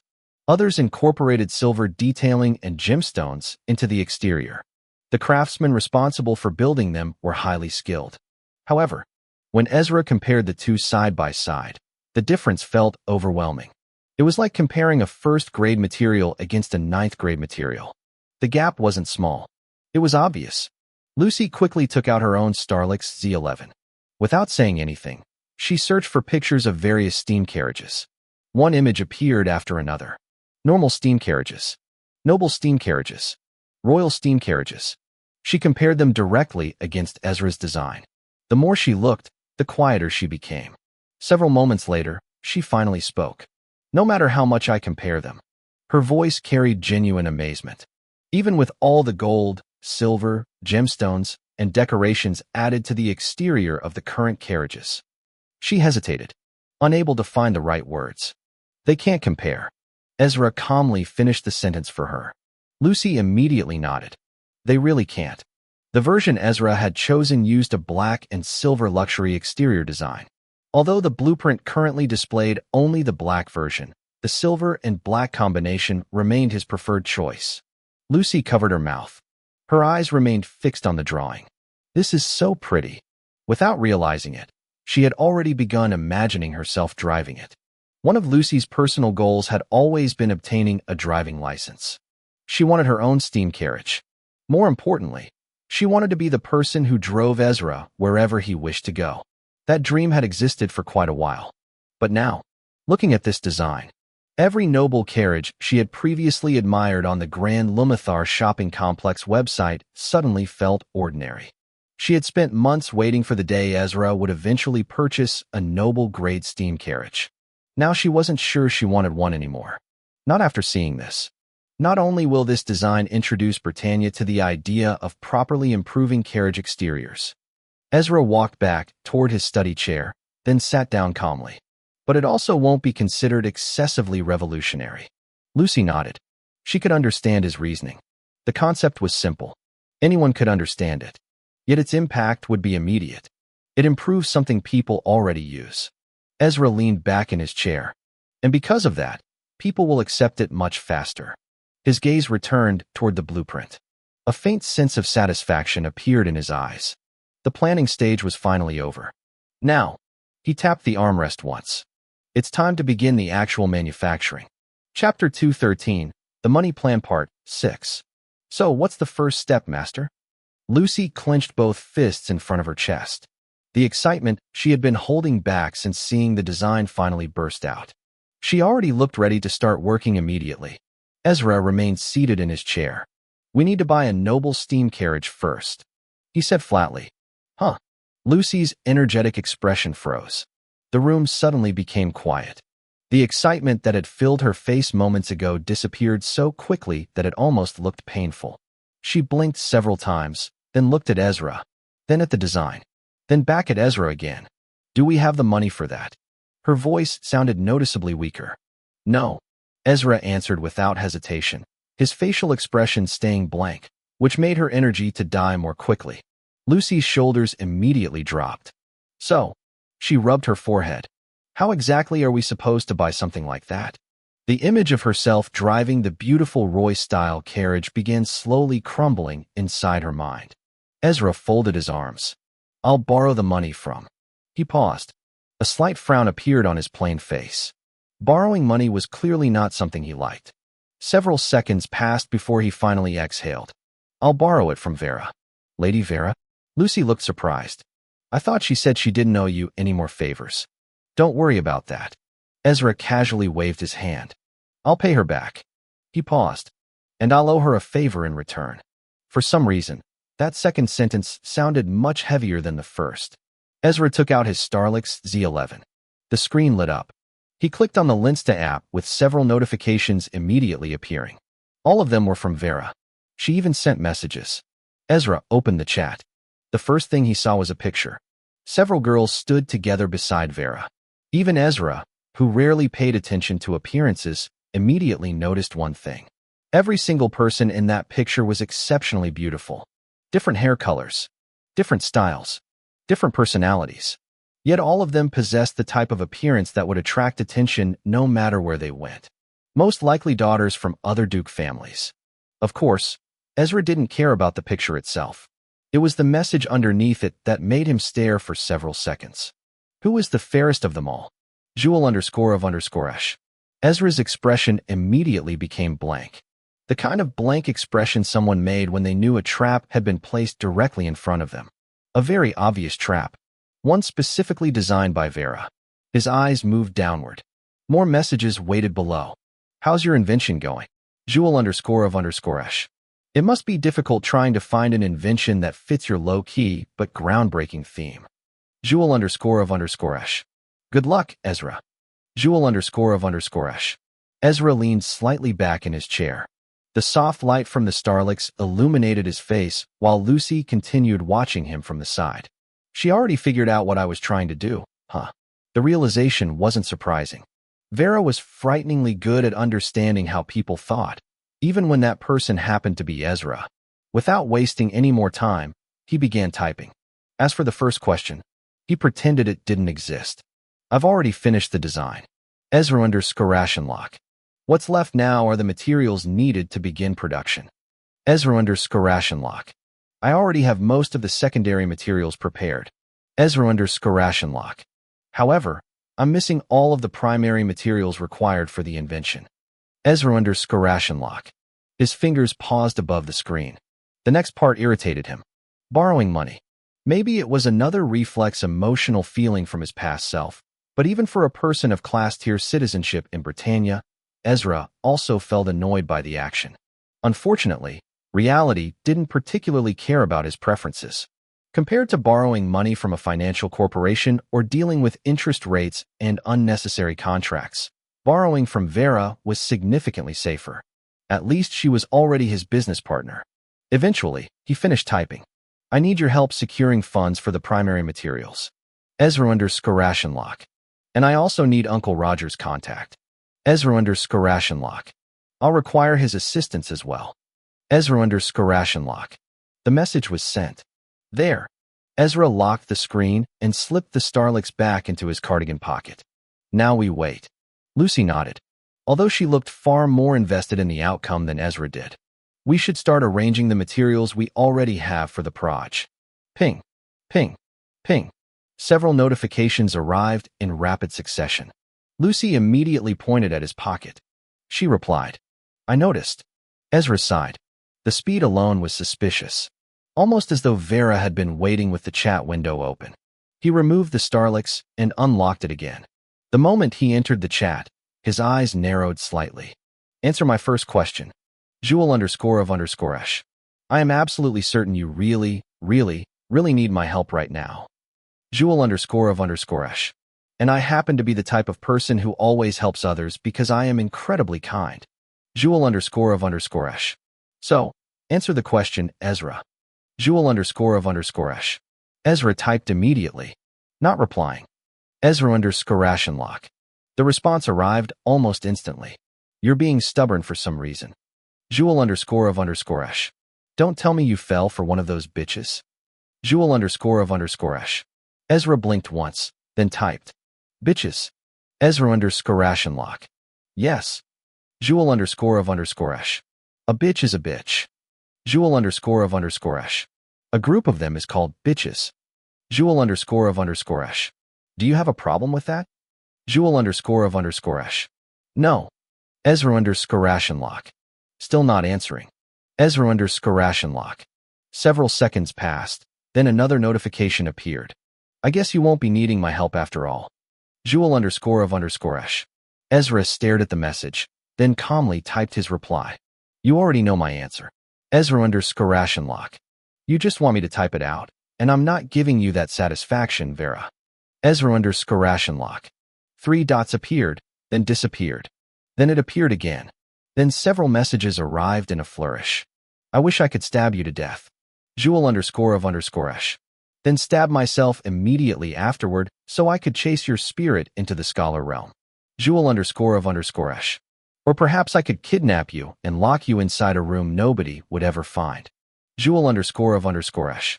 But unfortunately, I'm not that type of person. Jewel _of_esh. Lucy stared at Ezra, quietly awaiting next word. The more she looked, she noticed how plain Ezra's expression was getting. It was clear that he and Vera were in their normal heated moving conversation. Ezra typed. Scary. Ezra Ashenlocke. The reply arrived immediately. Not giving me the satisfaction. Jewel _of_esh. What a wicked and evil boy you are. Jewel _of_esh. Playing with my fragile maiden heart. Jewel _of_esh. Ezra's face remained completely expressionless. Funny. Ezra Ashenlocke. Several seconds later, another message arrived. Enough of that. Jewel _of_esh. I'm busy right now. Jewel _of_esh. Send me a complete list of everything you need, and I'll handle it. Jewel_of_esh. Directly transferring a large amount of money would attract annoying attention. Jewel_of_esh. Especially because Elder Graham currently oversees the finance core. Jewel_of_esh. And because I happen to be one of its most diligent employees. Jewel_of_esh. I've been working there since before the trial of steel. Just letting you know. Jewel_of_esh. Ezra immediately replied. That sounds exhausting. Ezra Ashenlocke. It is. Jewel_of_esh. The elder seems to have a personal issue with you. Ezra Ashenlocke. And now with me. Ezra Ashenlocke. Because he appears convinced, we're alike. Ezra Ashenlocke. A reply arrived almost instantly. But we are alike. Jewel_of_esh. Ezra looked at the message, then chose not to argue. There was no point. Vera would somehow turn the discussion into a 3-hour debate and still claim victory at the end. Instead, he typed what he actually needed. I need a high-tier noble steam carriage. Ezra Ashenlocke. Preferably one built for speed. Ezra Ashenlocke. And a large-scale baking furnace. Ezra Ashenlocke. Understood. Jewel_of_esh. Here's Uncle Roger's contact. Jewel_of_esh. Rogers_blacksmith. Jewel_of_esh. Thanks. Ezra Ashenlocke. Anything else? Jewel_of_esh. No. Ezra Ashenlocke. The conversation finally ended. Done. Ezra slipped the Starlix back into his pocket.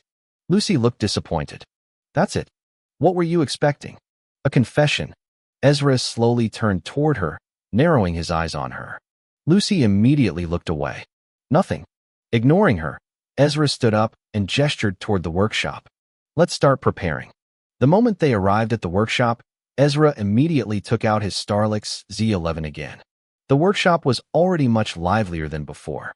Stacks of metal ingots rested against one side of the wall, while several crates filled with ores occupied another corner. The newly installed steam furnace stood quietly in place, its metal body reflecting the light from the overhead lamps. Lucy moved toward the crates and began sorting through some of the ores they would need later. Meanwhile, Ezra tapped Roger's contact and initiated a video call. The Starlix resting on the work table projected a holographic phone symbol above itself. The translucent icon slowly rotated while rings of light spread outward like ripples across water. The call was connecting. Lucy glanced over while carrying several pieces of ore. A few seconds later, the holographic symbol suddenly changed. The floating phone icon unfolded into a square screen. The call had been accepted. Is that you, Ezra? Roger's voice exploded from the projection. The sheer volume startled Lucy slightly, while Ezra looked at the screen with his usual plain expression. The screen showed Roger standing inside his own workshop. Steam hissed from the steam furnace behind him. Not also far behind Roger, a young man was carefully tempering a glowing piece of metal. The disciple immediately lifted his head. What? His eyes widened. Ezra and Miss Lucy are calling? He stretched his neck so far forward that Ezra briefly wondered if it was physically healthy. The disciple tried to squeeze himself into the camera view. Face your work. Roger pushed his head away with one hand. Arg. The disciple stumbled backward. His face immediately puffed up with dissatisfaction. Hi, Uncle Roger. Ezra gave a polite bow. Lucy also bowed beside him. The moment Roger saw them properly, his face brightened. I watched the unveiling party. His grin widened. I honestly didn't know you were that skilled boy. Yeah. The disciple instantly appeared again, like some kind of persistent ghost. You completely humiliated your twin brother. His eyes practically sparkled. It was amazing. He enthusiastically mimicked several movements. The way you moved and he kept falling over was so cool. How did you even pull something like that off? Bang. Roger's fist landed directly on the disciple's head. Ouch. The disciple immediately grabbed his skull. His face twisted in pain. Get back to work, fool. Roger barked. But the disciple pointed toward the screen. I want to talk to Miss Lucy and Ezra too. Roger's eyes twitched. If you don't return to work right now. Slowly, Roger raised his fist again. The disciple stared at it. His expression instantly changed. The transformation was so fast that Lucy almost laughed. The disciple immediately turned around and resumed working with incredible dedication. His hammer moved so quickly that sparks flew everywhere. Lucy and Ezra silently watched. Then both narrowed their eyes. For some reason, the entire scene reminded them of a mother dog scolding an overly energetic puppy. The puppy barked. The mother barked louder. The puppy immediately remembered its place. Roger turned back toward the screen. His bright smile returned as though nothing had happened. Sorry about that. He scratched his beard. Then his eyes wandered around Ezra's surroundings. Is this your house? Roger leaned closer to the screen. The camera view shook slightly. His gaze landed on the workshop. Several seconds passed. Then, wait. He leaned even closer. You built a workshop? Roger's laughter immediately erupted. Ha ha ha ha ha ha ha. The sound echoed throughout both workshops. Even the roar of the steam engines operating behind him struggled to compete. Yes. Ezra nodded. It is. Roger continued laughing before eventually calming down. Still plain as always. He shook his head. A faint smile remained on his face. There was obvious approval hidden behind the teasing. So, Roger folded his arms. What does this old man need to help you with? Ezra got straight to the point. I wanted to ask if you know any craft-type steel alchemists who could assist me. Roger listened attentively. I need help creating baking components for my invention. He paused briefly. I would have asked you directly, but the scale of the project is too large. Roger nodded immediately. That's fair. He folded his arms. I don't have the machinery necessary for large-scale production. His gaze drifted upward, clearly thinking. But, a moment later, he snapped his fingers. I do know someone. Roger's expression became slightly complicated. The smile on his face weakened. Although, I haven't spoken to her in a very long time. A sigh escaped him. Lucy noticed the change immediately. Ezra did too, but he looked very much unbothered. Interesting. Whoever this person was, they clearly carried a history Mr. Roger isn't particularly eager to revisit. Lucy thought to herself, while she continued carrying the ores they needed for the invention. Thank you, Uncle Roger. Ezra gave another polite nod. Roger waved his hand dismissively. No need. You mean, Auntie? The disciple suddenly popped back into frame. Roger froze. The workshop became strangely quiet. Even the disciple seemed to realize he might have made a mistake. Slowly, very slowly, Roger turned his head. What? His voice sounded dangerous. Are you doing here again? Before the disciple could escape, Roger grabbed him by the head with one hand and lifted him into the air. Ah! The disciple's legs immediately started kicking. Let me go? I'm already done working, you crazy old man. The workshop suddenly became silent again, with dangerous air flowing around. Roger's eyes twitched. Crazy old man. His grip tightened. Me? The disciple's face turned pale. Ah, my head. It's cracking. Help. Someone help. He screamed, but it was only him and Rogers who lived in that area. Eventually, Roger released him. The disciple immediately collapsed onto the floor while clutching his head. Roger calmly turned back toward the holographic screen, only to discover the call had already ended. Roger stared, then sighed. Ah. He rubbed his forehead. Now he remembered the bigger problem. The person he needed to contact. I can't believe I have to call her after all these years. His expression became troubled. For several moments, he simply stood there thinking. Then he stroked his beard. She won't kill me, right? Unfortunately, judging by his expression, he didn't sound very confident. After another sigh, Roger turned toward the workshop exit. Clean up, Lenny. He casually tossed the order over his shoulder before leaving. Several seconds passed. Lenny slowly stood up, then perfectly imitated Roger's voice. Clean up, Lenny. His mocking tone echoed throughout the workshop. Lenny folded his arms proudly. Then an iron rod flew across the workshop and smacked him in the back of the head. Bang! Ow! Lenny collapsed onto the floor. Meanwhile, Roger continued walking away as though nothing had happened. Chapter 214, The Money Plan Part 7. Roger sat in silence.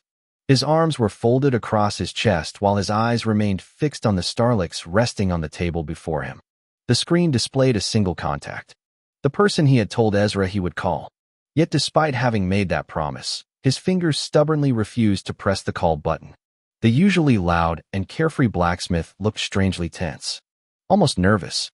Coward. Lenny suddenly appeared beside him with a mocking grin stretched across the young man's face as he leaned forward to look at the screen. Rogers nearly jumped out of his chair. His arm swung instinctively. Whoosh. The large hand cut through the air. Lenny's body immediately dropped. His knees slammed against the floor while both palms supported him. The hand passed over his head by less than an inch. The wind from the swing even rustled his hair. For a moment, neither of them moved. Then, he just tried to kill me. Lenny's eyes widened. His breathing became uneven. The look on his face was so serious that anyone who didn't know him would think he had narrowly survived an assassination attempt. "Don't pop out like that," Rogers shouted. "You scared the hell out of me." Lenny remained frozen on the floor. His gaze slowly moved from the hand that had nearly hit him toward Rogers' face. "I almost met my ancestors." His voice carried genuine accusation. Rogers ignored him completely. Instead, he turned back toward the Starlicks. His expression gradually became serious again. The contact remained there, waiting. His fingers tightened slightly, then he slowly exhaled. "It's just a phone call. Why am I acting like I'm walking into an execution?" After fortifying his resolve, Rogers finally pressed the button. Immediately, a holographic phone icon appeared above the Starlicks. Soft rings of light expanded outward from the projection as the call attempted to connect. Lenny slowly stood up with a surprised look on his face. "Wow." He crossed his arms. "I honestly didn't think you'd actually do it, old man." "Shut up," Rogers replied instantly. "I was only thinking about what to say when she answers." He tried to sound calm. "Unfortunately." "You're right." Lenny didn't even pretend to believe him. Rogers's eyebrow twitched. "Cough." He cleared his throat awkwardly, then looked toward the floating hologram.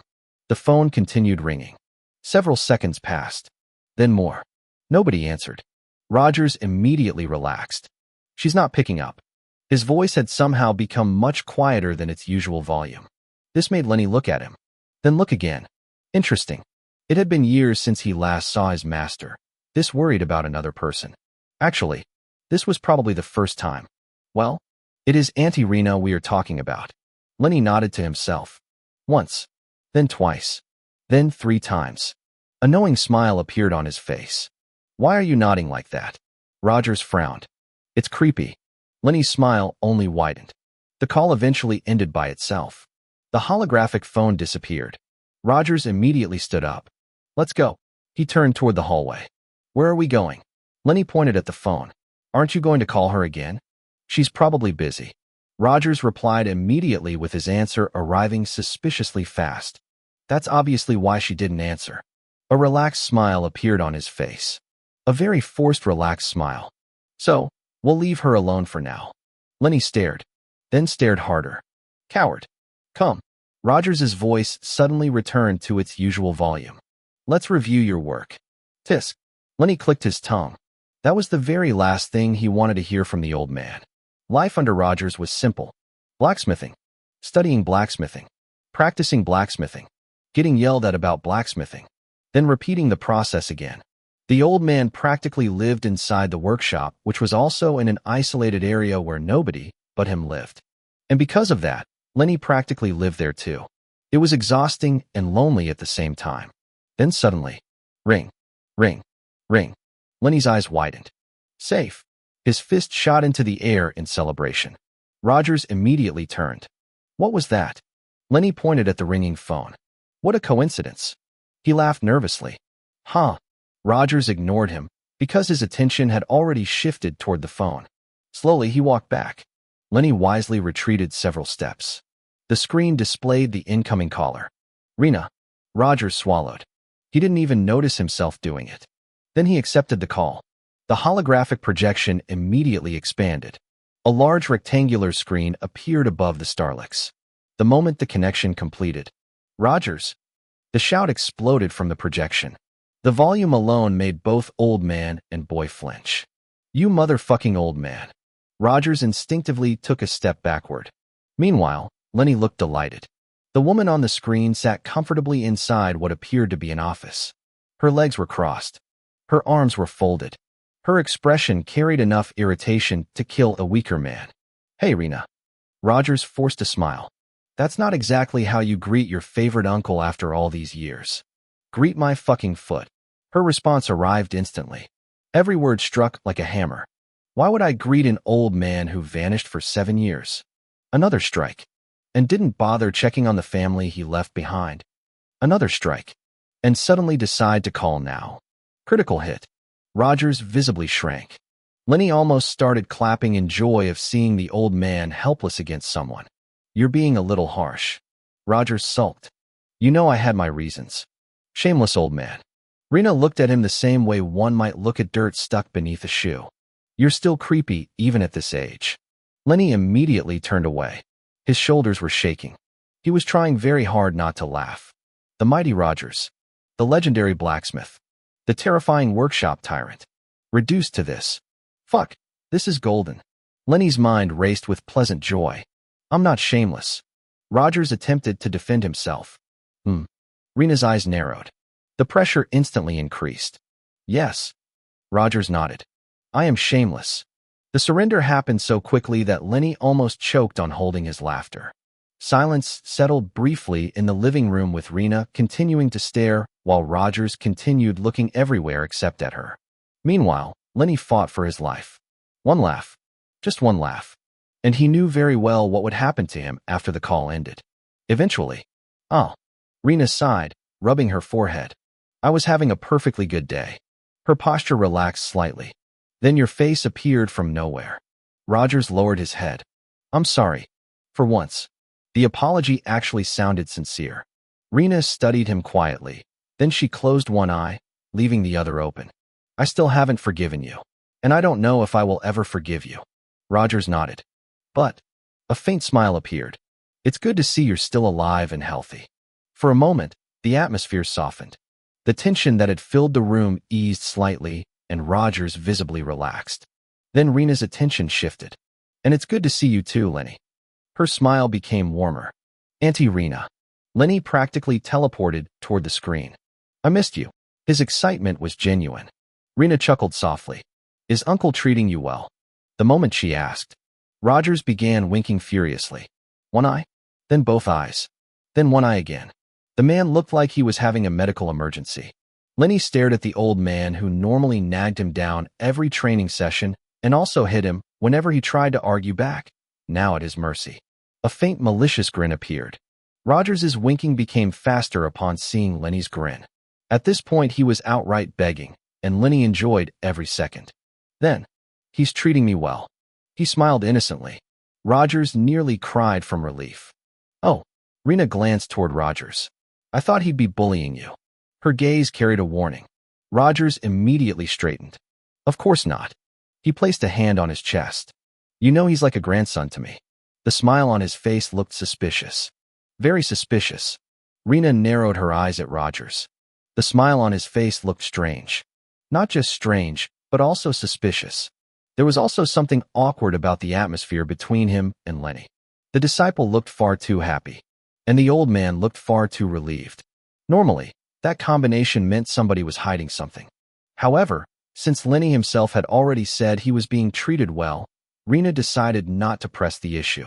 For now. Okay. She finally relaxed her gaze. At least slightly. Then she leaned back into her chair and crossed one leg over the other again. The office behind her remained quiet. Stacks of documents rested neatly on several shelves while a large window behind her revealed part of the city beyond. Her attention remained fixed entirely on Rogers.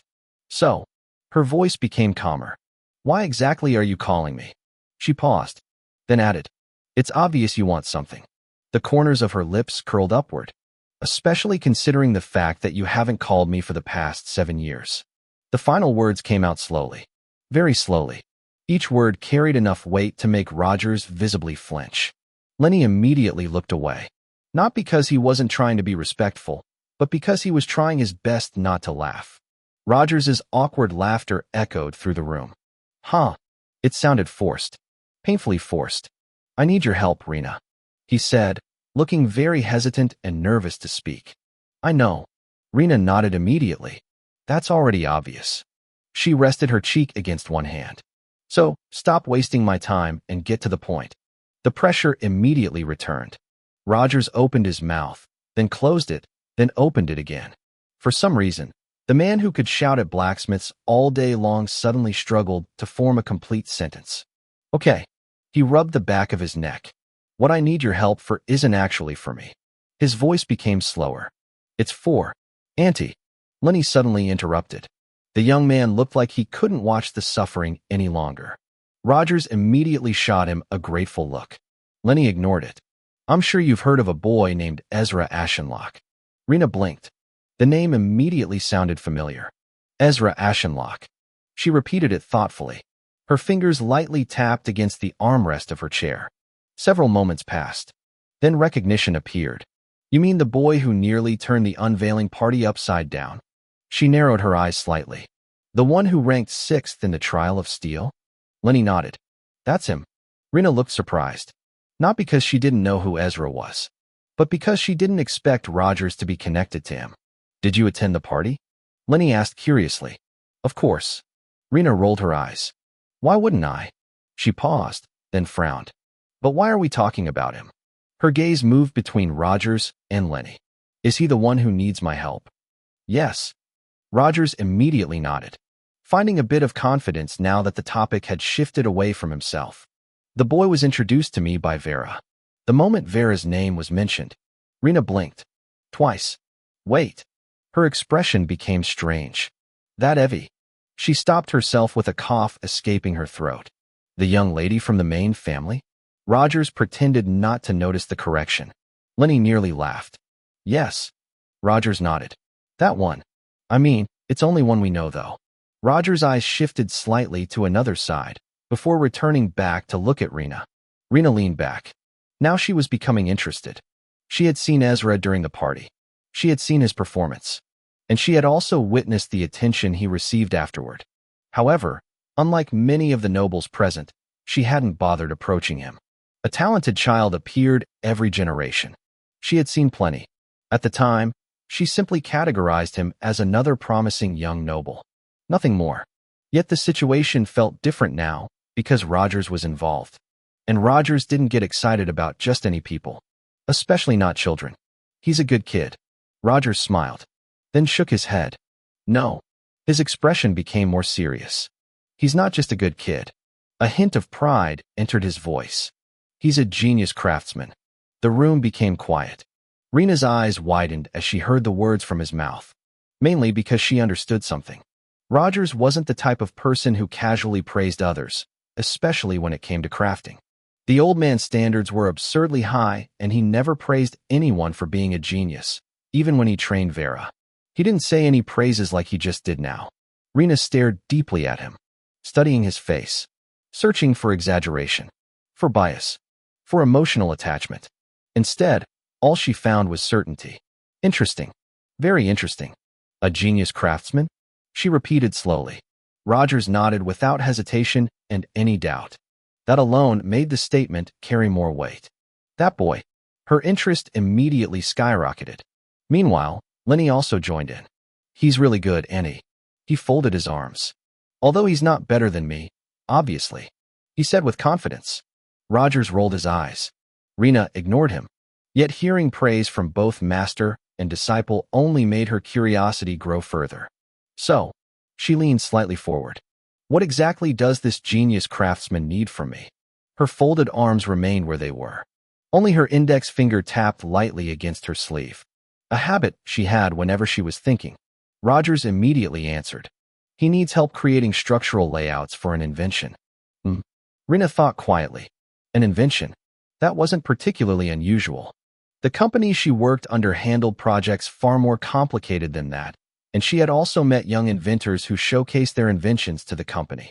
After a brief moment of consideration, she replied, You can send him to my office. Her tone became professional. I'll make time to review the invention myself. She continued, If it's viable, I can assign people to assist him. No. Rogers's response came immediately. The speed of it surprised both Lenny and Rena. Rena frowned. What? Please. Rogers's expression became serious. Far more serious than before. You'll need to come with me. The atmosphere shifted. Gone was the awkward old man being bullied. Gone was the uncle struggling through a conversation. For a brief moment, the legendary craftsman returned, and Rena noticed it immediately. Lenny stared at Rogers, wondering who was this old man standing in front of him talking. He didn't remember seeing a serious Rogers like this in his life. What are you talking about? She narrowed her eyes. Rogers held her gaze. Trust me, Rena. His voice was firm. The invention he's working on is going to be worth the trip. He paused, then added, trust my experience. Silence followed after he said those words.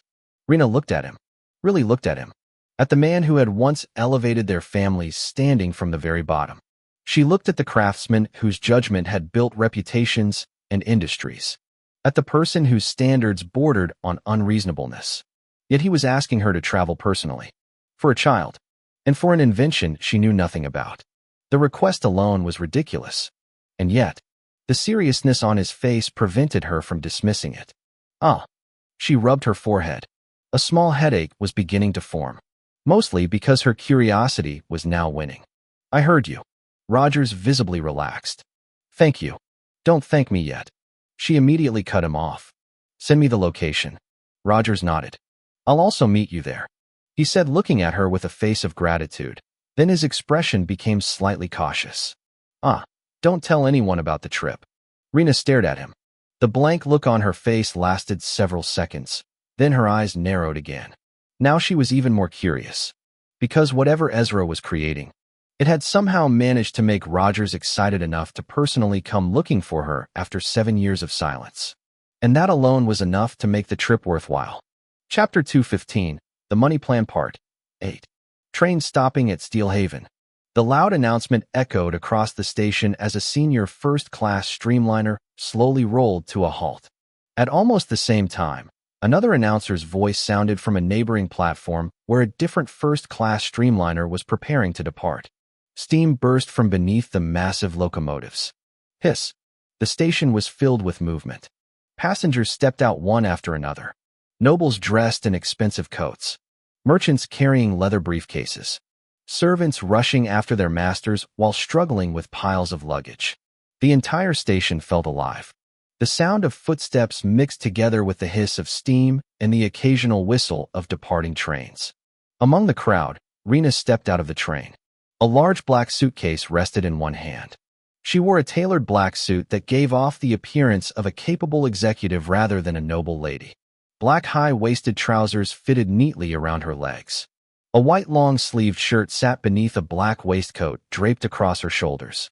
The outfit was simple, yet it suited her perfectly. Removing her dark shades, she scanned the crowd. Her sharp black eyes quickly found the two people waiting for her. One old, one young. Auntie. The moment Lenny spotted her, he immediately waved and ran over. The excitement on his face was genuine. Rena's expression softened slightly. Lenny. She opened her arms and hugged him tightly. It had been years since she had last seen her nephew. The boy she remembered had grown considerably. After pulling back, she grabbed both of his cheeks. You've gotten more handsome. Lenny immediately became embarrassed. Auntie. His ears turned slightly red. The sight almost made her laugh. Cough. Cough. An awkward cough suddenly interrupted the moment. Both of them turned. Rogers stood nearby, scratching the side of his face. His smile looked somewhat forced. You won't greet your uncle? He pointed toward himself. The hopeful expression on his face looked almost pitiful. Rena stared at him. Silently. The station suddenly felt colder. At least for Rogers. She slowly released Lenny's cheeks, then she placed her shades back on. Where is the person taking us to your so-called genius house? Her voice came out cold. Cold enough that even Lenny looked away. Rogers sighed helplessly. She should already be waiting outside. The old blacksmith suddenly looked much older than before. Lenny almost felt bad for him. Almost. Let's not waste any more time. Rena handed her suitcase to Lenny. The poor young man was now carrying his own luggage and hers. Yes. Roger immediately nodded and led the way out of the station. The three exited the busy terminal and arrived at the front entrance where steam carriages lined up waiting for passengers. Lucy was already standing there. A black steam carriage rested behind her. The vehicle quietly released small streams of steam from its engine system. The moment she noticed them approaching, Lucy performed a perfect maid bow. Good morning. Her greeting was calm and polite. Then she looked at Lenny, and offered him a small wave. "Hi, Miss Lucy." Lenny immediately waved back. His smile became noticeably softer, almost shy. Rena's eyes narrowed slightly behind her shades. "Hey, please hand over your luggage and enter the carriage." Lucy maintained her professional smile. Without wasting any time, Rena handed over her suitcase and immediately entered the carriage. Meanwhile, Lenny helped Lucy arrange the luggage inside the storage compartment alongside the driver. "It's good to see you again, Lucy." Rogers greeted loudly while climbing into the carriage. His booming voice instantly filled the interior. "You are being too loud, old man." Rena glared at him. Rogers immediately shrank slightly. "Sorry." He scratched the back of his head awkwardly. Lucy silently watched the interaction, then she glanced at Lenny. The young man simply shrugged. "It's a long story." That answer somehow explained everything. Once everyone entered, Lucy climbed inside last. Then the driver activated the engine and the steam carriage slowly pulled away from the station. The journey through Steelhaven lasted several hours. Steam carriages traveled up and down the roads. Occasionally, horse-drawn carriages could still be seen. However, compared to some other cities, they had become increasingly rare in Steelhaven. Eventually, the city's scenery began changing. The roads became quieter. The houses became larger. Then finally, they arrived. The carriage stopped before Ezra's mansion. Rena stepped out first. Her eyes slowly moved across the property. The mansion wasn't overly extravagant, yet it possessed a quiet elegance. The surrounding land was spacious. The walls were well maintained. The workshop building visible from the side immediately caught her attention. "So, this is where the genius boy lives." A hint of surprise appeared in her voice. After all, Ezra was still just a teenager. Then again, he did rank 6th in the Trial of Steel. The rewards alone should allow him to be able to purchase a place like this. "We've arrived." Lucy stepped down and opened the carriage door completely. The others followed shortly after. The luggage was unloaded. After that, the carriage that brought them departed soon afterward. "Where's Ezra?" Rogers asked while looking around. His eyes wandered across the courtyard and the large training field beside the mansion. "Master is in the workshop," Lucy answered. She lifted 2 fairly big suitcases with ease. "I'll first show you to your rooms." Then she looked back at them. "Afterward, I'll take you to him." "Okay." The group followed her into the mansion. The interior was clean and well organized. Not overly luxurious, yet comfortable. Lucy gave them a brief tour and showed them their rooms. Only after everything was settled did she lead them toward the workshop. Clang, clang, clang. The sound of metal echoed through the building before they even arrived. Someone was dismantling something. The rhythmic noises continued as they approached. When they finally entered the workshop, they found Ezra standing beside a partially dismantled noble steam carriage. Several exterior panels had already been removed. Tools rested neatly nearby. Bolts, wrenches, mechanical parts. Everything was organized. "Master," Lucy called out, though she already knew he had sensed them. Ezra's perception had long since picked up their presence since the steam carriage entered his compound. He stopped working and turned around. "Welcome, Uncle Rogers." His gaze shifted. "Mrs. Rena." Then finally, "Lenny." He gave a polite bow. Lenny immediately waved energetically. "Ezra." Rogers strode forward. "What are you working on?" The old blacksmith's curiosity was obvious. His eyes quickly landed on the dismantled vehicle. "I'm dismantling the exterior of this noble steam carriage." Ezra answered plainly. "I assume it's connected to your invention." Rena walked closer. She removed her shades and placed them inside her space bag, which was in the form of a women's handbag, not like the space bag Ezra and Lucy used. Her eyes carefully examined the dismantled carriage. "I've been wondering about that." The curiosity she had been suppressing since the phone call was finally visible. Ezra nodded. "I won't waste time explaining." He pointed toward a large table. Several chairs had already been arranged there earlier by Lucy. The group sat down. Meanwhile, Ezra retrieved the presentation board covered by a large sheet. He placed it before them. Lucy stood quietly by his side in her usual maid posture. "This," Ezra placed a hand on the sheet, "is what I'm working on." The covering was pulled down and the design beneath was revealed. A completely new exterior design for steam carriages. The Rolls-Royce coachwork-inspired blueprint. For several seconds, nobody spoke. Lenny froze. Rogers froze. Even Rena froze. Their eyes widened simultaneously, and the workshop became silent, with only the distant ticking of machinery could be heard. Wow! Lenny stood up. His eyes remained fixed on the blueprint. What is this elegant creature? Rogers immediately nodded. Elegant is exactly the right word.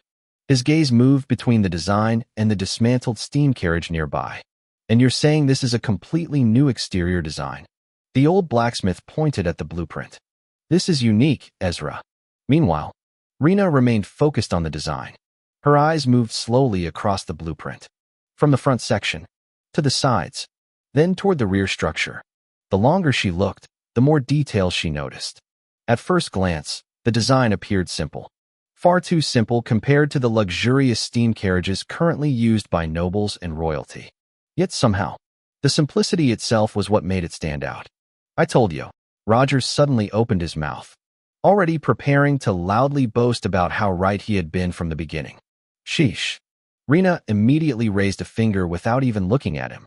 The old blacksmith instantly shut his mouth. Lenny looked away and bit his lip. His shoulders trembled slightly. The sight of the usually loud Rogers being silenced so effortlessly was becoming increasingly amusing. Meanwhile, Rena's attention never left the blueprint. The design looks so simple. Her voice became quieter and more thoughtful. There aren't any excessive decorations. Her fingers lightly tapped the table. No layers of gold ornaments. No gemstones attached everywhere. No exquisite patterns. She leaned forward slightly. Her eyes narrowed. But the more I look at it, a small smile slowly appeared on her face. The more amazing it becomes. The smile widened. For the first time since arriving, excitement became visible in her expression. The excitement of a true craftsman. The excitement of someone discovering a completely new idea. Inside her mind, countless possibilities immediately began appearing.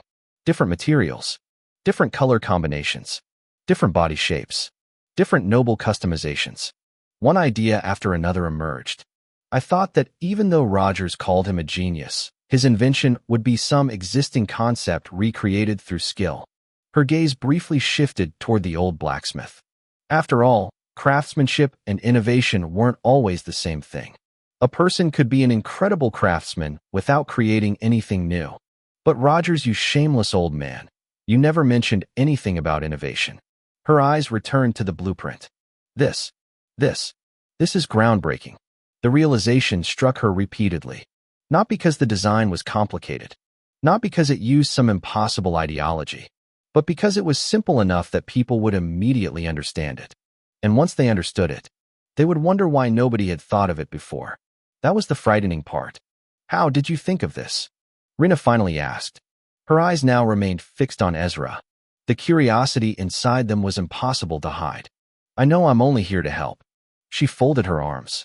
But I'd like to know what led you to this idea. The workshop became quiet. Roger looked toward Ezra. Lenny did the same. Ezra remained calm, his expression barely changing. I'll tell you why I came up with this idea. His voice remained flat. But that will be all. He calmly rolled the blueprint back up. The sound of paper moving echoed softly through the workshop. If you want more information. His gaze moved toward Rena. You'll have to wait until I officially present it to Britannia. So, you plan to publicize it? Rena observed him carefully. Ever since arriving, she had been trying to understand him. Yet the boy remained difficult to read. Most inventors became excited when discussing their creations. Others became proud. Some even became nervous. But Ezra somehow managed none of those things. He simply stated facts, almost as though he were discussing ordinary household matters. Still, she couldn't care less about that at the moment. The only thing occupying her thoughts was the invention itself. Okay, Rena nodded, accepting his answer. For now. With that said, Ezra placed the blueprint aside. I think we can begin the actual work tomorrow. He walked toward another work table. Several stacks of papers rested there. Detailed calculations, measurements, alchemy conversion notes, structural sketches. For today, I'll brief you on the schematics and the sections where I need your assistance creating the shape molds of the exterior parts. That won't be a problem. Rena answered immediately, her professional side already taking over. She was already now planning how the work would proceed, what materials would be needed, how long the shaping process would take, and the sequence of production. I can begin creating the alchemy circle today. She spoke while mentally arranging everything. However, I've already started the alchemy circle conversion process for the castings of the parts. Ezra casually replied. Rena blinked. What? For a brief moment, she genuinely thought she had misheard him. Ezra continued. I'm currently 35% done. Silence. The workshop became quiet once again. Even Rogers stopped smiling. Lenny slowly turned toward Rogers and Rena, confused on why they were looking at him like that. Lucy smiled, pleased about the attention Ezra was getting. Rena simply stared, then stared harder. You can handle alchemy circle conversion too? Her voice carried genuine disbelief. That wasn't basic craftsmanship. That wasn't ordinary drafting. Alchemy circle conversion was a specialized field where one requires years of study and practical experience to even be able to grasp a bit of the knowledge. This field was something only specialized alchemists could focus on. Other alchemists? No. Majorly, all alchemists focused on studying already created alchemy circles in order to learn their alchemy paths, but formularizing out an alchemy circle 1-year-1 was a completely different story entirely. Yet Ezra spoke about it as casually as someone discussing the weather. This boy is really something. The thought surfaced naturally. She looked at him again. The more she learned about him, the more unreasonable he seemed. Please, she said with curiosity and excitement written on her face. Can you show me? I was already planning to. Ezra answered. The response was so natural that Rena almost laughed. He genuinely didn't seem aware of how unusual his abilities were. Or perhaps he simply didn't care. Still, her eyes narrowed slightly. Why is he always so blank-faced? The question appeared once more. Ever since arriving, she had been observing him. The boy wasn't rude, and he wasn't arrogant either. Yet there was a strange distance between him and the people around him, as though a wall existed somewhere inside him. Perhaps. Her thoughts shifted toward the trial of steel. Unlike many members of the Branch family, she knew fragments of what exactly happened inside those trials. Not everything, but enough. Enough to understand that children rarely emerged unchanged. Lucy. Ezra's voice interrupted her thoughts.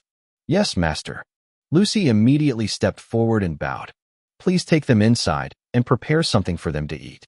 Ezra picked up his blacksmithing gloves. The leather creaked softly as he pulled them back on. I want to continue dismantling the exterior. His gaze shifted toward the partially dismantled steam carriage. Several panels still remained attached. There was still plenty of work left to do. Also, Ezra suddenly paused. His eyes moved toward Rogers and Lenny. The pair were still discussing the design, occasionally pointing at certain sections while debating which part looked the most impressive. A brief silence followed. Then Ezra spoke. I didn't expect either of you to come. Both men looked toward him. But now that you're here, he adjusted one of the gloves. I'd appreciate it if you joined us. The invitation was sincere, even if his expression didn't reveal it. Rogers immediately burst into laughter, a loud laugh that echoed throughout the workshop. That's why I came in the first place. He slapped his chest proudly. The sound echoed through the room. You think I'd miss something this interesting? Beside him, Lenny nodded repeatedly. We definitely can't miss something this crazy. His excitement remained impossible to hide. Ever since seeing the design, his mind had been racing with possibilities. Compared to ordinary projects, this felt like the beginning of something important. Something people would remember. Ezra quietly looked at the two.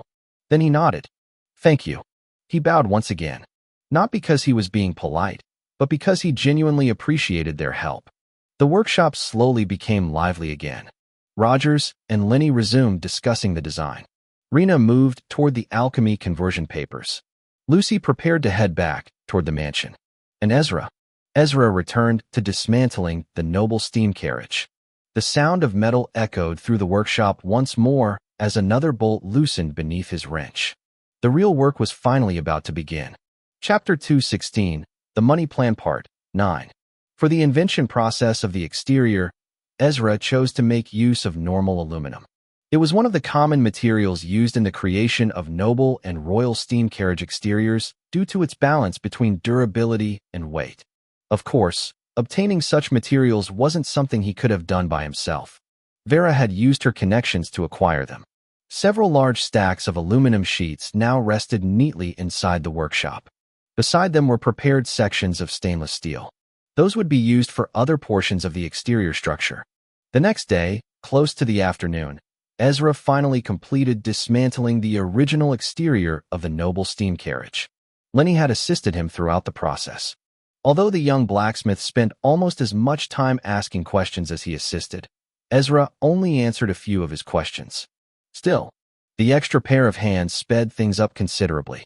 By that point, every exterior panel had been removed. The elegant noble steam carriage now looked almost skeletal. Only the reinforced framework remained standing.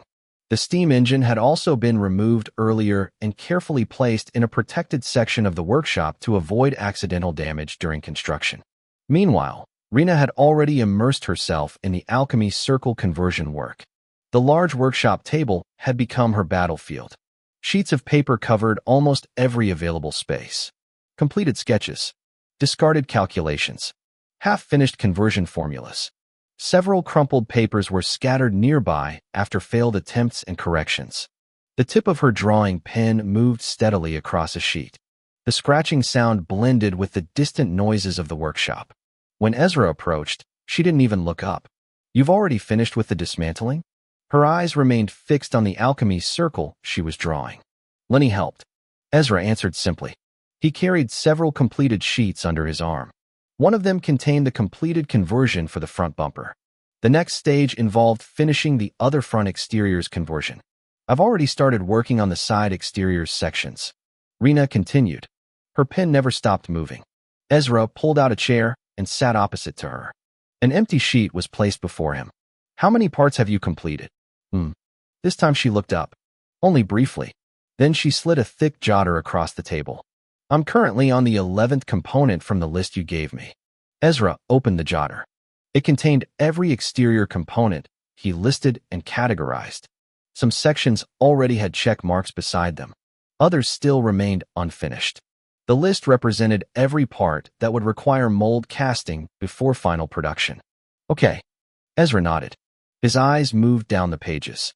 He quickly identified the unfinished sections. Then he selected several of them. "I'll handle the rear hinged coach doors, the wheel arches, and the running boards." He pulled several drawing tools closer. A protractor, set squares, an eraser, several measuring instruments. Although most experienced alchemists relied heavily on freehand drawing, proper tools significantly increased accuracy and speed during conversion work. "All right," Rena nodded, then returned to her own task. "I'll also handle the wheel components." Ezra lowered his gaze toward the blank paper. His pen began moving. "Since the design is something I'm more familiar with." "Yeah," Rena replied. "I noticed." Her eyes moved toward some of Ezra's earlier calculations. The formulas looked completely different from conventional carriage designs. She paused. "And the wheel material is rubber instead of traditional wood." The statement carried genuine curiosity. Even now, she still found herself surprised by the amount of unusual knowledge hidden inside Ezra's head. The workshop gradually fell silent again. Only the sound of pens moving remained. Scratch, scratch, scratch. Occasionally the silence would be interrupted by the steam furnace operating nearby. The furnace glowed brightly while limestone was processed into materials for the glass windows. Rogers was the one working on that part with Lucy assisting him and Lenny joining them. Naturally, problems appeared. "That's not how you're supposed to hold it." Rogers's loud voice suddenly exploded from the other side of the workshop. "I was holding it exactly how you told me to hold it." Lenny immediately argued back. "You weren't. I was. You're brat. Are you questioning your master?" "I said you weren't." "But I was." The argument continued. Rena's pen suddenly stopped. A vein appeared on her forehead. Slowly, very slowly, her head turned. The temperature in the room seemed to drop. Several seconds later, both Rogers and Lenny were receiving a scolding powerful enough to silence the entire workshop. Of course, Rogers received the worst of it, since he was technically an adult, while Lenny survived with only minor damage. After that, peace finally returned. Like that, the day slowly came to an end. Evening arrived. The group gathered around the dining table. Warm light illuminated the room. The atmosphere felt surprisingly comfortable. Lucy moved around serving food while Ezra and Lenny helped carry dishes from the kitchen. Once everything had been arranged, everyone finally began eating. For a moment, the scene resembled a family dinner. The sounds of cutlery occasionally mixed with conversation. Ah! Lenny's eyes widened after taking a bite. A look of pure happiness appeared on his face. "Miss Lucy, your cooking is amazing." His voice carried genuine admiration. "My taste buds are celebrating right now." Lucy smiled softly. "Thank you, Lenny." She lowered her head slightly. The praise clearly made her happy. "He's right, Lucy." Rogers pointed his fork toward her.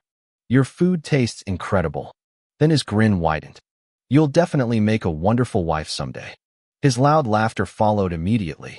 Rena's eyebrow twitched. "Quiet down, Rogers." The glare she sent him was enough. Rogers instantly lowered his volume. His laughter transformed into an awkward chuckle, then into a forced one, then disappeared completely. Lenny nearly laughed. Watching the old man get disciplined had become one of his favorite forms of entertainment. Then suddenly, an idea appeared inside his head. "Did you know this is actually my first time leaving the workshop and visiting a major city?" He looked toward Lucy and Ezra. Both continued eating quietly. Lucy blinked. "I was actually wondering how you managed to convince Mr. Roger to let you come." The moment those words left her mouth. Cough, cough. Rogers nearly choked. His eyes widened. Several warning glances were immediately directed toward Lucy. Lucy looked confused. "Do you need water?" She started standing. "No." Rogers replied far too quickly. Then he forced a smile. "No need." He grabbed a glass cup himself. "I can pour it." The old blacksmith immediately drank several large mouthfuls. "Why did you need to convince him to let you come?" Rena suddenly asked calmly. "Uft." Water exploded from Rogers's mouth. Everyone froze except for Ezra, who continued to eat unbothered by the chaos happening in front of him. The table became silent with the others staring at Rogers. "Rogers." Rena slammed her hand onto the table. The loud sound echoed through the dining room. "What is wrong with you?" Cough, cough, cough. Roger immediately began coughing again. The glass cup rattled as he set it down. Some water spilled across the table. Lucy quickly rushed over with a cloth. "Are you okay, Mr. Rogers?" She looked genuinely worried. "Yes." Roger waved repeatedly. "I'm fine." "Fine my ass." Rena pointed directly at him. "Clean your mess." Her tone left no room for negotiation. Rogers immediately obeyed without trying to plead his case. Lenny, on the other hand, lowered his head. His shoulders shook. He was fighting for his life. One laugh. Just one laugh. And Rena would probably turn her attention toward him next. Meanwhile, Ezra simply watched everything unfold. His face remained blank. As usual, after finishing his meal, he stood up. "I'm heading inside." He picked up his plate. "Good night, everyone."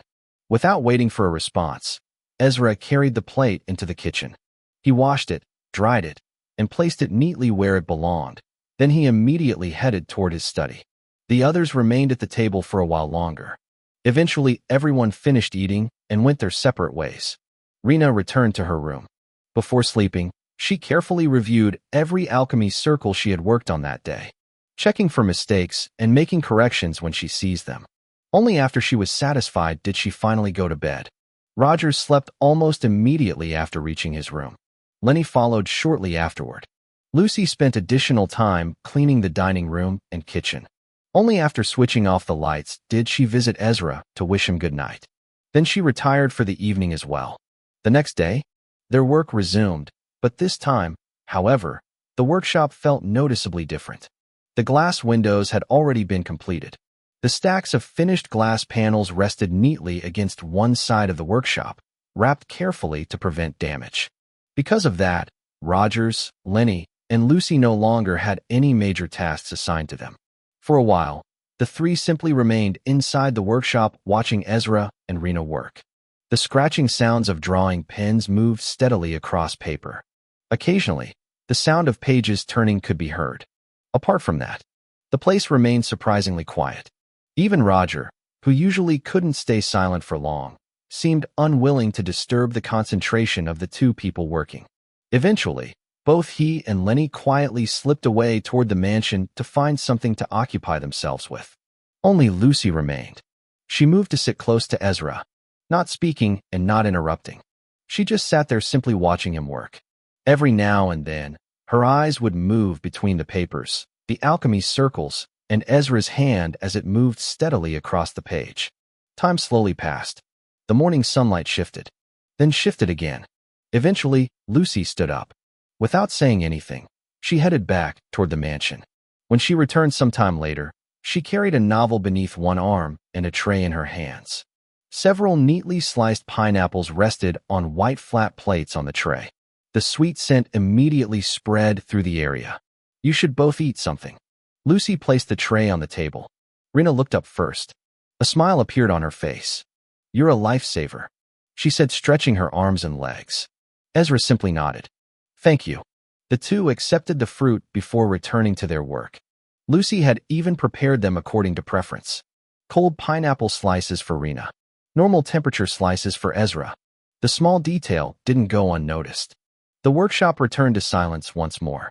Scratch, scratch, scratch. The sound of pens moving across paper continued. Occasionally, one of them would stop to eat a piece of pineapple before returning to work.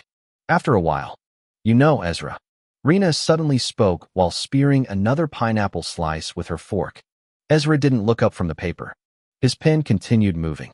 Still, it was obvious he was listening. The more I work with these formulas. Rena glanced at the sheets spread across the table. Her eyes moved across the completed calculations and conversion pathways. And the more I think about what happens after this invention enters the market. She paused briefly. A small smile appeared on her face. The more amazing I realize your invention actually is. This wasn't flattery, nor was it encouragement. It was a conclusion she had reached after spending days studying every aspect of the project. At first, she had only admired the exterior design. Now she was beginning to understand the full impact behind it. The manufacturing process, the ease of customization, the possibility for future variations, the potential influence on the entire carriage industry. Everything together made the invention far more frightening than she originally thought. Rena pointed her fork toward him. I would even say this invention might become the second most valuable thought-out work in Britannia. A relaxed smile appeared on her face. Although it still can't reach the level of what Andraver created. Ezra's pen stopped. For the first time in several minutes, he looked up. Andraver. A faint look of confusion appeared in his eyes. It was the first time he had heard the name, and Ezra had already read through historical books on the founding fathers of special inventions and even alchemy-related creations. But this man Rena mentioned was never mentioned in the books. Beside him, Lucy also tilted her head. I think I've heard that name before. Her voice sounded uncertain, because she wasn't completely sure. Rena chuckled softly. It would be strange if children your age knew anything about him. She picked up another slice of pineapple. The cold fruit crunched softly between her teeth. Since most people of your generation don't know him. That answer only made Ezra more curious. Did they erase his history because of something? He genuinely wanted to know. After all, if someone was important enough to be compared to his invention, then why had he barely heard the name? Rena thought for a moment, then shrugged. Honestly, she swallowed the pineapple. I don't know. Her tone was surprisingly straightforward. Maybe they did. Maybe they didn't. She leaned back slightly. I have no idea what happens among the people at the very top of Britannia. That much was true. Even successful people like her only knew fragments of what occurred within the highest levels of the kingdom. Still, there were certain things she knew, and Andraver was one of them. But I do know quite a lot about the man himself. She took another bite of pineapple, then placed the fork down. The atmosphere unconsciously became more serious. Even Lucy closed her novel slightly. Her attention was now completely focused on Rena. He was Britannia's legendary alchemist. Rena folded her arms. The man who lived longer than any alchemist recorded in recent history. Her voice remained calm. Yet every sentence carried weight. And he was also the strongest alchemist ever confirmed to have reached the alchemist sage rank. The workshop became quiet. Ezra's eyes narrowed slightly. Alchemist sage? The term immediately caught his attention. From his understanding of alchemy ranks, the alchemist sage meant that Andraver had formed 9 stars of Cognis. That alone made Ezra's mind race with questions. If he was an alchemist sage, then what kind of knowledge did he hold to be able to reach that level? Ezra placed an index finger at the of his nose, thinking thoughtfully. Rena noticed the reaction. A small smile appeared on her face. Surprised? A little, Ezra answered honestly, but his expression did not change from its usual blank state. Although, that alone was enough to make Lucy glance at him, since Ezra rarely admitted surprise. Well, let me tell who he is then. Rena leaned forward. One leg crossed over the other. Her posture became more relaxed, almost as though she was telling a story around a campfire. Andraver is the creator of the most desired alchemy path in all of Britannia. She raised the fork in her hand, using it almost like a pointer. The alchemy path of the sun. Ezra immediately focused. Even Lucy straightened slightly. Rena's smile widened, because she knew exactly what effect those words carried. He wasn't just someone who walked that path. Her eyes sparkled faintly. He created it. The workshop fell silent once again. Then Rena delivered the final statement. And to this day, she pointed upward with her fork again. Andraver remains the first and only sun alchemist in the entire history of Britannia. On the way they spoke, the way they held attention, the timing of their pauses, the pacing of their presentations, all of that information remained preserved inside the Book of Memories. Ezra carefully borrowed those techniques, not copying them directly, but adapting them to fit Britannia's culture. The results became obvious. The presentation steadily improved. The pacing felt smoother. The unveiling felt more impactful. The final product looked increasingly professional. Eventually, everyone agreed they had gotten the perfect version. Ezra watched the completed video one final time. The phantom rolls appeared on the screen. The unveiling, the engine demonstration, the exterior showcase. Everything flowed naturally. Satisfied, he nodded. Without hesitation, he opened his Linsto account, then uploaded the presentation video for the phantom rolls. The moment the upload finished, the invention officially entered the eyes of Britannia.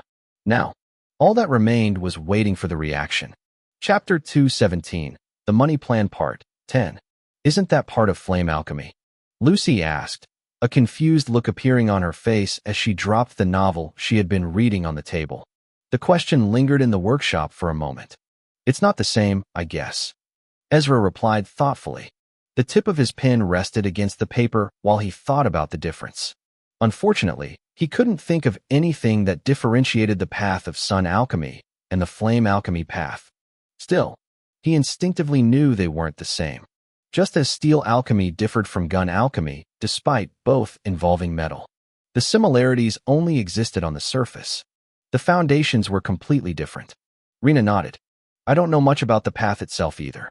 She rested both elbows on the table. The fork in her hand moved lazily back and forth as she spoke. Andraver never revealed the secrets behind it. Her eyes drifted toward the ceiling, almost as though she was trying to remember stories from her childhood.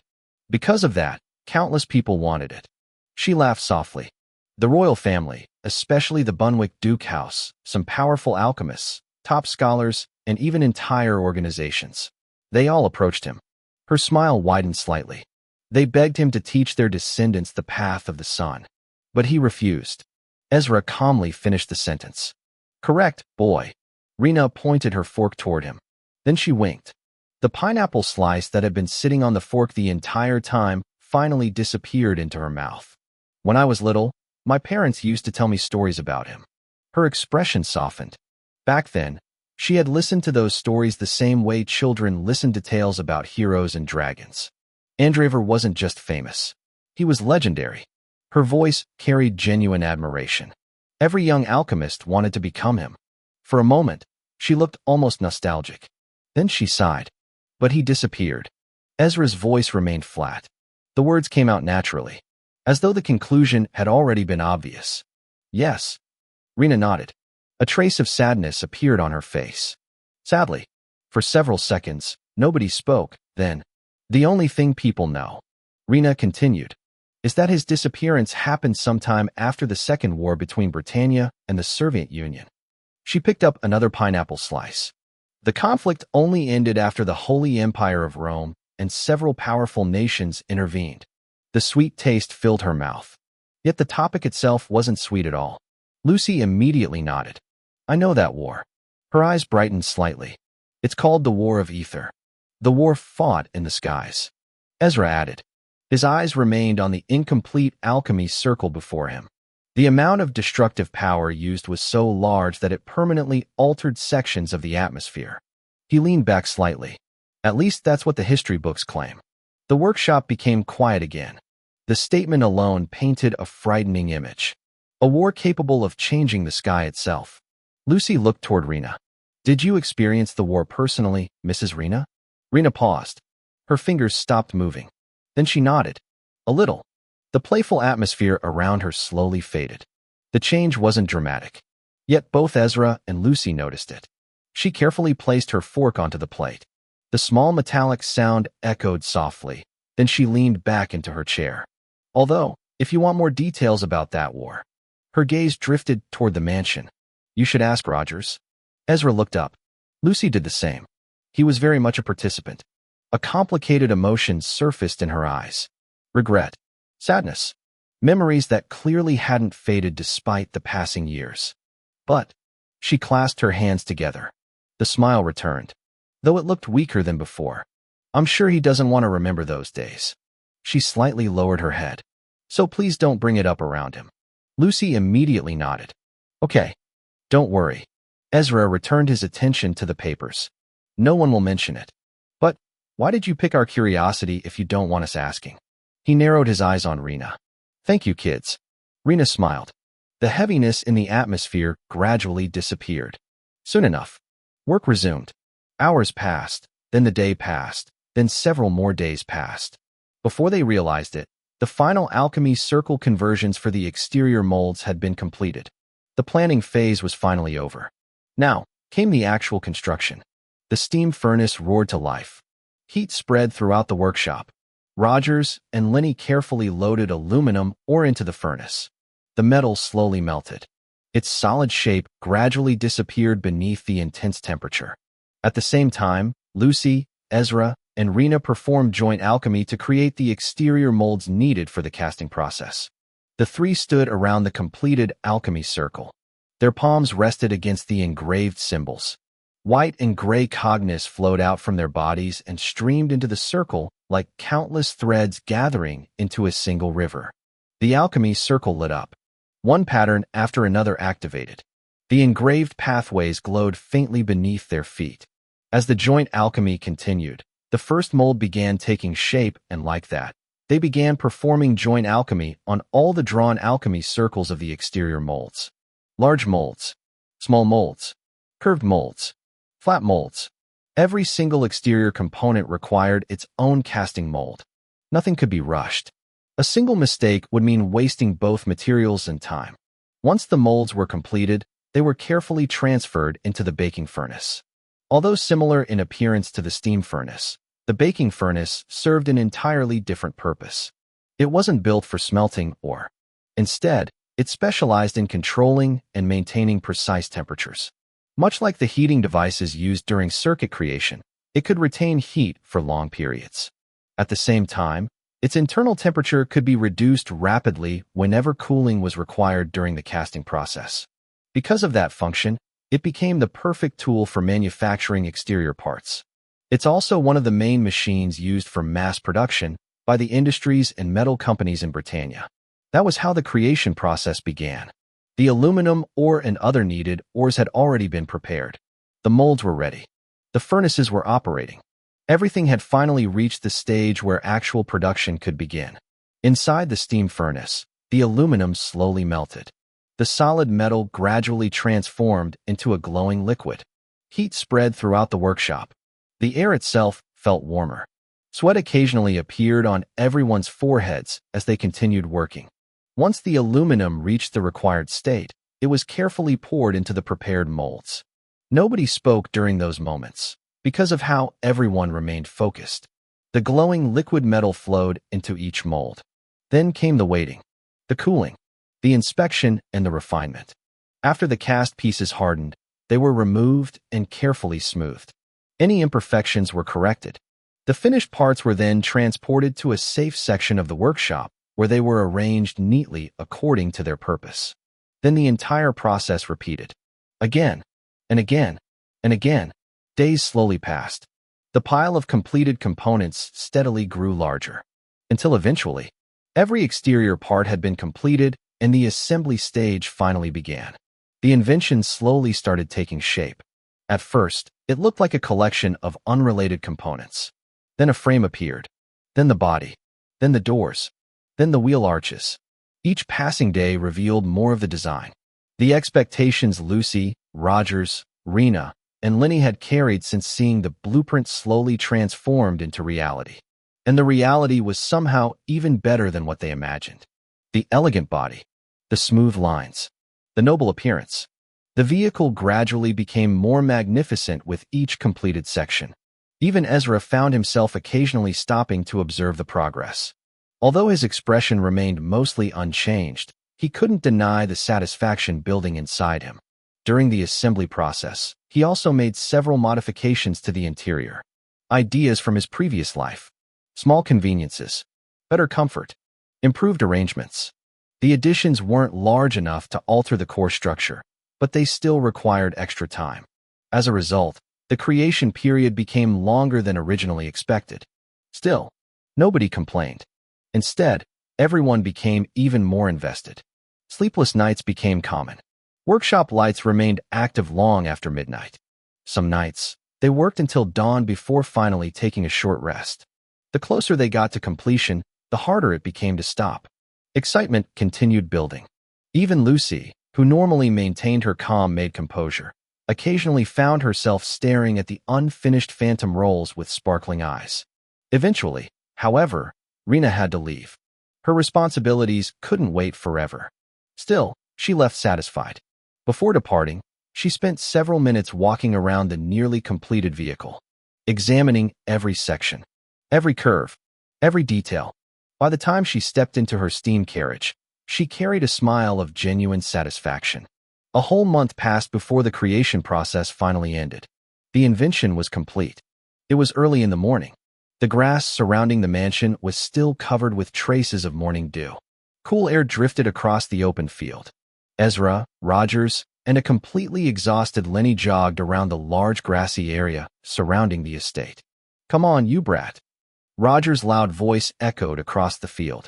Lenny looked like someone whose soul had already left his body.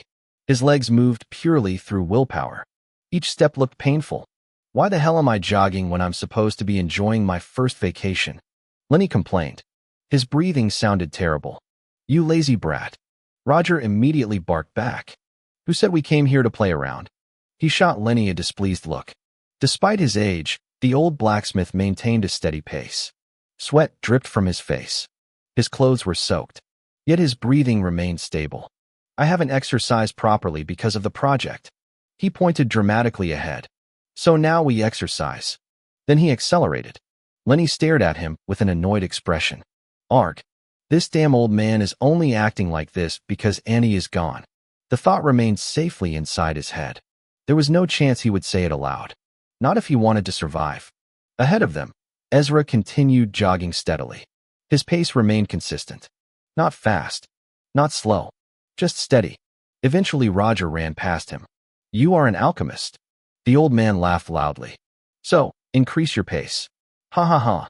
Ezra narrowed his eyes, then continued moving at exactly the same speed. The sight somehow made Roger laugh even harder. After finishing their morning exercise, the three returned to the mansion. They cleaned themselves up, changed clothes, and enjoyed the breakfast Lucy had prepared. Several hours later, the moment they had all been waiting for finally arrived. "All right." Ezra stood before the covered invention. Lucy held the Starlix 11 carefully with both hands, ready to record. Lenny stood slightly behind her, barely containing his excitement. As for Roger, "Ready, master." Lucy gave him a thumbs up. Ezra nodded. Then Lucy started recording. "Hey, my fellow Britannians." Ezra spoke in his usual calm voice. However, the way he carried himself felt different. Like a presenter, like someone unveiling an important product. A faint smile appeared on his face. Just enough to make him look approachable. Not enough to feel forced. "We also know how beautiful our steam carriages are."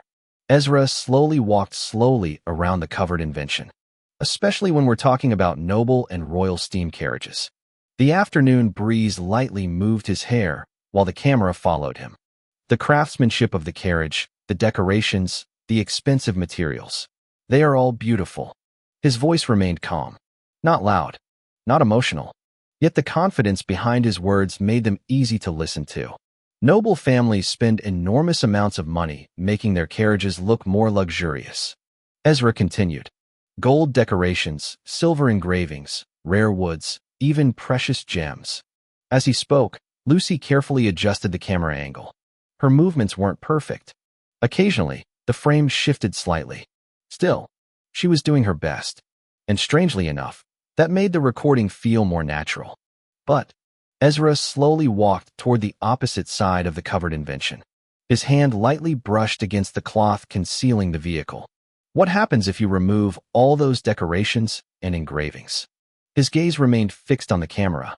What happens if you place a noble steam carriage beside a royal steam carriage and compare them to an ordinary steam carriage? He paused, allowing the question to linger, allowing people to think. The wind gently rustled the grass surrounding the mansion. In the distance, birds could be heard. Then Ezra finally continued.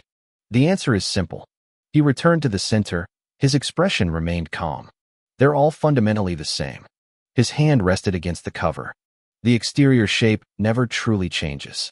The statement carried more weight than expected. Because it was true.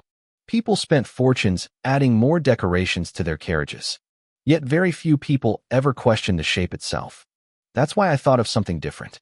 Ezra's fingers tightened around the cover. Just as the fashion of clothing continues to change with every generation. The afternoon breeze gently moved the edges of the cloth. And just as accessories continue to improve in different beautiful forms. His gaze remained fixed on the camera. A faint smile rested on his face again. I present a new evolution of what a true noble/royal class steam carriage should look like. With a single motion, he pulled away the cover. The cloth slid down. The invention appeared. For a brief moment, the world seemed to pause. The black exterior reflected the afternoon sunlight beautifully. The polished surface gleamed beneath the clear sky. Every curve flowed naturally into the next. Every line felt intentional. The elegant silhouette stood proudly in the open field, carrying both noble dignity and modern beauty. Even through the camera lens, the vehicle looked breathtaking. The sunlight danced across the black paintwork. Reflections shifted as the angle changed. The entire carriage seemed alive beneath the afternoon sun. Lucy immediately moved, with the starlix remaining steady in her hands as she carefully circled around the invention. The front, the sides, the wheel arches, the rear. Every angle revealed another layer of beauty. Every movement captured another detail. Then Ezra calmly placed a hand on the roof. I give you all.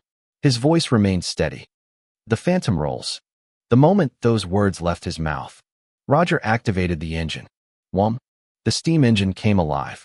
Unlike ordinary steam carriages, the sound wasn't rough or aggressive. It didn't rattle. It also didn't shake violently. Instead, a smooth and refined hum spread through the air. The vibration felt controlled, balanced, and powerful. The sound carried a strange sense of luxury, almost as though the machine itself understood it belonged to something special. A chill immediately ran down Lenny's spine. His eyes widened. The grin on his face appeared before he even realized it. This is so freaking cool. The words escaped naturally, but low-toned. Even Lucy couldn't stop the pleased expression that appeared on her face. Her eyes sparkled slightly as she continued recording. Inside the driver's seat, Roger looked even happier. The old blacksmith rested both hands on the steering controls and pressed the accelerator. Once, then again, then once more, like a child who had received his favorite toy. Each response from the engine only made his smile grow wider. The smooth roar echoed through the field. After allowing several more shots to be captured, Ezra finally raised his hand. The signal was immediate. Lucy stopped recording and the video ended. The group quickly gathered around the Starlix 11.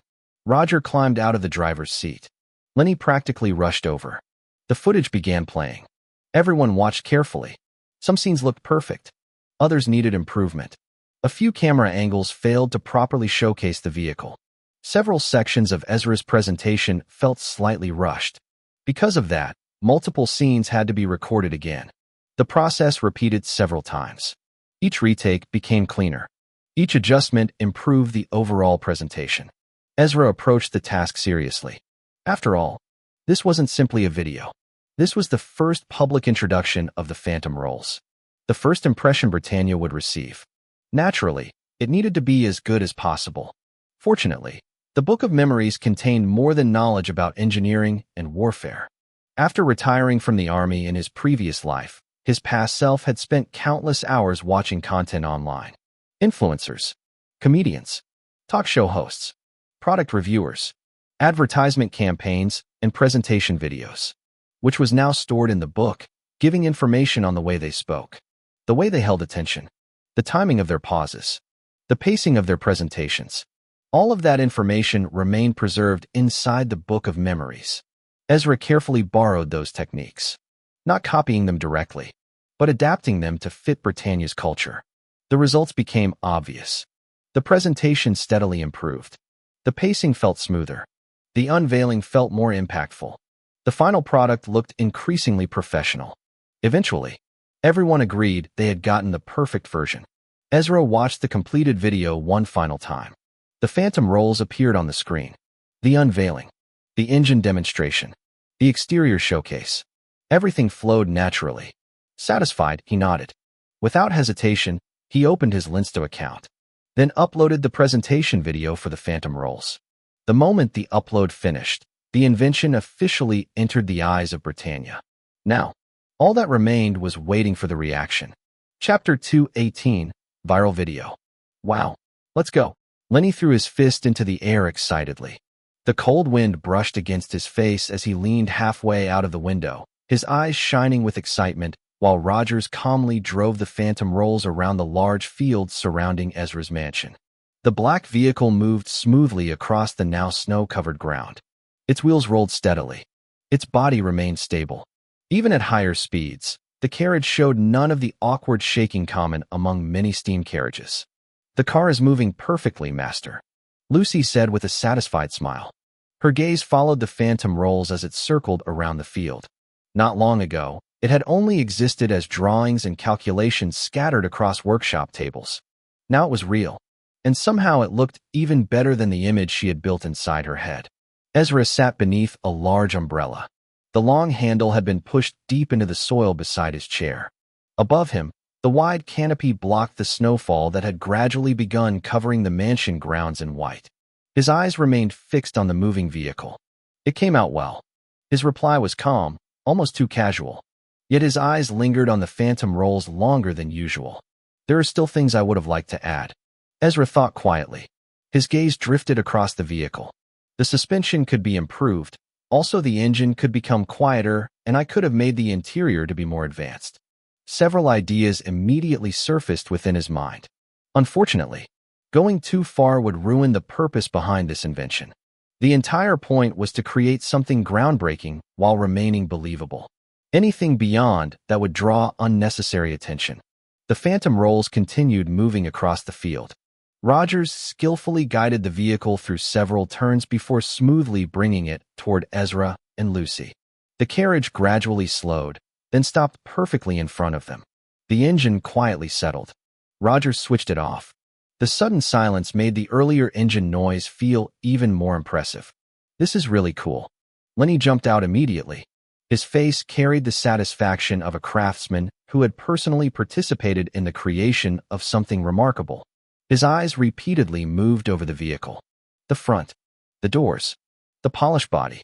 Every part made him want to look again. "I don't know what you plan on doing with this invention once the whole of Britannia sees it." Rogers stepped out of the driver's seat. This time, his expression became noticeably serious. The usual cheerful smile disappeared. "For someone with talent like yours, you shouldn't settle for less."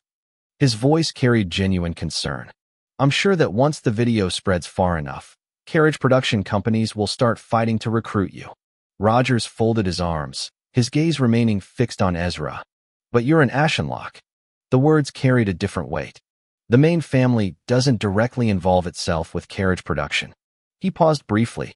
"Still, they can try and influence your decisions." His expression darkened slightly. They might pressure you into signing contracts that benefit them more than they benefit you. Snow slowly fell around them. The cold air carried Rogers's warning clearly. Ezra listened quietly, with his expression remaining unchanged. Make sure you get the best deal possible. Rogers eventually raised a thumb, then his smile returned. You did well, kid. Ezra bowed politely. Thank you. Rogers immediately waved the appreciation away, then his expression changed once again. The serious atmosphere vanished instantly. Now tell me. His eyes sparkled. How are the people reacting? The sudden transition almost made Lucy laugh. It had around 100 views the last time I checked. Ezra answered casually. A few likes, with a few comments. Master. Lucy suddenly tapped his shoulder. Her eyes remained fixed on the Starlix 11 in her hands. Something in her expression had changed. It increased. Ezra turned toward her, his face remaining calm. What happened, Miss Lucy? Lenny immediately rushed over, with curiosity filling his face. When Lucy showed him the screen, his mouth slowly opened. Damn, the word escaped naturally. Rogers quickly joined them. The moment he saw the screen. Huh. A low laugh escaped him, then the laugh grew louder. Ha ha ha. Ha ha ha.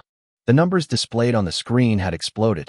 The 100 views Ezra mentioned earlier had become more than 100,000 views, with over 30,000 likes and more than 10,000 comments. And the numbers continued climbing. Every refresh brought more. Every second brought more attention. The video was spreading throughout Britannia at a frightening speed.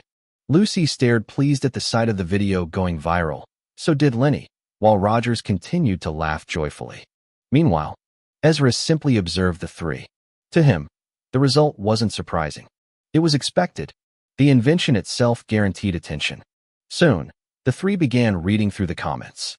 Phantom Rolls. What a cool name. Noble_son_of_Maya. What sort of creation is this? My eyes can't stop looking at this piece of art. Lady_Delula. I'm sure Eclipse will want to sign this kid. No, they must. My__master. Amazing invention. Ismir. Is it really that good? It doesn't even have gems or gold decorations. Why is everyone acting like something this plain is beautiful? Bastion. Wait. Isn't that the boy from the Ashenlocke Duke house that caused the commotion at the unveiling party? Green_Alchemist. It's actually him. Pink_34. So, he's a craftsman and a combat alchemist? Wow. Night_worker. The comments continued flooding in, like a river after a dam had broken. Some people praised the design. Others praised the courage behind introducing a completely different approach to carriage aesthetics. Many craftsmen appeared fascinated. Several comments discussed the future of carriage manufacturing. Others debated whether this invention would force existing companies to redesign their products. And of course, not everyone liked it. Several nobles openly criticized the design. To them, luxury meant gold. Luxury meant jewels, and luxury meant excessive decoration. But the Phantom Rolls challenged that belief entirely. As a result, arguments quickly erupted inside the comment section. Supporters fought critics. Critics fought supporters. The discussion became increasingly heated. The popularity only grew further. What the hell? Lucy suddenly frowned. She had encountered a particularly rude comment aimed at Ezra. How dare they? Lenny frowned as well. His expression became visibly annoyed. You two shouldn't worry about the comments. Ezra stood from his chair. The umbrella shifted slightly as he picked it up. What matters is that Britannia is aware of the invention now. His voice remained calm. The rest will come naturally. He folded the umbrella. Soon, interesting private messages will start arriving. Ezra began walking toward the mansion with the chair resting against his shoulder. So relax. The three stared at his back blankly. For a moment, nobody spoke. He knows he's currently trending across Skynet, right? Lenny whispered. Lucy nodded slowly. I know. Master doesn't get surprised easily. Her eyes remained on Ezra's retreating figure while her cheek rested on her palm. But I didn't know it was this bad. Lenny couldn't help laughing. He's not even bothered by the comments. Rogers laughed loudly. Whether they're praising him or insulting him. The old blacksmith shook his head. Ezra's confidence is really something. With that said, Rogers climbed back into the Phantom Rolls, and he parked it inside the garage before eventually returning to the mansion. while Lucy and Lenny had already gone inside. And just like that, the day passed. The usual morning routine soon came to an end. The exercise session was completed. Everyone had cleaned themselves up, and breakfast had been eaten. The mansion gradually settled into a relaxed atmosphere. Inside the living room, everyone occupied a spot. Lucy sat comfortably on one side of the couch with her Starlix 11 resting in both hands, while both Rogers and Lenny stood behind her.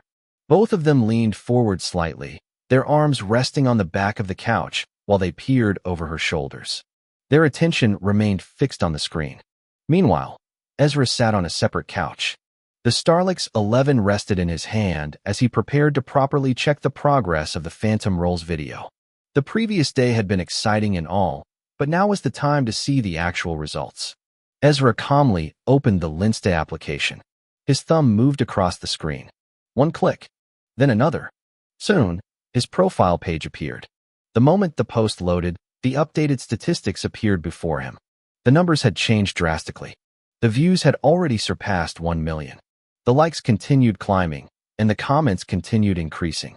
The post was still attracting massive attention every minute. Lucy immediately smiled upon seeing the post. Lenny looked pleased, and even Rogers couldn't stop himself from nodding repeatedly. The old blacksmith looked as though he personally owned the invention. Meanwhile, Ezra's expression remained the same. Calm, plain, and unchanging as always.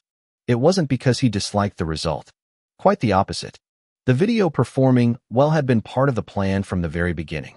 The popularity, the discussions, the arguments, the praise, all of it had been expected. After all, an invention like the Phantom Rolls was designed to attract attention. Still, this wasn't the real objective. The views themselves didn't matter, likes didn't matter, and comments didn't matter. Those things were simply requirements. Conditions that needed to be fulfilled before the next stage of the plan could begin. And judging from the results, the condition had been passed perfectly. Ezra clicked on his private messages. The screen immediately filled with notifications. One after another, the list continued downward. Every major carriage-producing company in Britannia seemed to have contacted him. Some names were familiar. Others were famous enough that even ordinary commoner citizens knew them. Then, there was the best of the best. The Eclipse. Even they had personally contacted him. The majority of the messages carried similar intentions. Invitations, meetings, partnership proposals, requests for demonstrations, contract discussions. Some companies had already started discussing signing fees. Others invited him to properly present the Phantom Rolls before their board members before negotiations could begin. The larger the company, the more careful their approach became. Apart from the carriage manufacturers, there were also messages from noble families. Power and influential noble families. Families wealthy enough to purchase entire industries if they wished. Unlike the companies, however, their goals were slightly different. Many wanted to purchase exclusive rights. Some wanted ownership claims. Others simply wanted to acquire the invention before anyone else could. The list seemed endless. Ezra's gaze remained fixed on the screen. His thumb steadily scrolled downward. Message after message passed by. The names alone were enough to make most people lose sleep from excitement. If another young inventor had received such attention, they would probably be celebrating.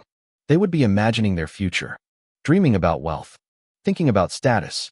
Yet Ezra simply continued scrolling, ignoring almost every message.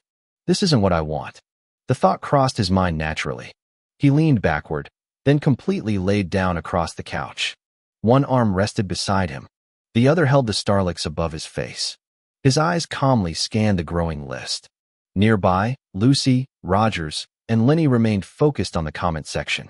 Their reactions occasionally shifted. Sometimes they laughed. Sometimes they became annoyed at criticism. Sometimes they proudly read praise aloud. None of them noticed that Ezra wasn't paying attention to the comments at all. He was searching for something specific. Then, his thumb suddenly stopped.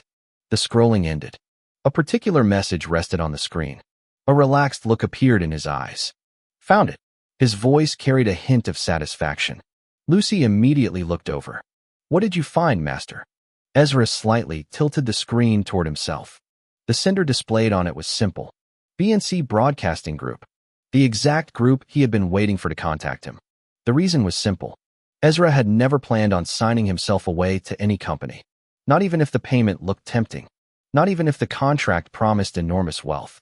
Nor did he intend to immediately sell the invention to a noble family. No, doing that would certainly earn him money. A lot of money. But it wouldn't help him achieve his actual objective. His secondary goal. The goal of creating a massive and sustainable source of wealth. To accomplish that, he needed something bigger. Far bigger. And that was why B&C mattered. B&C Broadcasting Group wasn't simply the largest broadcasting organization in Britannia. It also controlled one of the most influential segments in the entire kingdom. The auction. A place where extraordinary things appeared. Rare ores. Luxury fashion. High-grade alchemy weapons. Top-tier alchemy scrolls. And newly exclusive inventions. Anything valuable enough could find its way there. The auction wasn't simply a marketplace. It was a stage. A place where wealthy nobles, major corporations, influential alchemists, and powerful organizations competed openly. And naturally, not everyone could enter. An item needed recognition. It needed momentum, and it needed visible expectations. The entire kingdom needed to be talking about it. Only then would B&C consider accepting it. That was why countless inventors failed. No matter how good their work was, if nobody cared about it, the auction wouldn't care either. Fortunately, the phantom rolls had already crossed that barrier. The popularity was visible. The discussions were everywhere. The excitement was real. And now, B&C had finally noticed. Exactly as Ezra planned. A faint smile almost appeared on his face. Almost. Because this message represented something far more important than views. Far more important than likes. Far more important than contracts. This message represented the beginning of the money-making plan he had prepared from the very start.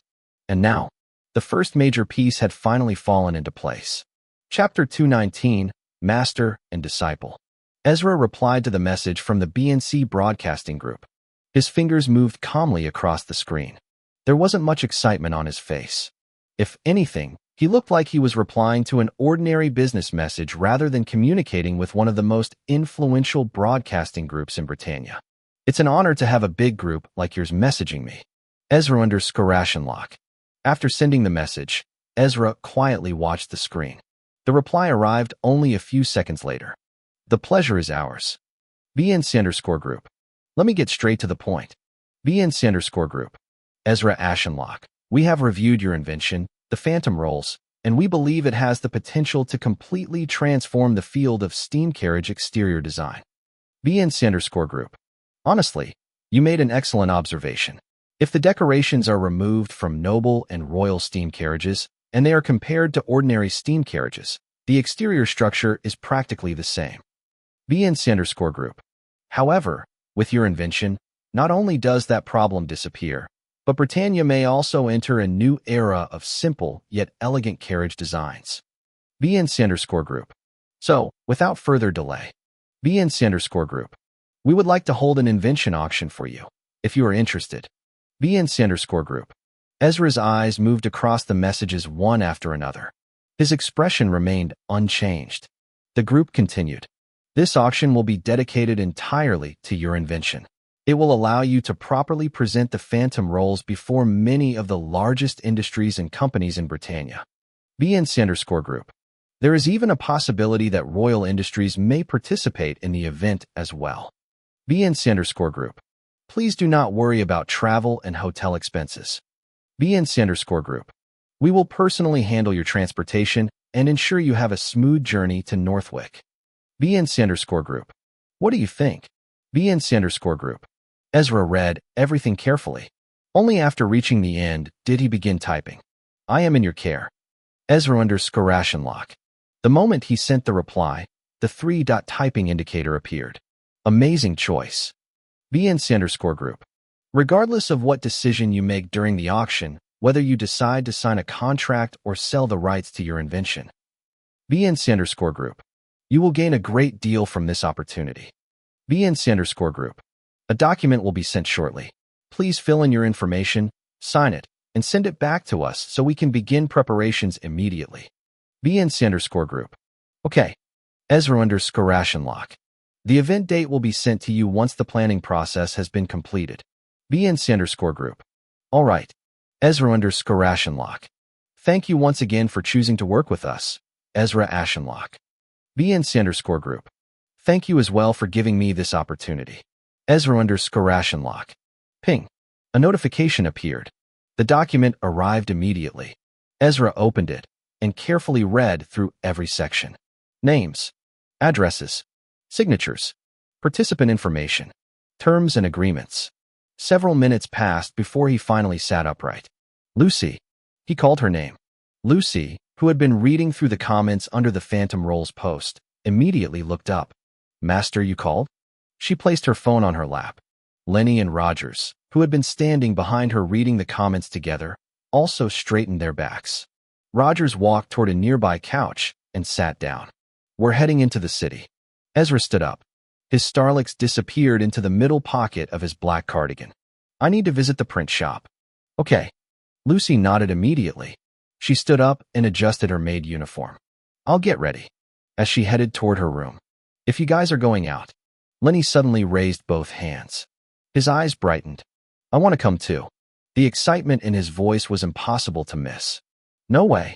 Rogers rejected the idea instantly. His arms were folded tightly across his chest. Huh. Lenny stared at him.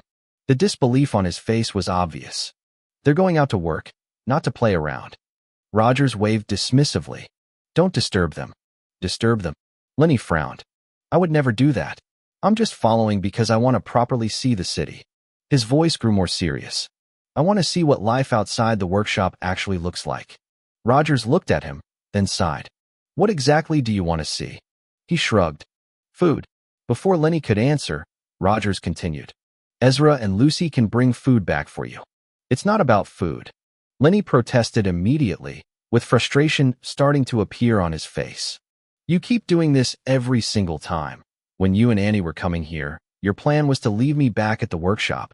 You weren't even planning on taking me in the first place. If not because I used the favor you owe me for not reporting you to Annie, I wouldn't have made it here. You really don't understand how I feel. I don't understand. Rogers looked at him as if he had just heard the dumbest thing imaginable. You are a blacksmith. His voice became colder. What you need right now is training. What you need more is improving your craft, not wandering around the city. Lenny's face darkened. Weeks, months, years. The frustration of the isolation he had been suppressing suddenly surfaced. So, you want me to spend my entire life trapped inside that workshop? His voice rose. What are you even saying? Rogers didn't answer immediately, and that silence only made Lenny more upset. Can you even hear yourself? Lenny clenched his fists. You keep talking about blacksmithing. You keep talking about work. You keep talking about training. His voice continued rising. But what about everything else? Can't I have one day? One single day for myself? What's wrong with me wanting to see the world outside? Shut up, brat. Roger's voice exploded throughout the living room. The sudden shout made the entire room freeze. Even the air seemed heavier. Lenny instinctively took a step backward. Rogers had already stood up. His cold gaze locked onto his disciple. I've been training you for years. His voice carried genuine anger. And somehow you still haven't matured in the slightest. Every word landed heavily. Look at yourself. He pointed directly at Lenny. Whining because you can't go sightseeing. What are you? 5 years old. Lenny lowered his head. His fists tightened harder. The veins on the back of his hands became visible. Rogers continued. Look at Ezra W.H. Uncle Rogers. Ezra's voice interrupted him. Calm and polite, yet carrying enough warning to stop him immediately. Rogers froze. His eyes widened slightly. Only then did he realize what he had been about to do. Compare his disciple to another child. A comparison that would have only made things worse. Silence spread through the room. Then, I'm going to the city with Ezra and Miss Lucy. Lenny suddenly shouted. His voice cracked halfway through. Tears had already begun forming in his eyes. And there's nothing you can do about it. He pointed at Rogers. You can disown me if you want. I don't care. The words sounded far more hurt than rebellious. Then he turned around and ran. The sound of his footsteps echoed through the hallway. Moments later, a door slammed shut. The living room became awkwardly silent. Rogers scratched his head, then sighed heavily again. For the first time, he looked less like a loud blacksmith and more like a tired old man. I'm sorry, Ezra. His voice carried genuine regret. Ezra looked at him plainly. I'm not the one you should be saying that to, Uncle Rogers. The answer came immediately. Rogers lowered his gaze. I know. He sat down slowly. But I was just about to compare him to you. His voice sounded tired. Before the atmosphere could become heavier, Lucy returned. A space bag rested across her shoulder. What's happening? She looked between everyone. I heard shouting. Then she pointed back toward the hallway. And I just saw Lenny crying while running into his room. Forget about that. Ezra replied, completely unbothered about the whole situation. Have you called the cab? Yes. Lucy nodded, though she couldn't help glancing at Rogers. His stiff expression told her enough. Those two fought again. She thought to herself. A short while later, the steam carriage arrived. And despite everything, Lenny still followed them into the city. The moment they entered the busy districts of Steelhaven, his mood changed completely. The gloomy expression disappeared. His eyes widened with excitement, replacing sadness. The city itself seemed alive. Steam carriages rolled through the roads. Horse carriages moved between intersections. Shop owners called out to customers. Workers carried goods between stores. People filled the streets. While Ezra entered the print shop to handle the BNC documents, Lucy volunteered to show Lenny around. The young blacksmith quickly forgot about his earlier argument. Lucy bought snacks he had never tasted before. Sweet pastries, candied fruits, fried treats. Lenny eagerly tried everything. Afterward, she led him to another district not far from the print shop. There, the famous Steelhaven Park stretched before them. Rows of trees stood neatly arranged. Golden yellow leaves swayed gently beneath the afternoon sunlight. The peaceful scenery instantly captured Lenny's attention. For several moments, he simply stood there, watching. The park felt completely different from the noisy workshop he was used to. They walked beside the stream, where colorful fishes swam beneath the clear water. The sunlight reflected beautifully across the surface. After that, Lucy dragged him into several clothing stores. Mostly for fun, Lenny ended up trying on outfits he would never normally wear. To his surprise, he actually enjoyed it. Before he realized it, hours had passed. By the time they returned to their original meeting spot, he felt completely exhausted. The two sat on a bench together, with the noise of the busy city filling the air around them. People passed by. Steam carriages rolled through the streets. Merchants called out to customers. For a while, neither spoke. Then, Miss Lucy. Lenny looked down at his joined hands. How does it feel to have a master? Lucy blinked, then smiled softly. I feel lucky. The answer came immediately. Lucky to be serving someone like him. You don't have anything bad to say about Ezra? Lenny asked. His gaze remained on his fingers. I do. Lucy answered honestly. I mean, Lucy sighed. He's far too difficult to understand. She leaned back slightly on the bench. The afternoon breeze gently moved several loose strands of her hair as she looked toward the busy street ahead. He never shows what he's actually thinking. Her fingers lightly tapped against her lap. I'm still not sure whether he fully trusts me. She paused briefly before continuing. And he works way too hard. A small frown appeared on her face. Sometimes I feel like he's overdoing it, and whenever I tell him to rest, he listens for a day. She raised a finger. Then the very next day, he starts doing the exact same thing again, as if we never had that conversation. The complaints continued flowing naturally, almost as though she had been holding them in for a long time. Lenny slowly turned to look at her. His eyes widened. A strange expression appeared on his face. He genuinely hadn't expected this. From the way Lucy usually acted around Ezra, he thought she would only praise him. Yet here she was listing problem after problem without hesitation. He doesn't even let me properly serve him as a maid in training. Lucy folded her arms. And I'm certain he knows perfectly well that those things are part of my duties. Her voice carried clear dissatisfaction. I know he isn't like those arrogant nobles. She shook her head. But he's not refusing because he's some exceptionally good noble either. Lucy sighed again. He's refusing simply because he's Ezra. That answer somehow made perfect sense. At least to her. I honestly don't understand what's going on inside his head most of the time. Her gaze drifted toward the direction of the print shop, the place where Ezra was currently handling the BNC documents. And don't even get me started on how willing he is to risk his life. Her expression immediately sharpened. The earlier complaints suddenly became more serious. The judgment order. The Baron family. Why would he willingly put himself in that kind of danger? She looked genuinely frustrated. Does he have any idea how risky that was? Lucy's brows knitted together. He was facing an entire Baron family. One mistake, one wrong calculation, and things could have ended terribly. She exhaled heavily. Only then did she realize she had been speaking continuously for quite some time. Lenny still stared at her, completely stunned. Truthfully, he wasn't even sure he had heard everything. The sheer speed at which Lucy had listed her complaints left him struggling to keep up. Then Lucy suddenly called his name. Lenny. Her voice became softer. The frustration from before gradually disappeared. I have a lot of things I can complain about when it comes to my master. A small smile appeared on her face. So do you? Lenny looked away awkwardly, because she wasn't wrong.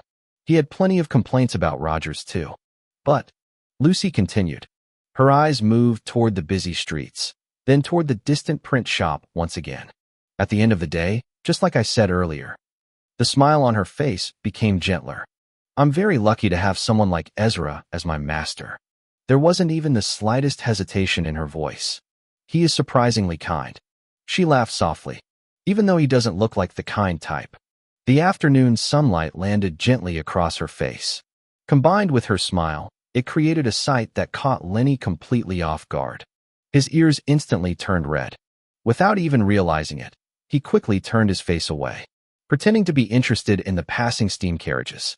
Because for a brief moment, Lucy's smile looked brighter than the afternoon sunlight itself. Chapter 220, Rogers Past. Lucy looked at Lenny with confusion.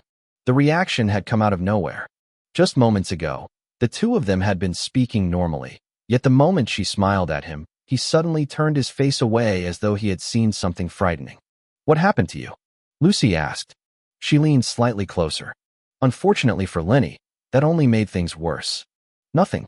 I'm fine. Lenny replied so quickly that his voice almost cracked. His hands waved nervously in front of him. Ow. Miss Lucy is so beautiful. The scream echoed only inside his mind. She's always so mature when she talks. I didn't even know she could rant that much until she started complaining about Ezra. Lenny secretly exhaled. Then his thoughts suddenly froze. Wait. His eyes widened slightly. His mind immediately replayed everything that had happened throughout the day. The snacks, the shopping, the park, the sightseeing, and the conversations. The fact that it had only been the two of them. Did we just go on a date? The thought struck him like lightning. He cautiously glanced at Lucy from the corner of his eye.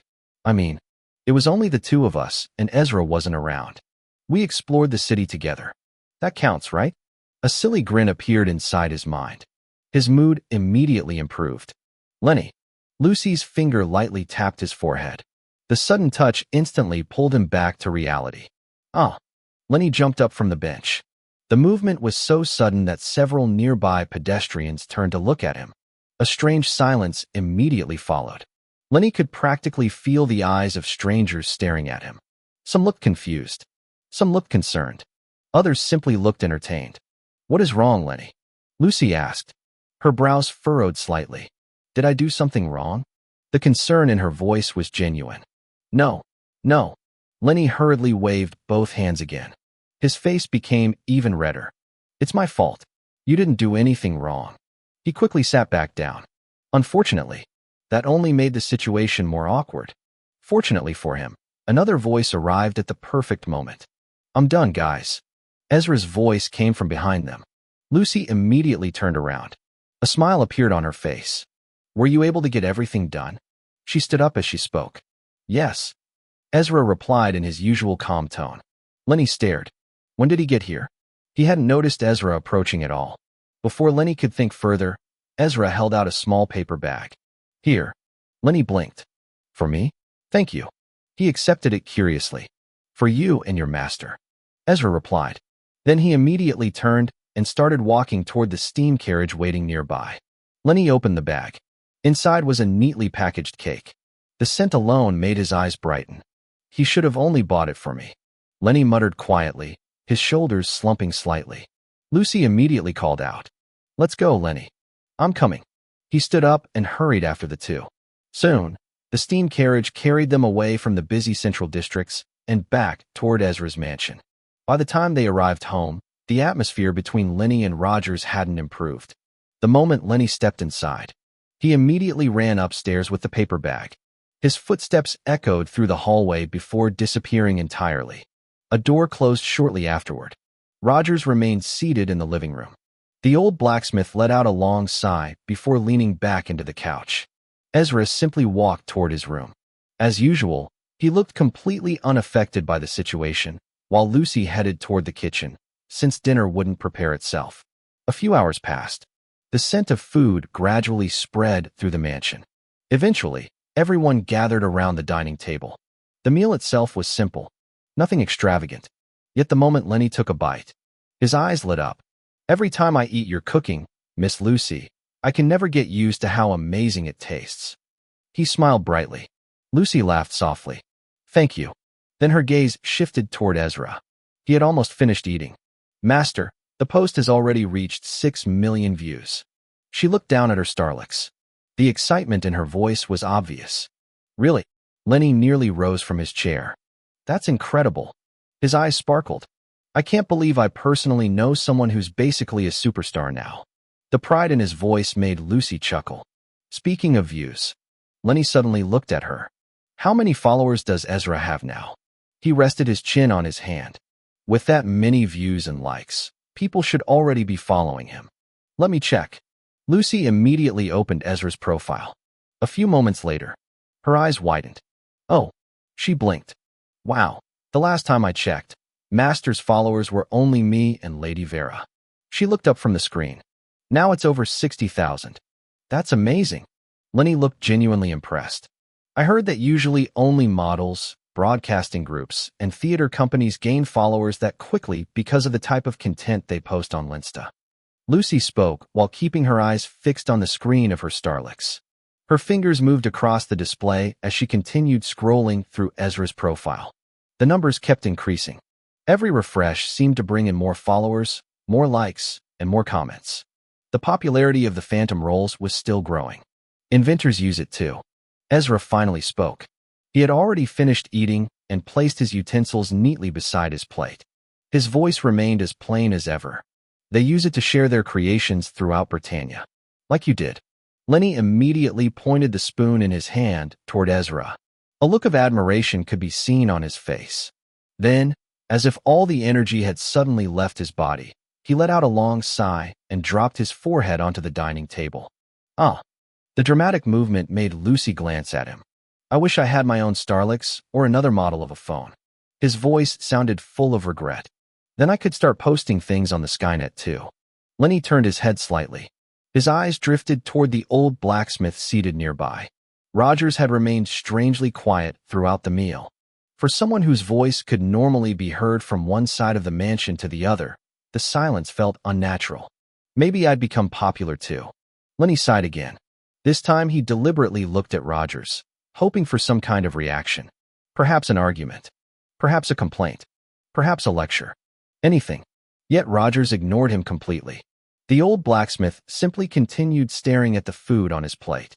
The atmosphere immediately became awkward. Lenny clicked his tongue inwardly.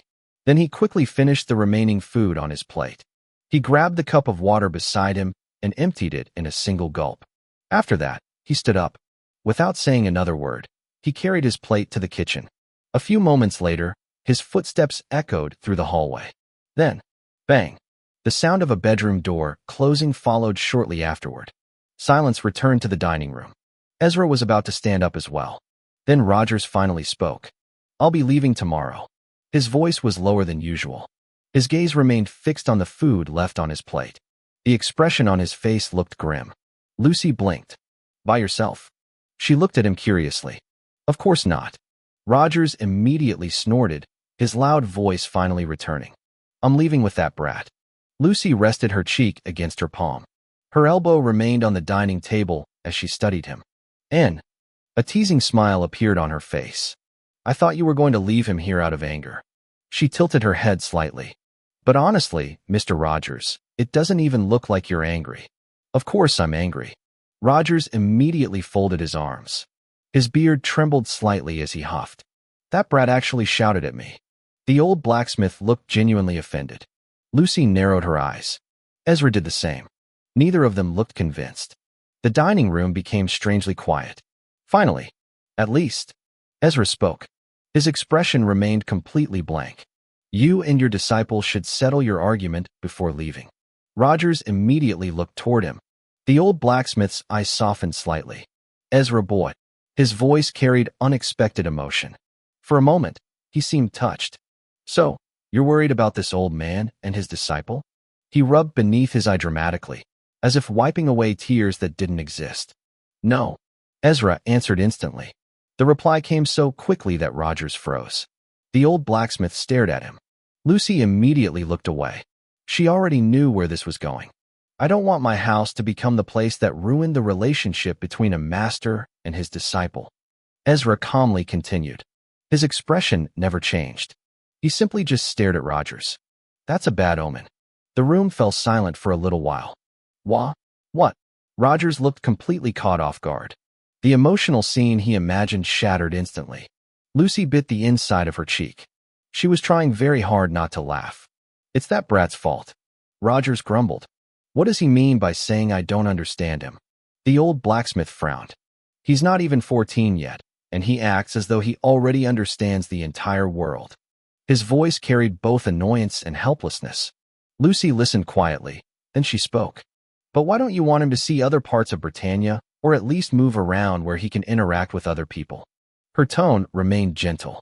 Keeping him locked inside the workshop won't help him develop social skills. She folded her hands neatly together.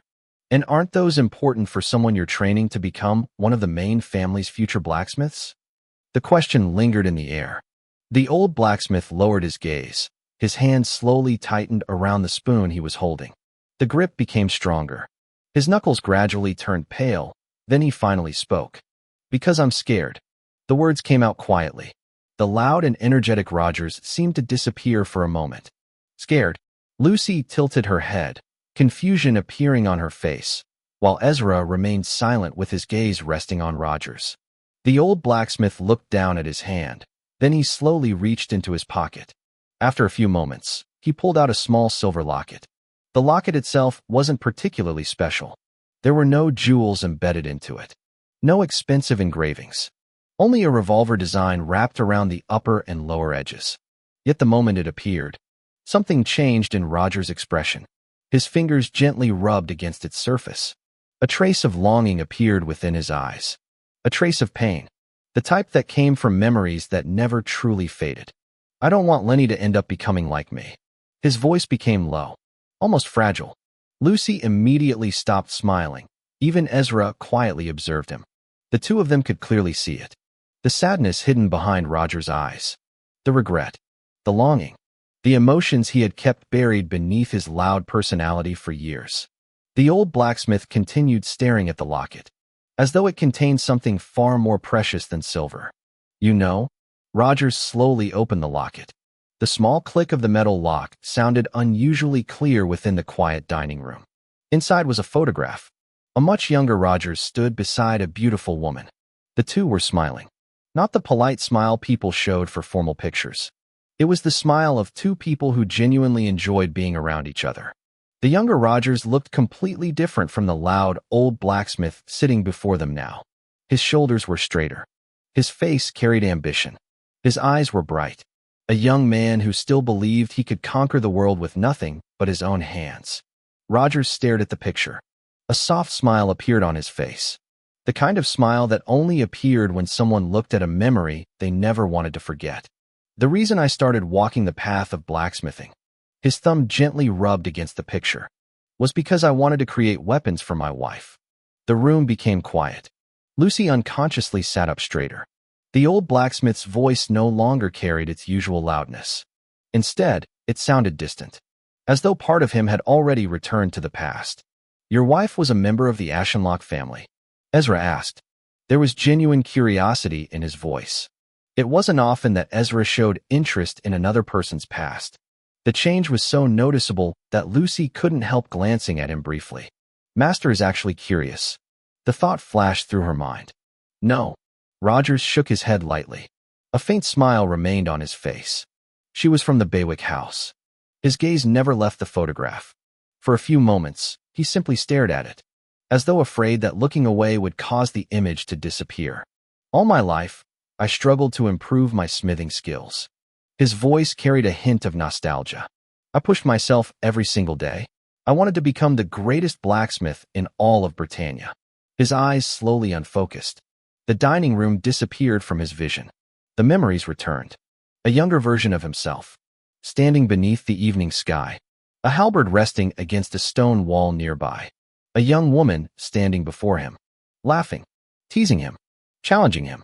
Back then, he had proudly sworn an oath to her. Just like a knight of Avalon, he had promised that one day he would forge the finest halberd in Britannia, a weapon worthy of her talent, a weapon worthy of a steel alchemist like her, because she specialized in the halberd, because she loved using it, and because he wanted every weapon she carried into battle to be something created by his own hands.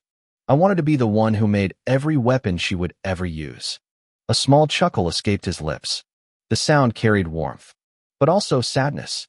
People laughed at me back then. His fingers tightened around the locket. They kept asking why an alchemist would use weapons made by an ordinary blacksmith. He lifted his head slightly and looked at Ezra and Lucy. A faint grin appeared on his face. But you know, his eyes softened. She never cared about any of that.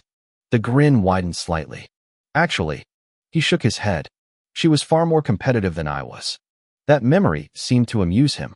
For a brief moment, the sadness in his eyes lessened. The old blacksmith almost looked young again. I was known as a genius blacksmith. A trace of pride entered his voice. Growing up, he had heard those words countless times. Genius, prodigy, monster. Many people had called him different names. My family wasn't important. He leaned back slightly. We were a low-line family. My parents worked as miners under one of the Ashenlocke mining industries. His gaze drifted toward the ceiling. I grew up around furnaces and around metal. While other children played outside, I spent most of my time learning smithing. A smile appeared on his face. The proud smile of a craftsman. I had talent. The statement wasn't arrogance. It was simply a fact. My creations eventually became better than even some alchemy weapons. Lucy blinked slightly. Even she knew how absurd that achievement was. Alchemy weapons weren't ordinary equipment. Yet Rogers had managed to create things that could rival them through craftsmanship alone. That was what brought us together. His voice softened again. You could say I entered smithing because of her. A quiet laugh escaped him. Well, partially because of her. He rubbed the side of his nose. I wanted an excuse to get close to her. The admission sounded almost embarrassing. Her family managed the mining industry where my parents worked. So, every time I improved my craft. His smile widened. I had another excuse to meet her. Lucy couldn't stop herself from smiling.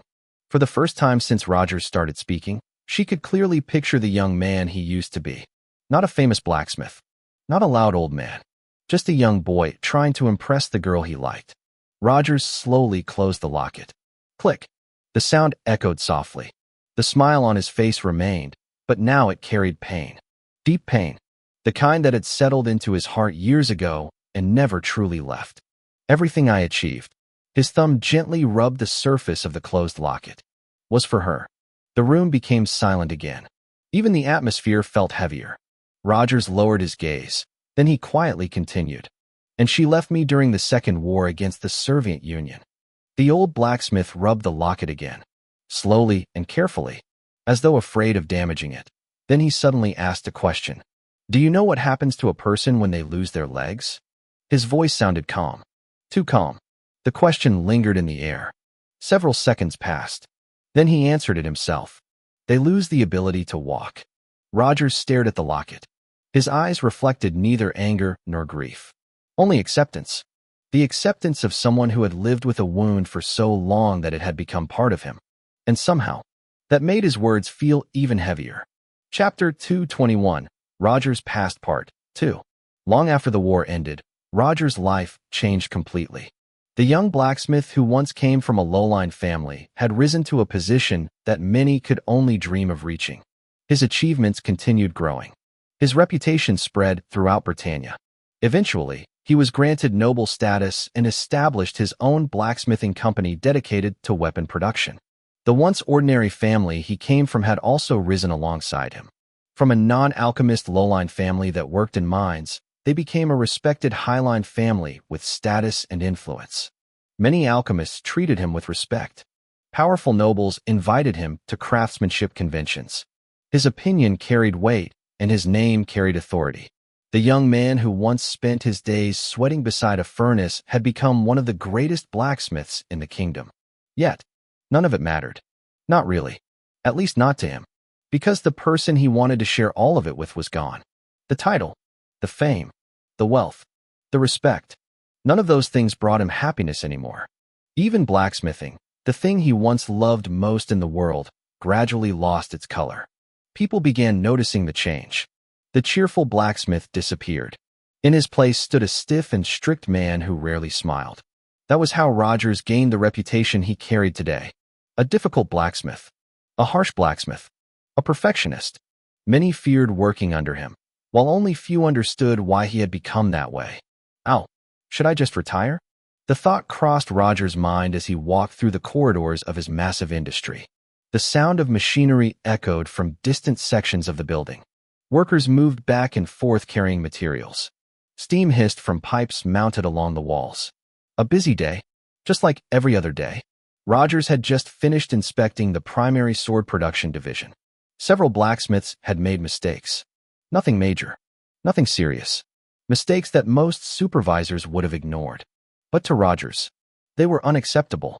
None of them can do things properly. He rubbed his forehead. A deep frown settled on his face. No passion. His voice carried obvious dissatisfaction. Not a single one. Ping. A notification suddenly sounded from his pocket. Rogers stopped walking, then pulled out his phone. A message waited for him. He opened it. Please, Mr. Rogers, remember that the mainline children are coming here for their sightseeing visit. Rena_secretary_Lend. Please be on your best behavior with the alchemists supervising them. Rena_secretary_Lend. Rogers stared at the messages, then frowned even harder. Does she think I'll start a fight with children? His expression became displeased. What kind of man does she think I am? He sighed. Unfortunately, the more he thought about it, the more he understood why she sent the warning. After all, Rogers knew exactly how arrogant some mainline alchemists could be. Many looked down on blacksmiths. Many considered craftsmen inferior. Over the years, he had argued with plenty of them. If he met one of those types today, there would definitely be trouble. I'll just stay in my office. He nodded to himself. Avoiding them sounds easier. Mister. A small voice suddenly spoke from behind him. Rogers stopped, then immediately turned around. There was nobody there. The corridor behind him was empty. Only workers moving in the far distance. Down here, mister. The small voice spoke again. Rogers blinked, then looked downward. Standing beside him was a little girl. A very small little girl. Little Vera. She stared back at him with a completely blank expression. A notebook rested beneath one arm. A pencil remained in her other hand. The contrast between her appearance and her expression felt strange. She looked like a doll. A noble doll. Her black Victorian dress reached her ankles. Crimson lace decorated the cuffs and collar.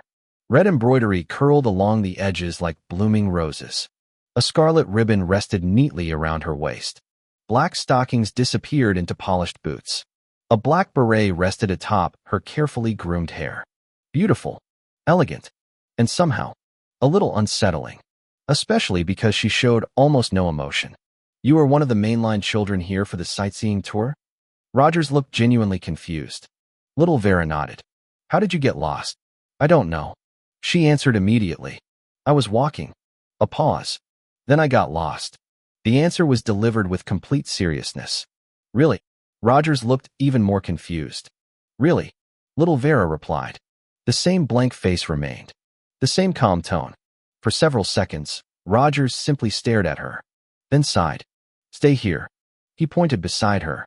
I'll call someone to bring you back to your group. A gentle smile appeared on his face. Then he turned to leave. Wow. Little Vera's voice suddenly sounded behind him. So, you want to leave a little child like me here? Rogers froze. Alone. The girl clasped her notebook. In this very large building. Another pause. All by myself. The way she said those words somehow made him feel guilty. The old blacksmith immediately turned around. Arg. He rubbed his forehead. Fine. On second thought, follow me to my office. He pointed toward a nearby hallway. It'll be easier for me to contact your supervisor from there. Little Vera narrowed her eyes slightly. The change was so small most people would have missed it. Isn't that suspicious? She asked. Rogers blinked. What? Following an old man like you into a private office. She looked him up and down. When I don't even know you. A pause. You might be one of those strange old men. Rogers felt his blood pressure rising. A strange old man? A perverted old man. Little Vera corrected calmly. One who lusts after rare beauties like myself. She slowly stepped backward. Rogers nearly choked. What is this child saying? His mind immediately became chaotic. And why is she saying it so seriously? Wait, wasn't she the one asking me for help? Calm down. He raised both hands. Stay back, creep. Little Vera immediately replied. I'll scream. The words came out in the same emotionless tone, which somehow made them even more terrifying. Wait. Rogers panicked. My name is Rogers Bremer. He quickly pulled out his industry identification card. I'm the owner of this place. He showed it to her. There is absolutely no reason for me to harm someone of your status. And Little Vera replied flatly. Her expression didn't change. Not even slightly. The little girl simply stood there with her notebook tucked beneath one arm, staring at Rogers as though she were waiting for him to provide a better argument. I know an old man of very high status. She spoke calmly. A bit older than you. A pause followed. He's interested in those kinds of things. Her black eyes remained fixed on him. So, you could be like him too. Then she added the final blow. The higher the status, the stranger people become. The statement was delivered so naturally that it almost sounded like common sense. Then she stopped walking backward. Rogers blinked twice. Then 3 times. For a brief moment, he actually thought about what she said. She makes a lot of sense. He unconsciously nodded while the words slipped out before he could stop himself. Little Vera continued staring. Rogers froze, then immediately shook his head. No, no, no. He raised both hands. I mean, your logic makes sense, but trust me, I'm absolutely not that type of person. To emphasize his innocence, he even placed a hand against his chest. The gesture looked sincere. Unfortunately, the person standing opposite him was Little Vera. Silence filled the corridor. Workers occasionally passed in the far distance. Steam pipes hissed softly from somewhere deeper inside the building. Yet neither moved. Little Vera simply stared at him. Her face remained blank. The type of stare that made people question themselves. Eventually, lead the way. She walked toward him, then lightly tugged on the edge of his coat. Rogers immediately released a breath of relief. Finally, progress. The old blacksmith quickly led her toward his office. Along the way, he instructed nearby workers to contact Rena and inform the mainline supervisor that one of the children had wandered away from the sightseeing group. By the time they arrived, several employees were already moving to carry out the order. The office itself was spacious. Tall shelves lined one side of the room. Several awards sat displayed inside glass cabinets.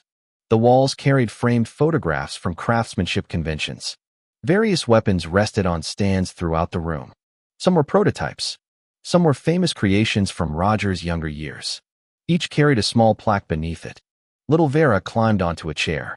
She placed her notebook and pencil neatly on the desk. Then she began looking around the office. Her eyes moved slowly from one display to another. The awards, the weapon designs, the paintings, the certificates. Nothing escaped her attention. A few moments later, a female office worker entered carrying a glass of cold milk. The woman smiled politely. Here you go, Mississippi. She bowed, then carefully handed the glass over. Little Vera accepted it with both hands. Thank you. Her reply was polite, though her tone remained as flat as ever. The office worker smiled awkwardly before excusing herself. Rogers sat behind his desk. Almost immediately, he picked up the stack of documents waiting for him. His attention returned to work. Or at least, he attempted to return to work. Why the stiff face, Mr. Rogers? Little Vera suddenly asked after taking a sip of milk. Rogers looked up. The old blacksmith blinked. It's nothing you need to worry about. His voice softened slightly. It's adult stuff. Little Vera lowered the cup. You say that as if it's something special. She looked toward the documents scattered across the desk, her expression remaining completely blank. Rogers chuckled lightly. Well, he slid one document into a folder, then grabbed another. It's something a child like you won't understand yet. The answer sounded confident. Little Vera didn't seem convinced, but she didn't argue. Instead, Rogers decided to change the subject. Actually, he leaned back slightly. I'm curious. What made you wander away from your group? She answered immediately. I wanted to meet you. Rogers froze. Me? He pointed at himself. The little girl nodded. Yes. Her answer was straightforward. I heard you're one of the best blacksmiths in the kingdom. Her black eyes met his. So, I wanted to meet you personally. Then she added, and ask you to teach me blacksmithing. The office became silent. Completely silent. Even the ticking clock mounted on the wall suddenly felt louder. Rogers stared at her. Little Vera stared back. Neither looked away. The directness of her request caught him completely off guard. Eventually, he laughed lightly, the kind that came from genuine surprise. I'm sorry. He leaned back fully in his chair. But I can't teach you. His answer was firm. There was no hesitation. No room for negotiation. In the first place, you're going to become an alchemist. He pointed toward her. So why learn a skill you'll never need or use? The old blacksmith folded his arms. You can find another teacher if you insist, but I won't be the one teaching you. His voice carried finality. The discussion should have ended there. Yet, little Vera merely tilted her head, still looking at him, still observing him. She thought for a moment. The stories I heard about you described someone very differently. Rogers raised an eyebrow. A cheerful person, a person who loved teaching others, and a person who was always willing to help other blacksmiths improve. Her gaze narrowed slightly, not aggressively, more like she was studying him. But the person sitting in front of me feels completely different. A brief pause followed. Then, is it because of age? The office fell silent again. Rogers stared at her, then unexpectedly laughed. A genuine laugh, though it didn't last long. Well, his hand slipped into his pocket. A familiar silver locket appeared. I suppose that's part of it. He rubbed the locket absent-mindedly. His smile gradually faded. Little Vera's eyes dropped toward the table in front of her. You lost your passion. The words landed heavily. Roger's hand stopped moving. What? He frowned a bit. Little Vera lowered her cup onto the table. A soft clink echoed through the room. The thing that pushed you to become who you are today. She pointed toward the awards. The weapon displays. The office. The industry beyond the walls. You lost it. Her voice remained calm. You achieved everything. She looked around. The success, the reputation, and the status. Then she looked directly at him. But the thing that made you chase all of that is gone. The old blacksmith remained silent. His fingers slowly tightened around the locket. Yet you're still here. Little Vera continued. Why? The question hung in the air. Is it because of adult obligations? She raised a finger. Family responsibilities? A second finger. You've already fulfilled both. Her gaze remained steady. You've done more than enough for your family, Mr. Rogers. The old blacksmith opened his mouth, then closed it again, because he couldn't deny it. Little Vera looked down at the desk, then continued. Walking away isn't always losing. Her voice remained calm. Sometimes it's rebuilding. The office grew quiet with even the sounds outside seeming distant. You lost the thing that moved you. She looked back up. So now you need to find something else. Something flickered within Roger's eyes. A small reaction. The first genuine reaction since the conversation started. Something that can bring you peace. Something that can bring you a sense of fulfillment. She folded her hands together. It's selfish. Then she shrugged. But we humans have always been selfish. The statement sounded surprisingly mature coming from a little girl. Mr. Rogers. Little Vera's gaze remained fixed on him. I think you should take in a disciple. Rogers blinked. A disciple? Yes. She nodded. Find someone worth teaching. Develop them into the person you wish to see. Her voice softened slightly. Maybe train him or her in somewhere peaceful, like a place away from all of this. She gestured around the office. The remaining years of your life shouldn't be spent sulking. The words were blunt, painfully blunt. You should spend them creating something that gives you fulfillment again. At that moment, the office door opened. Rena entered alongside the worried sightseeing supervisor. The atmosphere instantly changed. Little Vera climbed down from her chair, as though she hadn't just spent the last several minutes dismantling the emotional defenses of a grown man. The old blacksmith remained seated, completely still. His eyes never left the little girl, because for the first time in years, someone had looked directly at the wound he kept hidden from everyone else. And somehow, that person was a little girl carrying a notebook and a pencil. Chapter 222, Master and Disciple Departure. So, it was Vera who led you into taking Lenny as your disciple? Ezra asked while looking at Rogers with his usual calm expression. The dining room remained quiet after Rogers had finished talking about his past. The warm light from the chandelier above reflected softly against the polished table. The scent of the finished meal still lingered in the air. She brought up the idea. Rogers scratched the back of his head awkwardly. A small laugh escaped him. But I chose Lenny because I saw promise in him. His expression softened. For the first time that evening, the old blacksmith's eyes carried pride instead of regret. The kid has a lot of talent. He really does. Lucy quietly listened from her seat. Then she spoke after processing everything he had said. But the truth is, she rested her chin lightly on her hand.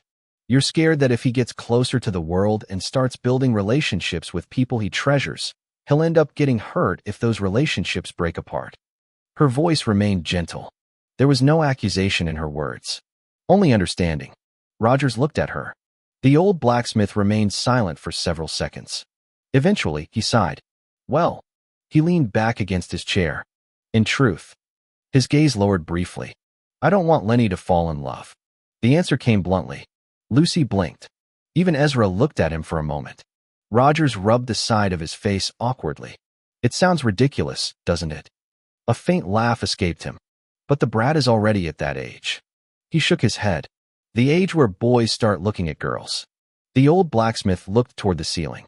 His expression grew distant again. For craftsmen like us. His hand unconsciously rubbed the silver locket gently.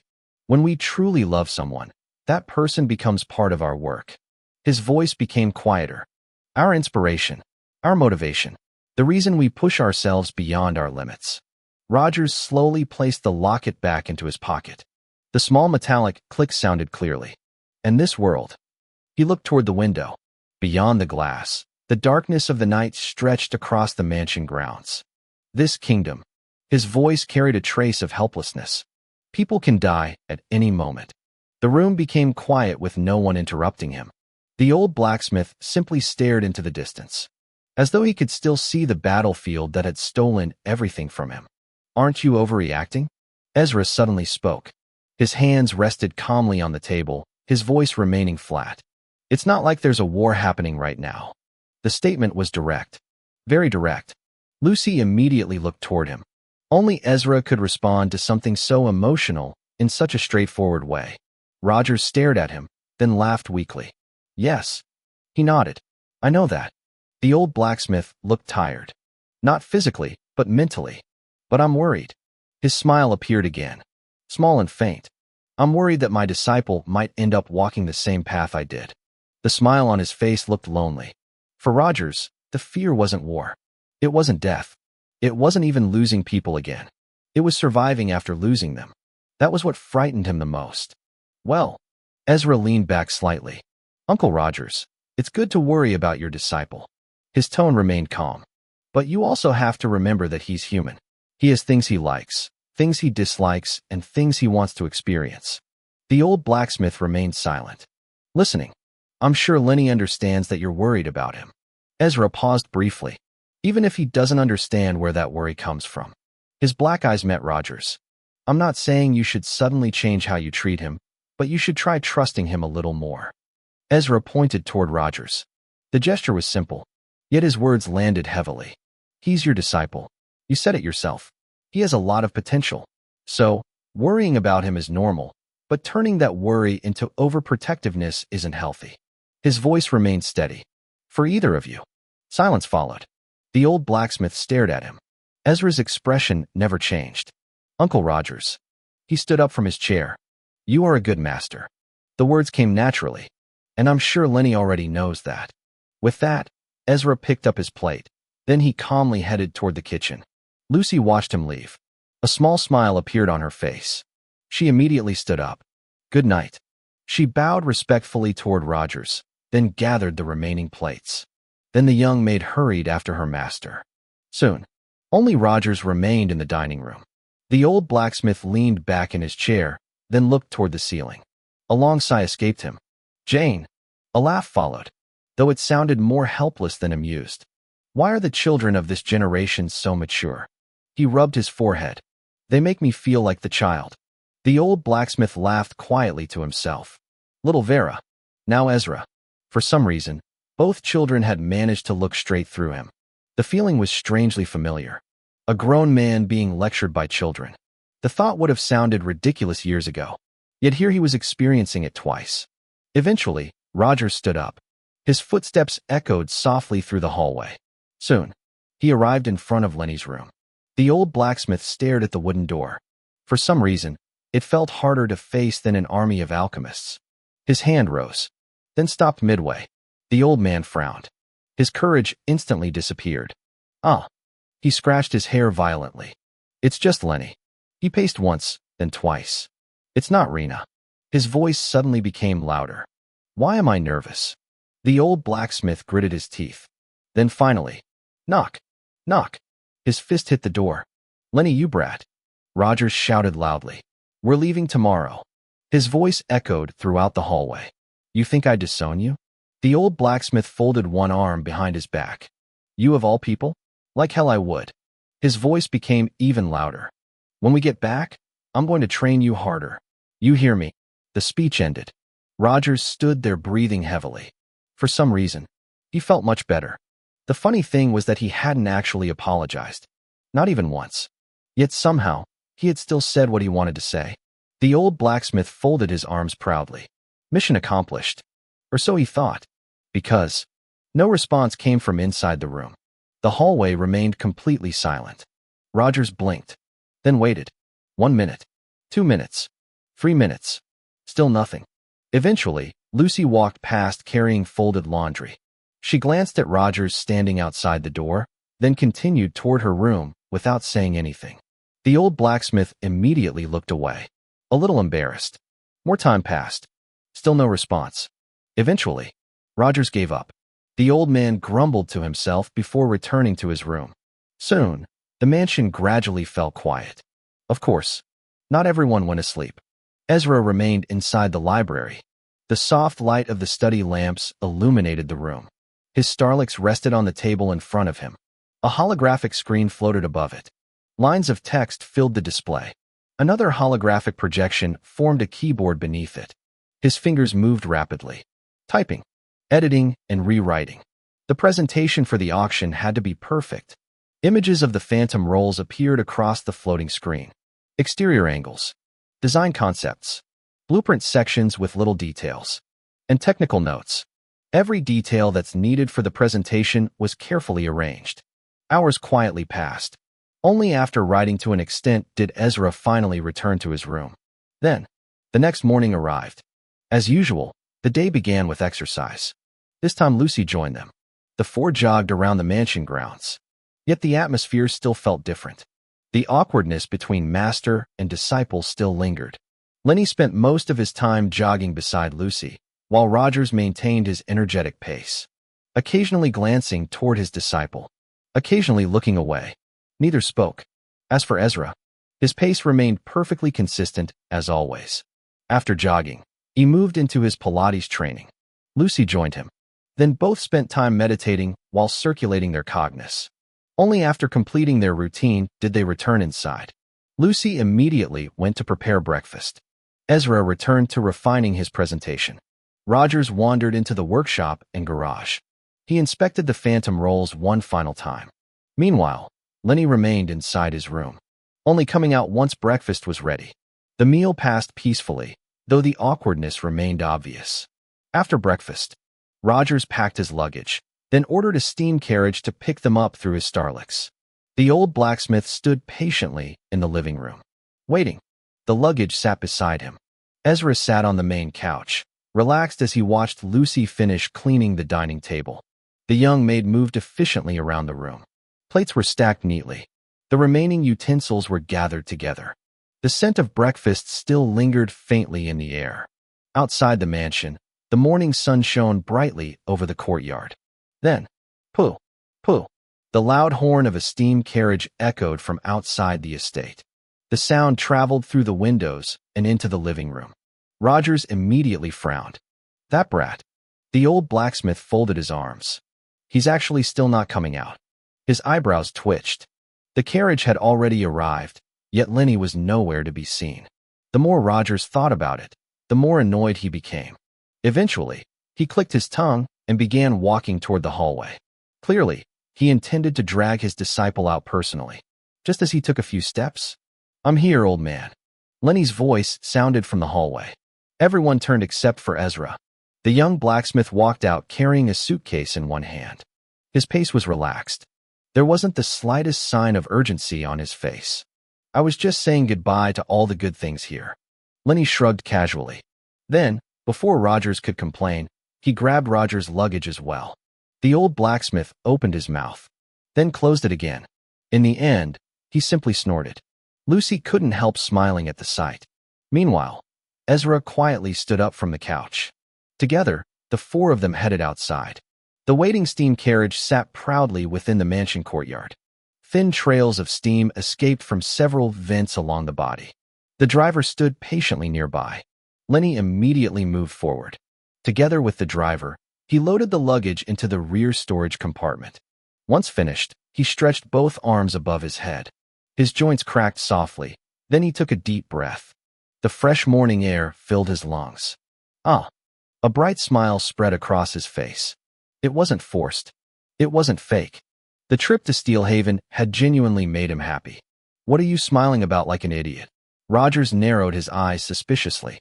The old blacksmith looked at him as if he had caught him doing something embarrassing. "It's none of your business, old man." Lenny shot back immediately. His answer came without hesitation. Rogers snorted. Yet there wasn't any real annoyance in his eyes. Unexpectedly, "How was the trip?" His voice softened slightly. The sudden question caught everyone off guard, especially Lenny. But of course, except for Ezra. He just kept looking at the two quietly, with his blank eyes and his hands inside his long trouser pocket. The young blacksmith froze, then slowly turned his head toward Rogers. For a moment, he wasn't sure he had heard correctly. He scratched the side of his cheek awkwardly. His earlier confidence disappeared. "Well," a smile slowly returned to his face. It was really refreshing. His answer was honest. There wasn't any exaggeration. The city, the sightseeing, the food, the shopping, the park. Everything had been a completely different experience from the workshop life he was used to. Rogers looked at him quietly, then nodded. "That's good." The simple response carried more meaning than usual. Lenny blinked. Before he could say anything else, Rogers opened the carriage door. "We should go on another vacation someday." Silence. Lenny's eyes widened. His entire expression transformed instantly. "What?" His voice nearly cracked. "Really?" He immediately stepped closer. The excitement on his face was impossible to hide. "You mean it?" His eyes sparkled. "When? Where? How long? Can we go to another city? What about?" "Calm down and get inside the carriage." Rogers pushed him away lightly. The old blacksmith wore a mischievous grin. The same grin he always wore whenever he planned on tormenting his disciple. "We're not going on any vacation until your tempering skills improve to a level that satisfies me." The words landed like a hammer. Lenny froze. Then his face twisted. "What?" He looked completely betrayed. "That means it'll take forever." His voice echoed through the courtyard. "You've never been satisfied with my skills." Rogers chuckled. The old blacksmith looked entirely pleased with himself. Then improved faster. He climbed into the carriage. His laughter followed shortly after. The sound only made Lenny more frustrated. "You shameless master." The young blacksmith grumbled. Then he walked around to the opposite side and entered the carriage. The moment he sat down, he folded his arms tightly and leaned against the seat. Lucy and Ezra quietly watched the familiar exchange. Neither interrupted. After all, this was probably the most normal the two had acted since yesterday. Finally, Lucy stepped forward. A gentle smile appeared on her face. "Goodbye, Mr. Rogers." "Goodbye, Lenny." She bowed politely. Lenny immediately turned toward her. His earlier frustration disappeared instantly. A bright smile returned to his face. He enthusiastically waved both hands. "Goodbye, Miss Lucy. Goodbye, Ezra." His voice carried genuine happiness. Ezra nodded politely, then bowed his head slightly toward Rogers. "Safe travels, Uncle Rogers." He raised one hand and waved once toward Lenny. The young blacksmith waved back even harder. Rogers also lifted a hand. The old blacksmith's rough face softened slightly. Then, the driver started the engine. Steam hissed from the carriage. Several connected pipes released pressure simultaneously. White steam flowed from the exhaust vents before dispersing into the morning air. The carriage slowly rolled forward. Its wheels crunched softly against the stone pathway of the courtyard. Lucy remained standing beside Ezra. The two watched quietly as the carriage moved farther away. Inside the carriage, Lenny continued looking outside. His eyes remained fixed on Lucy, even after the distance increased, even after her figure gradually became smaller. The young blacksmith seemed completely lost in thought. Rogers noticed immediately. The old blacksmith raised an eyebrow. Then another. A slow grin spread across his face. "Don't tell me." He leaned back comfortably. "You like Lucy?" The words struck harder than any hammer. "While what?" Lenny nearly jumped from his seat. His back slammed against the chair. His face turned red almost instantly. The reaction alone was suspicious. "No way." He replied so quickly that it sounded rehearsed. Rogers narrowed his eyes. "N." The old blacksmith stared at him. The longer he stared, the more uncomfortable Lenny became. The young blacksmith shifted in his seat, then shifted again. His ears had already turned red. "I said I don't like her," he shouted loudly. The denial echoed throughout the carriage. Unfortunately, the louder he denied it, the less convincing he sounded. Rogers simply smiled. The old blacksmith didn't say another word. That smile alone was enough. "Yeah, that seems to be a problem." Meanwhile, outside, the steam carriage gradually disappeared into the distance. Its outline became smaller and smaller until it finally vanished from Ezra and Lucy's sight.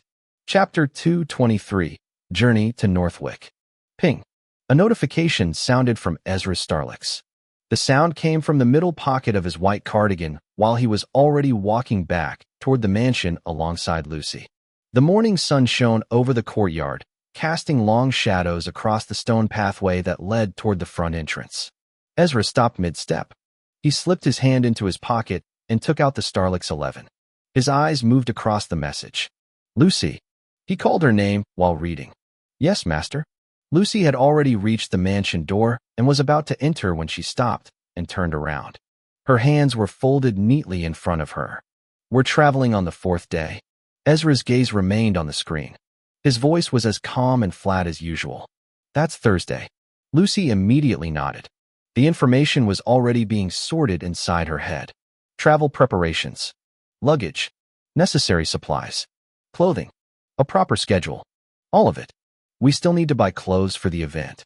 Ezra placed the Starlix back into his pocket. "Yes." Lucy's expression immediately became serious. The maid in training crossed her arms and entered deep thought. "Then, and this time, you are getting a custom-tailored suit." Her eyes narrowed. The determination on her face appeared almost excessive. "And you are also getting a haircut, master." She pointed directly at him. Ezra slowly turned his head. "A haircut?" He looked at the reflection in one of the mansion windows. His hair had already grown noticeably longer. Several loose strands rested against his shoulders. Although he maintained it properly and kept it clean, it had definitely become longer. "Even though you take good care of your hair." Lucy clenched her fist dramatically. "I want your handsome features to show more." Her tone sounded unusually passionate, as if she were preparing for battle. Ezra stared at her silently. A few seconds passed. "Custom-tailored clothing is fine," he finally replied. "We still have enough money for that." Then he paused. "But the haircut." His gaze shifted back to his reflection. A small frown appeared, not because he particularly loved his hair, but because cutting it felt troublesome. "I don't feel like cutting it twice." He looked back at Lucy expressionlessly. "I'll have to cut it again before entering the Royal Academy anyway." The logic seemed reasonable, at least to him. Unfortunately, Lucy wasn't convinced. Not even slightly. The young maid narrowed her eyes. The look alone made it clear she wasn't planning on losing this argument. Ezra looked at her blankly for a second, then turned. I don't like cutting my hair. He spoke honestly, then continued walking into the mansion. Lucy followed after him, clearly planning her next attack. You'll also need tailored clothing. Ezra continued while heading toward the staircase. So let's go shopping today. Yes, master. Lucy bowed obediently, then turned toward her own room. She needed time to prepare as well. Like that, the two immediately began preparing for both the trip and the auction event. Meanwhile, the B&C Broadcasting Group had already started their publicity campaign. Across Britannia, advertisements began appearing one after another. B&C reposted Ezra's Phantom Rolls presentation across their official Insta account. The results were explosive. The numbers climbed almost immediately. 6 million views became 7. 7 became 8. Then 10. Then 11 million. And the growth still hadn't stopped. The Phantom Rolls had officially broken a Insta record. It became the fastest invention presentation in Britannian history to surpass 10 million views in less than a week. The discussions exploded. People argued, debated, praised, questioned, but nobody ignored it. Even B&C began printing large posters and newspaper articles. At the center of every advertisement was a familiar name, Ezra Ashenlocke. The main theme of the upcoming auction was displayed beneath it. Exterior innovation for steam carriages. The news spread throughout Britannia. Noble houses discussed it during breakfast. Industrial companies discussed it during meetings. Inventors discussed it inside workshops. Even the powerful Duke families began paying attention. Some members of the royal family had reportedly shown interest as well. The anticipation continued building. Just like that, time moved forward, as it always did. Eventually, the day of departure arrived. Early in the morning, a special noble-class steam carriage belonging to the B&C Broadcasting Group arrived at Ezra's mansion. The vehicle itself looked expensive. The body was polished to perfection. Its metal framework reflected sunlight brilliantly. The B&C crest was engraved prominently along its doors. Another massive steam truck accompanied it. The truck was specifically prepared for transporting the Phantom Rolls. While the invention would travel separately through sea transport, Ezra and Lucy would travel directly to Northwick. The journey itself was long.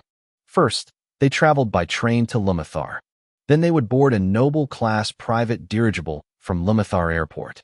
From there, the airship would carry them all the way to Camford, the capital city of Northwick. Meanwhile, the Phantom Rolls would be transported to Lumathar Bay, then loaded onto a cargo vessel. The invention's journey would take over a week, longer than theirs. By the time Ezra and Lucy arrived at Lumathar Airport, another B&C steam carriage had already been arranged to receive them. The moment Lucy stepped out, her eyes widened. The sight before her almost stole her breath. Dirigibles. Dozens of them. Some small, some enormous, some designed for passengers. Others were clearly designed for cargo transportation. Massive floating vessels rested throughout the airport. Their giant gas envelopes cast shadows across the ground. Steam drifted from docking towers. Workers moved around carrying luggage. Passengers walked through the terminals.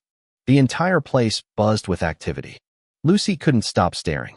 The young maid slowly turned her head left and right. Her eyes seemed unable to settle on a single airship. All her life, she had only seen dirigibles from the ground. Tiny shapes floating across distant skies. Untouchable. Unreachable. Yet now, she stood among them. Close enough to touch. Close enough to board. Close enough to travel inside one. The feeling almost seemed unreal. She sat beside Ezra near the waiting area. Yet her gaze never left the airport. Nobles and high-class citizens continuously passed through security checkpoints. Workers pushed carts loaded with luggage. Announcements echoed periodically through the terminal. Members of the Guards of Ash patrolled alongside state guards. Both forces maintained order throughout the crowded airport. The atmosphere felt busy, yet organized. Master, Lucy finally spoke. The excitement in her voice was impossible to hide.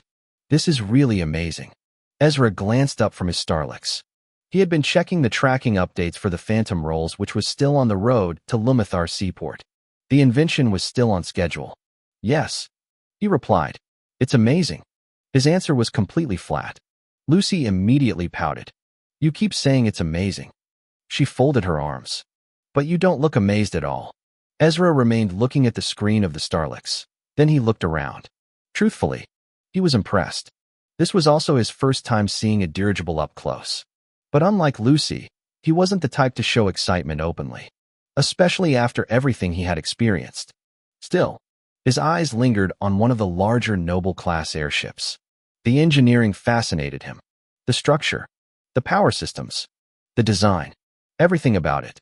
It has always been my dream to travel by air, and one day, I want my own dirigible. Ezra turned toward her. His blank eyes met her shining ones. Oh really? Lucy nodded repeatedly. Then I'll need an airship pilot license too. She raised both hands dramatically. I'll drive you around the world, Master. Her hands moved, as if steering an invisible control wheel. Ezra watched her for several seconds. Then, you really are excited. His voice remained flat. Lucy immediately nodded. Of course I am. Her smile widened. For a girl like me. She looked out the massive airport windows again. An experience like this is a dream come true.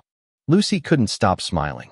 Even after several hours of waiting, the excitement inside her refused to die down. Her eyes kept wandering toward the massive airships parked beyond the airport windows. Every time a new dirigible landed or took off, she would immediately turn her head to watch it. The sight simply never became boring. Then, "Good morning, Mr. Ezra," and his attendant. A gentle voice sounded from nearby.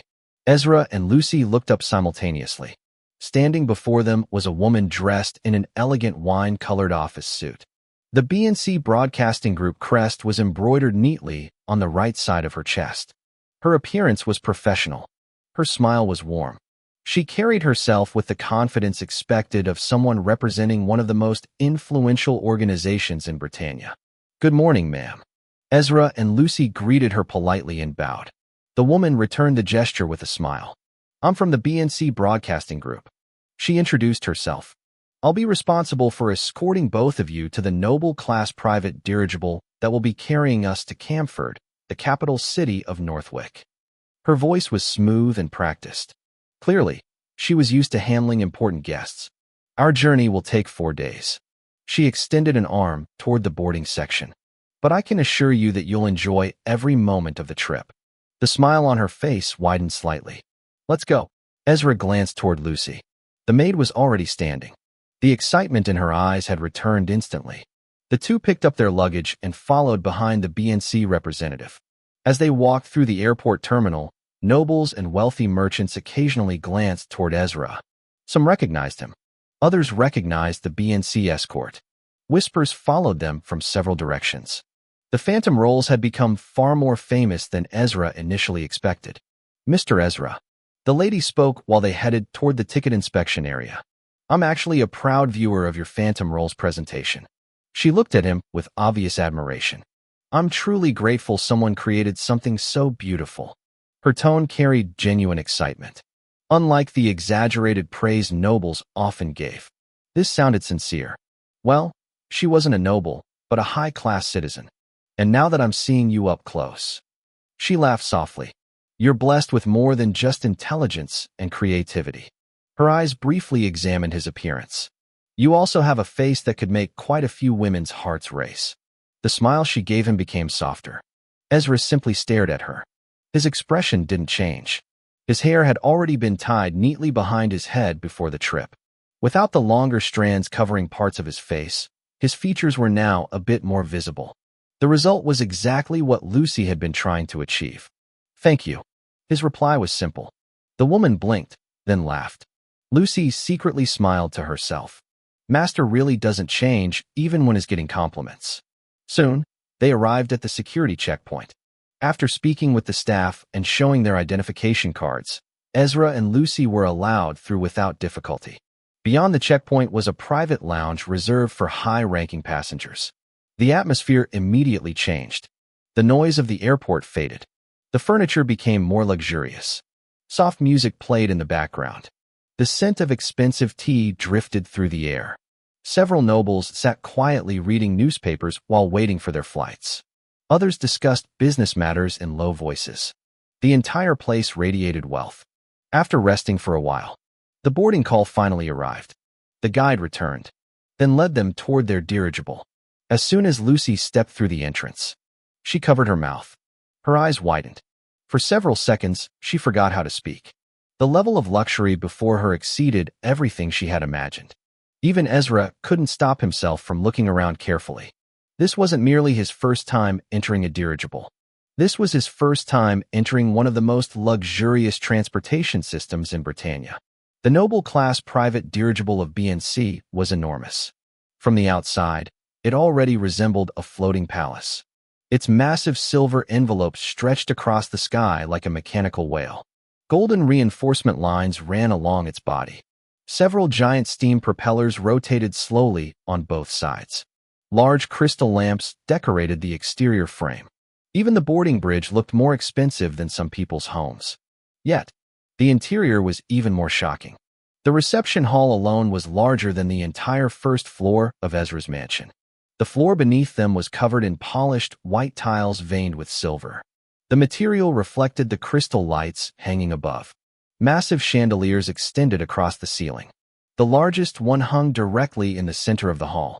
Hundreds of crystal pieces sparkled beneath the lights. The entire hall glowed warmly. Elegant staircases curved upward toward the upper decks. It felt less like entering a vehicle, and more like entering a luxury hotel built inside a flying palace. Lucy stood frozen. Her eyes moved from one side of the hall to the other. She genuinely didn't know where to look first. "This," she whispered. Her voice barely came out. "This is incredible." The receptionist welcomed them professionally before assigning their rooms. Afterward, another attendant guided them deeper into the dirigible. As Ezra walked through the illuminated corridors, he noticed the incredible craftsmanship of the vessel. The reception hall was illuminated by massive chandeliers. Further inside, elegant crystal wall lamps provided light. The corridors themselves were covered with soft carpets. Paintings decorated the walls. Several displayed famous historical events. Others showed landscapes from different regions of Britannia. Every detail seemed carefully chosen. Every decoration served a purpose. The wealth invested into this single airship was astonishing. Eventually, they reached their rooms. Lucy immediately gasped again. The rooms were larger than expected. Far larger. Back at Ezra's mansion, their bedrooms were already considered luxurious. Yet compared to these rooms, they felt smaller. The noble-class cabins contained king-sized beds covered with fine sheets, personal study desks, private bathrooms, mini libraries, observation windows, tea sets crafted from expensive porcelain. Even the furniture itself looked handcrafted. The walls were decorated with elegant woodwork and silver trimming. Everything radiated luxury. After placing down their luggage, the attendants continued the tour. The dining salon came next. A small orchestra played elegant music from a raised platform. Violins, cellos, pianos. The melody drifted through the room smoothly. The scent of food filled the air. Rows of exquisite meals were displayed beautifully. Professional chefs performed while cooking. Their movements resembled artists more than cooks. Afterward, they visited the grand lounge. Then the smoking room.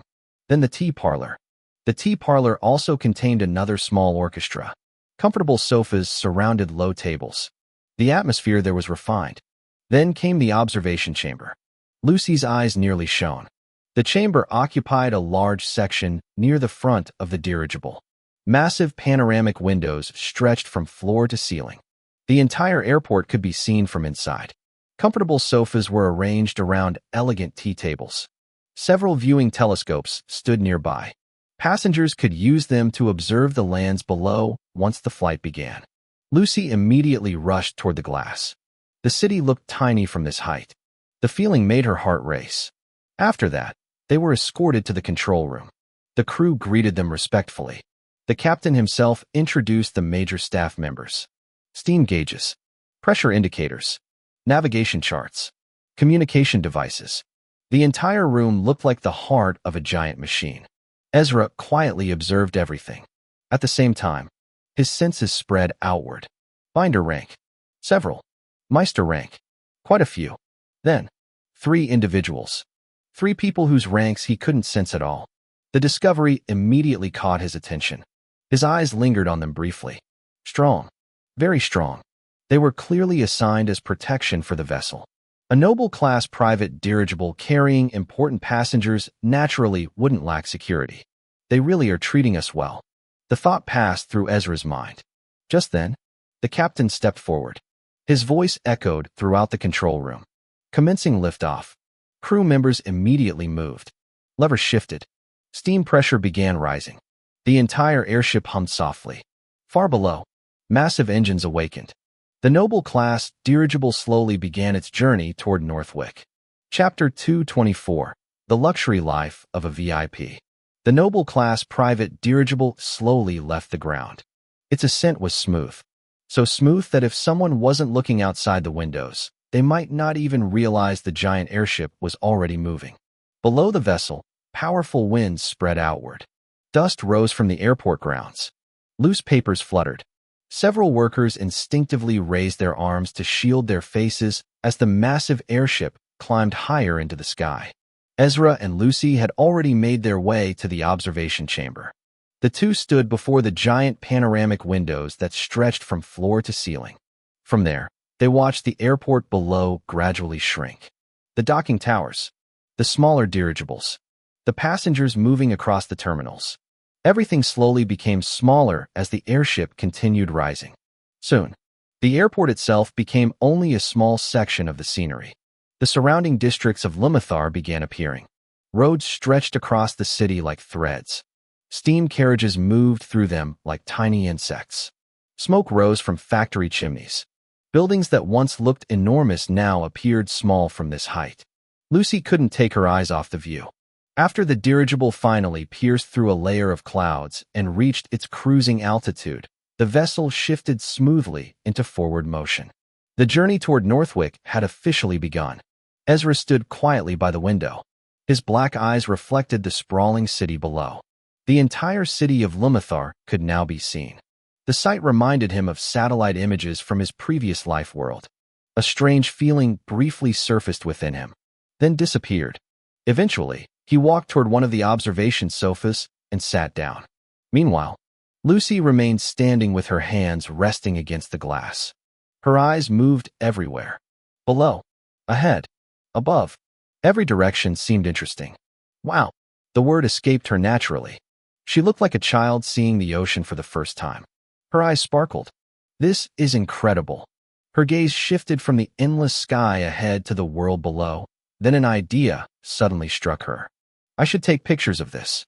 Without wasting another second, she hurriedly pulled out her Starlix 11. Click, click, click. The camera function activated immediately. She began taking pictures one after another. The sky looked especially beautiful that afternoon. The sunlight spread across the clouds, making some look like floating islands. Others resembled giant mountains made of white cotton. Golden light poured over them from above. The scene looked almost unreal. Lucy continued taking pictures enthusiastically. Meanwhile, Ezra's attention had drifted elsewhere. He wasn't focused on the scenery anymore. His gaze wandered toward the structure of the dirigible itself. The giant framework, the positioning of the engines, the distribution of the weight, the placement of the propulsion systems. Everything interested him. His mind automatically began analyzing the vessel. If I were to build one, the thought surfaced naturally. His fingers lightly tapped against the armrest. The more he looked around, the more ideas appeared. At the same time, another curiosity surfaced. Military dirigibles. The noble-class private dirigible already possessed mounted defensive weapons. When boarding earlier, Ezra had clearly noticed several concealed cannons positioned along the sides of the vessel. There were also reinforced ballista installations. Some sections of the hull appeared thicker than others. His senses had even detected high concentrations of cognus flowing through various sections of the airship. Those weren't random. They were clearly parts of complex alchemy formations. Ezra rubbed his chin thoughtfully. Now I'm even more curious about how the main family weaponized their military dirigibles. He muttered quietly. His eyes narrowed slightly. Although, a pause followed. I'm not expecting anything too impressive. His voice remained calm. We're still stuck with the problem of proper gun innovation. Of course, that didn't stop him from imagining what military airships could become. Heavy artillery, rotating cannons, bomb deployment systems. long-range weapons. His previous life's military knowledge immediately supplied countless possibilities. Still, those thoughts remained thoughts for now. Everything depended on his future, especially after entering the Royal Academy. Only then would he have enough influence to begin introducing larger ideas. Mr. Ezra. A female voice interrupted his thoughts. Ezra raised his head. Yes. The sudden appearance of the attendant didn't surprise him, since his senses had already noticed her approach. The female attendant stood beside him with professional posture. A pleasant smile rested on her face.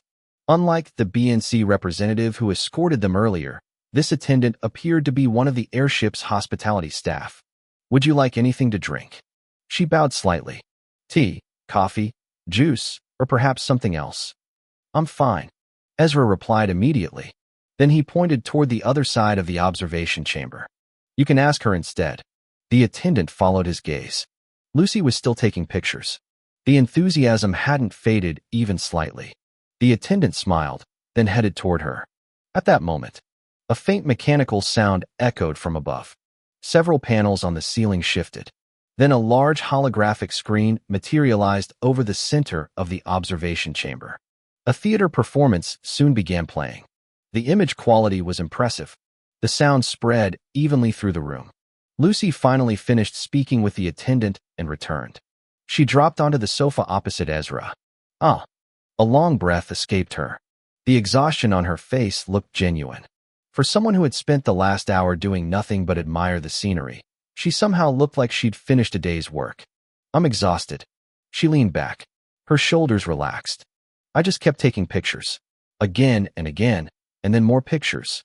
The attendant returned shortly afterward with a glass cup of cold orange juice rested on a silver tray.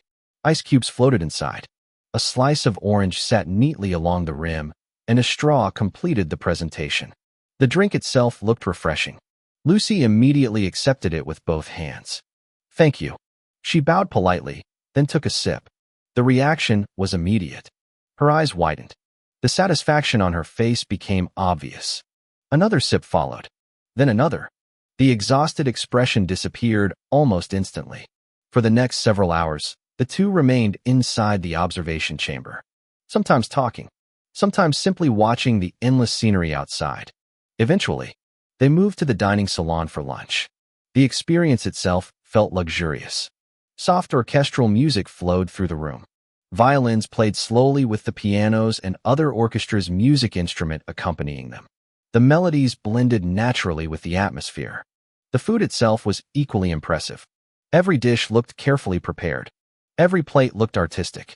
Even Lucy hesitated briefly before eating. The chefs clearly treated food as a craft. After lunch, the two separated. Ezra returned to his private suite. The study section of his room quickly became his temporary workplace. Documents floated across his holographic screen. Presentation drafts, option notes, blueprint explanations. He used the travel time to continue refining everything. Meanwhile, Lucy fully embraced the luxury experience. The young maid wandered throughout the airship, the tea parlor, the observation chamber, the grand lounge. Wherever she went, she enjoyed herself. Like that, the days passed peacefully, with nothing major happening. Ezra completed his presentation within that time. Lucy enjoyed life as a VIP guest. From time to time, announcements echoed from the control room. They informed passengers about nearby cities and landmarks. Whenever something interesting appeared below, Ezra and Lucy would head to the observation chamber. One day it was a city. Another day it was a mountain range. Sometimes it was an industrial district. Sometimes it was a river stretching across the landscape. Then, one afternoon, a shadow swept past the panoramic windows. Lucy immediately looked up. Her eyes widened. The shadow returned, this time accompanied by several more. It's as large as a steam carriage. She stared outside. A flock of giant birds flew alongside the airship. Their wings spread wide. Their feathers were snow white. Their red eyes reflected sunlight, and their claws looked capable of tearing through steel. Those are white Vulcans, Ezra replied. His gaze followed their movements calmly. The birds continued flying, yet none of them seemed to notice the airship. An attendant standing nearby smiled. Please don't worry. She folded her hands politely. This airship possesses several defensive systems. She pointed toward the window. We also have powerful alchemists protecting the vessel. Her smile widened slightly. And the dirigible itself possesses high-grade alchemy circle engravings. Lucy looked outside again. The birds flew past. Not a single one glanced toward the vessel, as though it didn't exist. It's illusionary alchemy, Ezra quietly muttered. The attendant looked surprised, then impressed. You're very observant, Mr. Ezra. After sightseeing the white Vulcans, the two returned to their usual routine. At some point, the feeling of traveling disappeared entirely. The noble-class private dirigible felt less like transportation, and more like a flying luxury hotel. The movement was almost impossible to notice. Everything remained smooth, comfortable, relaxing. The best part was that the entire private dirigible had been reserved exclusively for them. Every facility, every service, every room, everything existed solely for Ezra and Lucy to enjoy. Like that, for peaceful days passed. Then finally, we will be landing at Camford Airport, Northwick, in 3 minutes. Passengers, please prepare for landing. The announcer's voice echoed throughout the entire noble-class private dirigible. The announcement carried through every corridor, lounge, dining salon, and private suite aboard the vessel. By this point, Ezra and Lucy were already waiting inside the reception hall. Their luggage had been packed long ago. There wasn't much to prepare. The 4-day journey had finally come to an end. Several attendants stood nearby with professional smiles on their faces. As the massive dirigible gradually descended, some of them politely distributed commemorative BNC badges to Ezra and Lucy. The badge itself was made from polished silver. The crest of the BNC Broadcasting Group had been engraved onto its surface. Lucy accepted hers carefully, examining it with obvious curiosity before pinning it neatly onto her maid uniform. Meanwhile, Ezra simply slipped his into his pocket. The airship continued descending.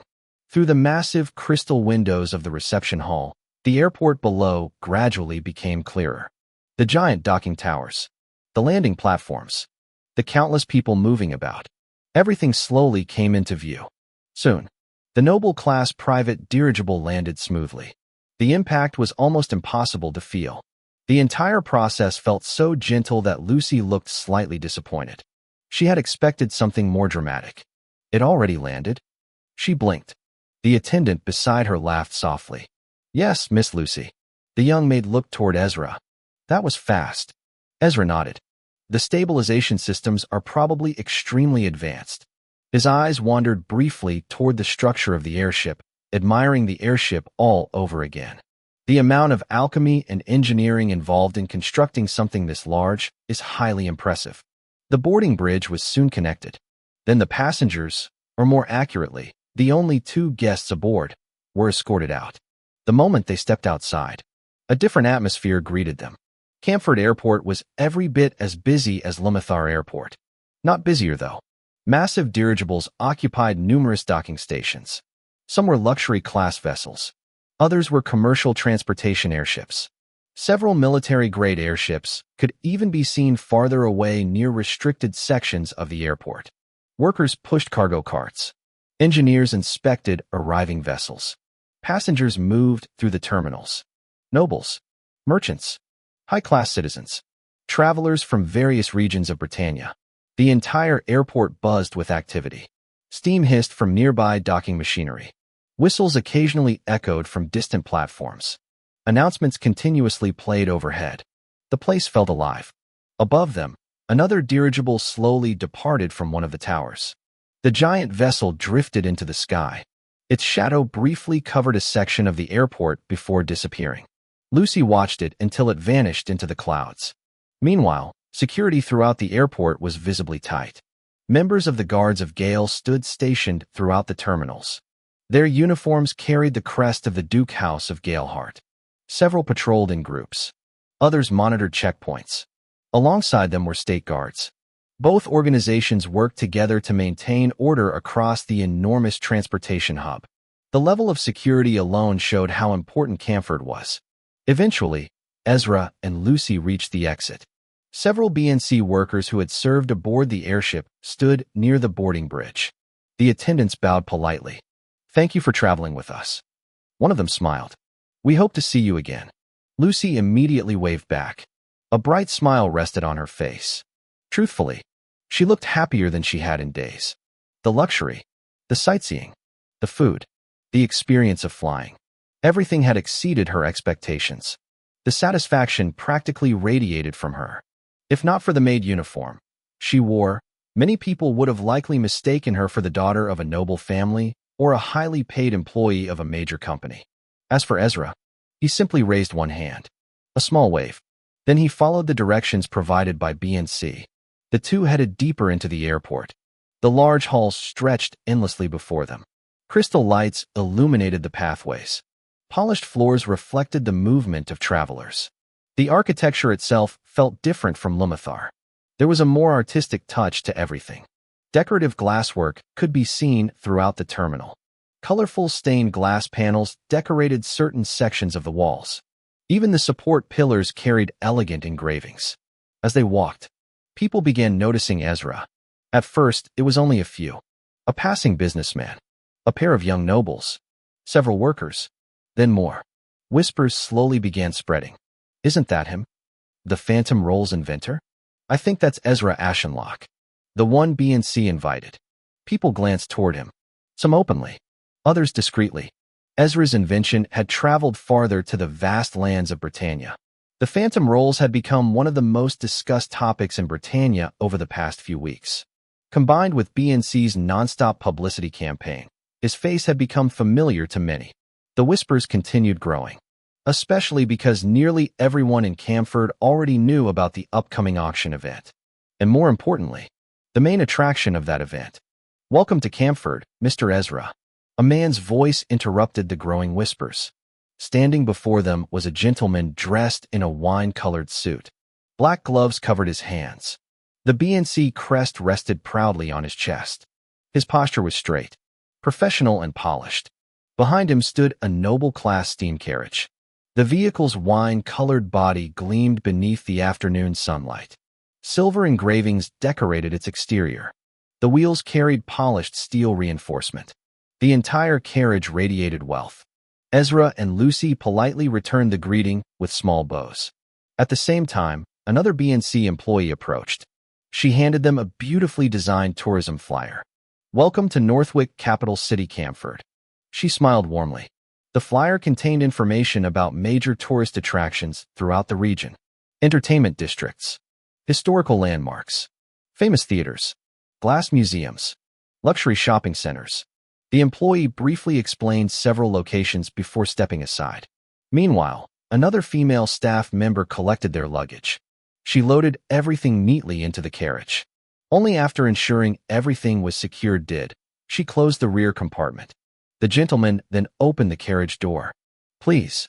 Ezra entered first, then Lucy followed.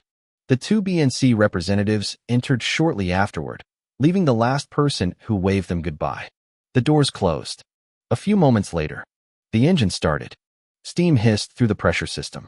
The noble-class carriage smoothly pulled away from the airport. As they traveled through Camford, Lucy pressed her face closer to the window. Her eyes moved everywhere. The city felt familiar, yet different. The roads reminded her of Metallica. Wide streets, steam carriages moving constantly, pedestrians filling the sidewalks. The same organized chaos present in every major city of Britannia. Steam rose from factory chimneys. Small businesses had already opened. Store owners stood outside greeting customers. Delivery workers moved between districts. The city bustled with life. It was one of the defining features of a prosperous Britannian capital. Still, differences quickly became noticeable. Unlike Metallica, unlike Lumathar, Camford carried a lighter atmosphere, a more artistic atmosphere. There wasn't snow covering the streets. There weren't endless metal industries dominating entire districts. Instead, large theaters appeared regularly throughout the city. Massive broadcasting company buildings rose above surrounding structures. Glasswork advertisements decorated many streets. Even some buildings featured beautiful glass architecture built into their designs. Northwick's economy revolved heavily around entertainment and glass manufacturing. Theaters, broadcasting groups, performance halls, glassworks. Those industries dominated the region. Of course, there were still countless other businesses operating throughout the city. But compared to entertainment and glass production, they clearly occupied a secondary position. Lucy continued staring outside. Meanwhile, Ezra quietly observed everything. Because for the first time, he had finally arrived in the capital city where the biggest auction of his life would soon begin. Chapter 225, Meeting the Members of BNC. As the steam carriage continued advancing through the busy roads of Camford, the scenery outside gradually began to change. The districts they passed through became more developed. The buildings grew taller. The roads widened. The number of steam carriages moving around increased noticeably.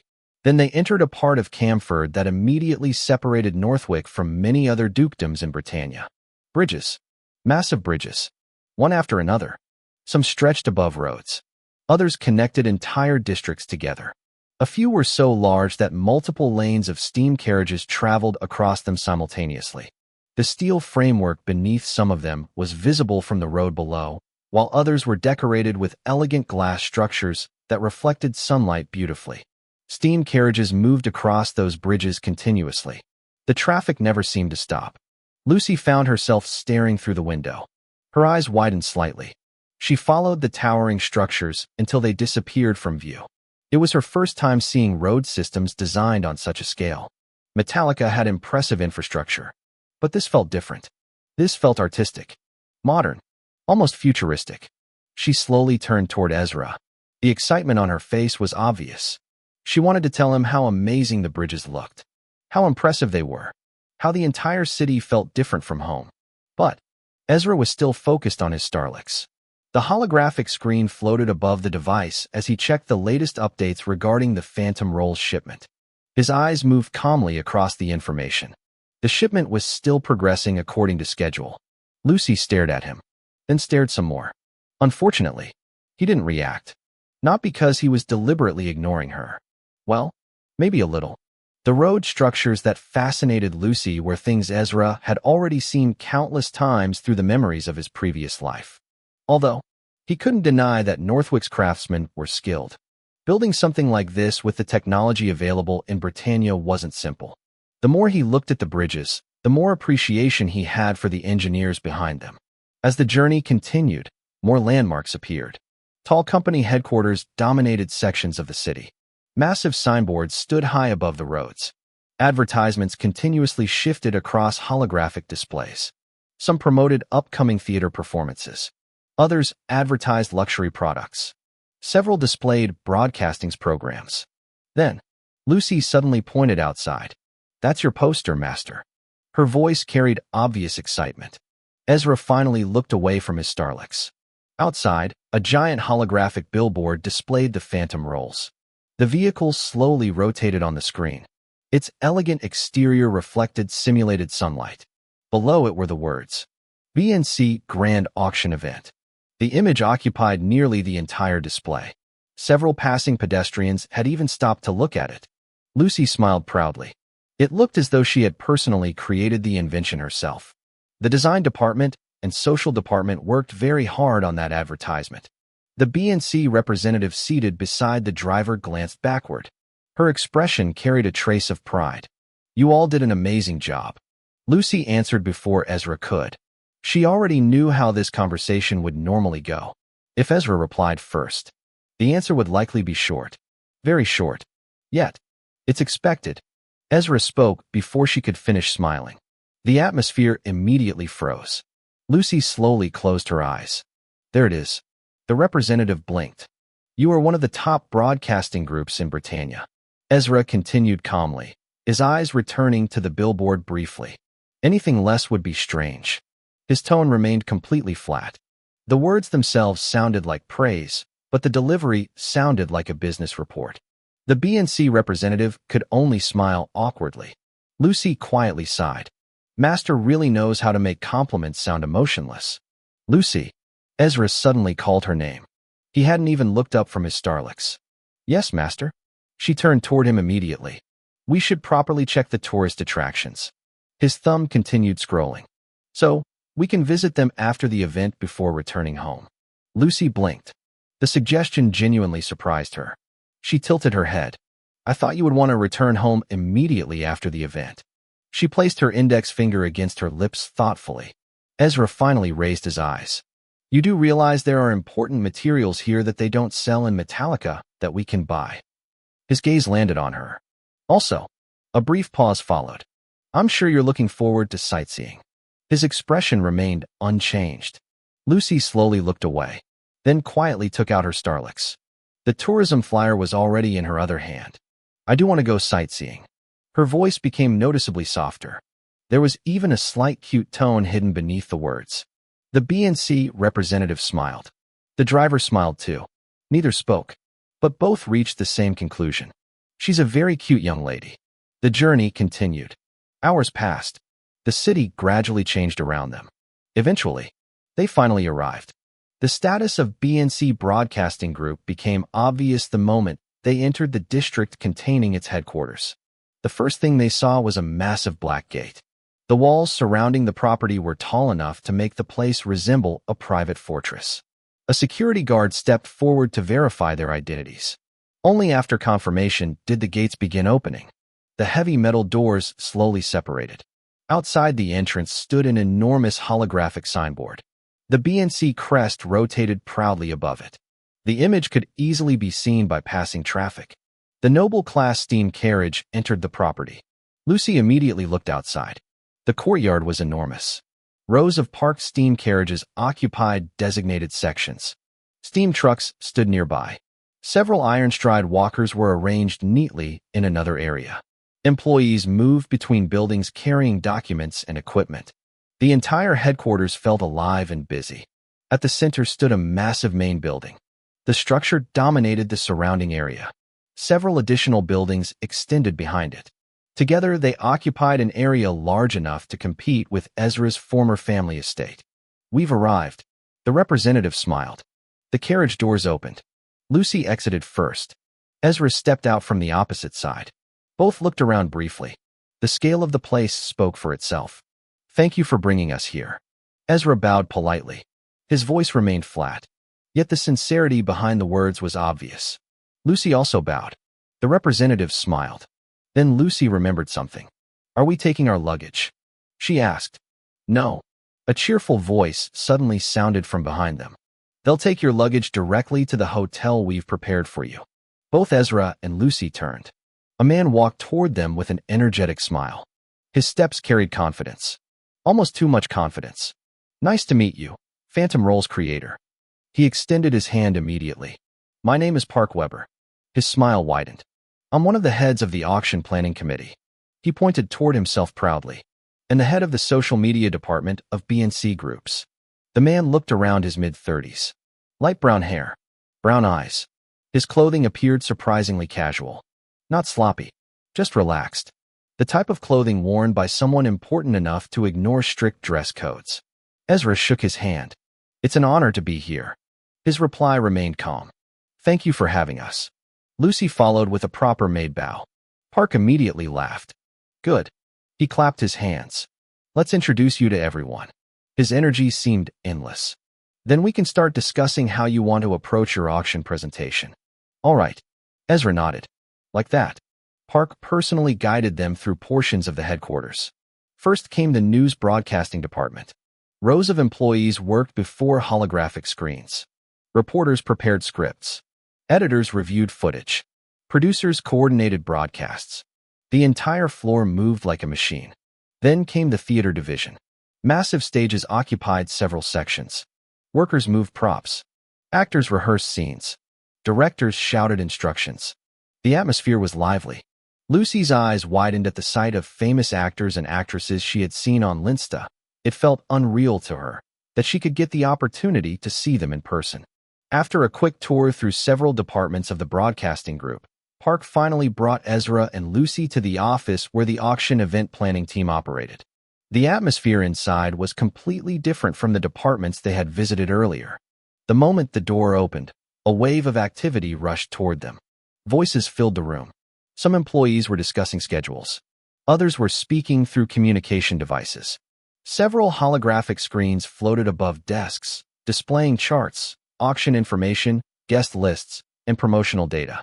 The entire office moved with purpose. Everyone looked busy. Everyone looked important. Then, guys, guess who I just brought? Park suddenly pushed the door open wider and entered with his usual energetic attitude. His voice immediately cut through the office noise. Several employees looked up. Our golden inventor is here. Park spread both arms dramatically before pointing at Ezra. The room fell silent. For a brief moment, dozens of eyes landed on Ezra simultaneously. The sudden attention would have made most people uncomfortable. Ezra simply stood there. His expression remained unchanged. Then, wow, he's finally here.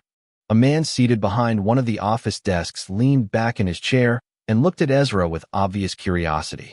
His eyes moved up and down, clearly trying to compare the real person with the image he had seen online. Some employees quickly returned to their calls. Their work remained important. Even so, they still occasionally glanced toward Ezra. Others weren't as restrained. The workers who had fewer responsibilities at the moment immediately gathered around him. Your invention is really amazing, Ezra, right? A female employee smiled warmly. I watched the presentation 3 times. Another worker raised his hand. I saw you during the unveiling party too. Several others joined in. Questions began coming one after another. The excitement was obvious. To them, Ezra wasn't simply another inventor. He was currently the face of the largest upcoming auction event in Britannia.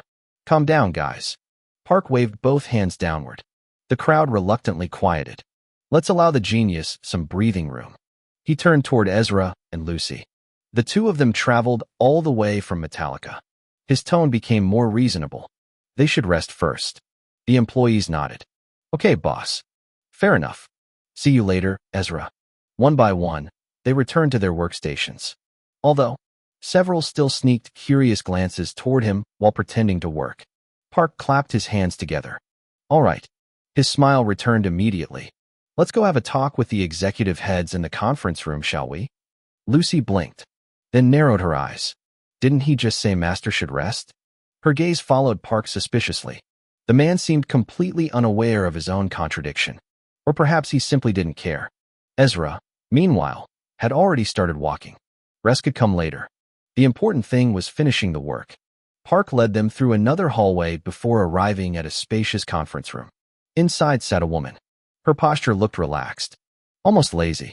One leg rested over the other while her attention remained focused on the holographic screen floating above her phone. Her fingers occasionally moved across the screen. The woman didn't even look up when they entered. Laura, you're here. Park waved lightly. Only then did the woman glance up. Her gaze lazily moved across the room before landing directly on Ezra. Is that the Phantom Rolls boy? She ignored Park's greeting completely. Her eyes moved between Ezra and Lucy. Yes, it's him. Park sighed dramatically, then pointed at himself. But once again, you've ignored my greeting. Quiet. Laura replied immediately, without even looking at him.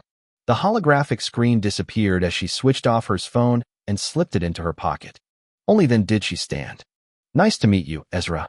She extended her hand. Ezra shook it. It's nice to meet you too. His voice remained flat. Laura studied him for a moment. I'm sure you must already know me from the news. A relaxed smile appeared on her face. I'm Laura, the main broadcaster of BNC News. I don't watch the news. Ezra answered immediately. The room became quiet. Park froze. Lucy looked toward the ceiling. Laura blinked once, then twice. So I didn't know. Ezra continued calmly. But now I do. And Laura stared at him. The surprise on her face barely lasted a second before disappearing. Instead, a faint smile appeared. Interesting. That seemed to be what she was thinking. Then her attention shifted. What about you, Miss Maid? Lucy immediately straightened her posture. I've seen you many times on the news, Miss Laura. She bowed politely. Your broadcasting skills are truly top tier. Laura stepped closer. Lucy immediately felt pressure. Not the pressure of an alchemist, but the pressure of a confident adult examining her. The young maid instinctively took a step back. Then another. Were you the one who recorded his invention presentation? Laura asked. Yes. Lucy nodded. Her voice sounded slightly nervous. I see. Laura folded her arms. Then, your skills suck. The words landed instantly. No warning. No preparation. No mercy. Lucy froze. Her entire body became stiff.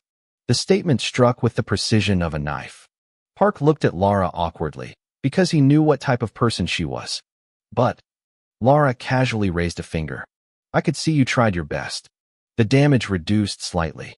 Only slightly. Lucy felt as though she had just been stabbed and then given a bandage. Lara turned toward Ezra. Her expression became more serious. I'm quite impressed by the way you presented yourself in the post. Lara folded her arms while studying Ezra carefully. Her eyes moved across his face as though she were evaluating a product.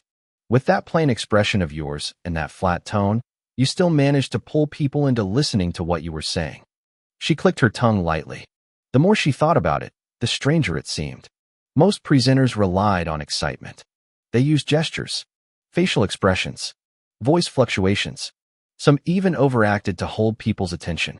Yet somehow, the boy standing before her had done almost the complete opposite. And honestly, Lara pointed directly at him. That part really impressed me. Lucy glanced between the two. She could already tell that Lara wasn't the type to hand out praise casually. The woman seemed more like the type who criticized first and complimented later. Usually much later. But Lara's finger remained pointed at Ezra. For the auction presentation, we're going to fix some of your mistakes. Ezra looked at her expressionless, not saying anything.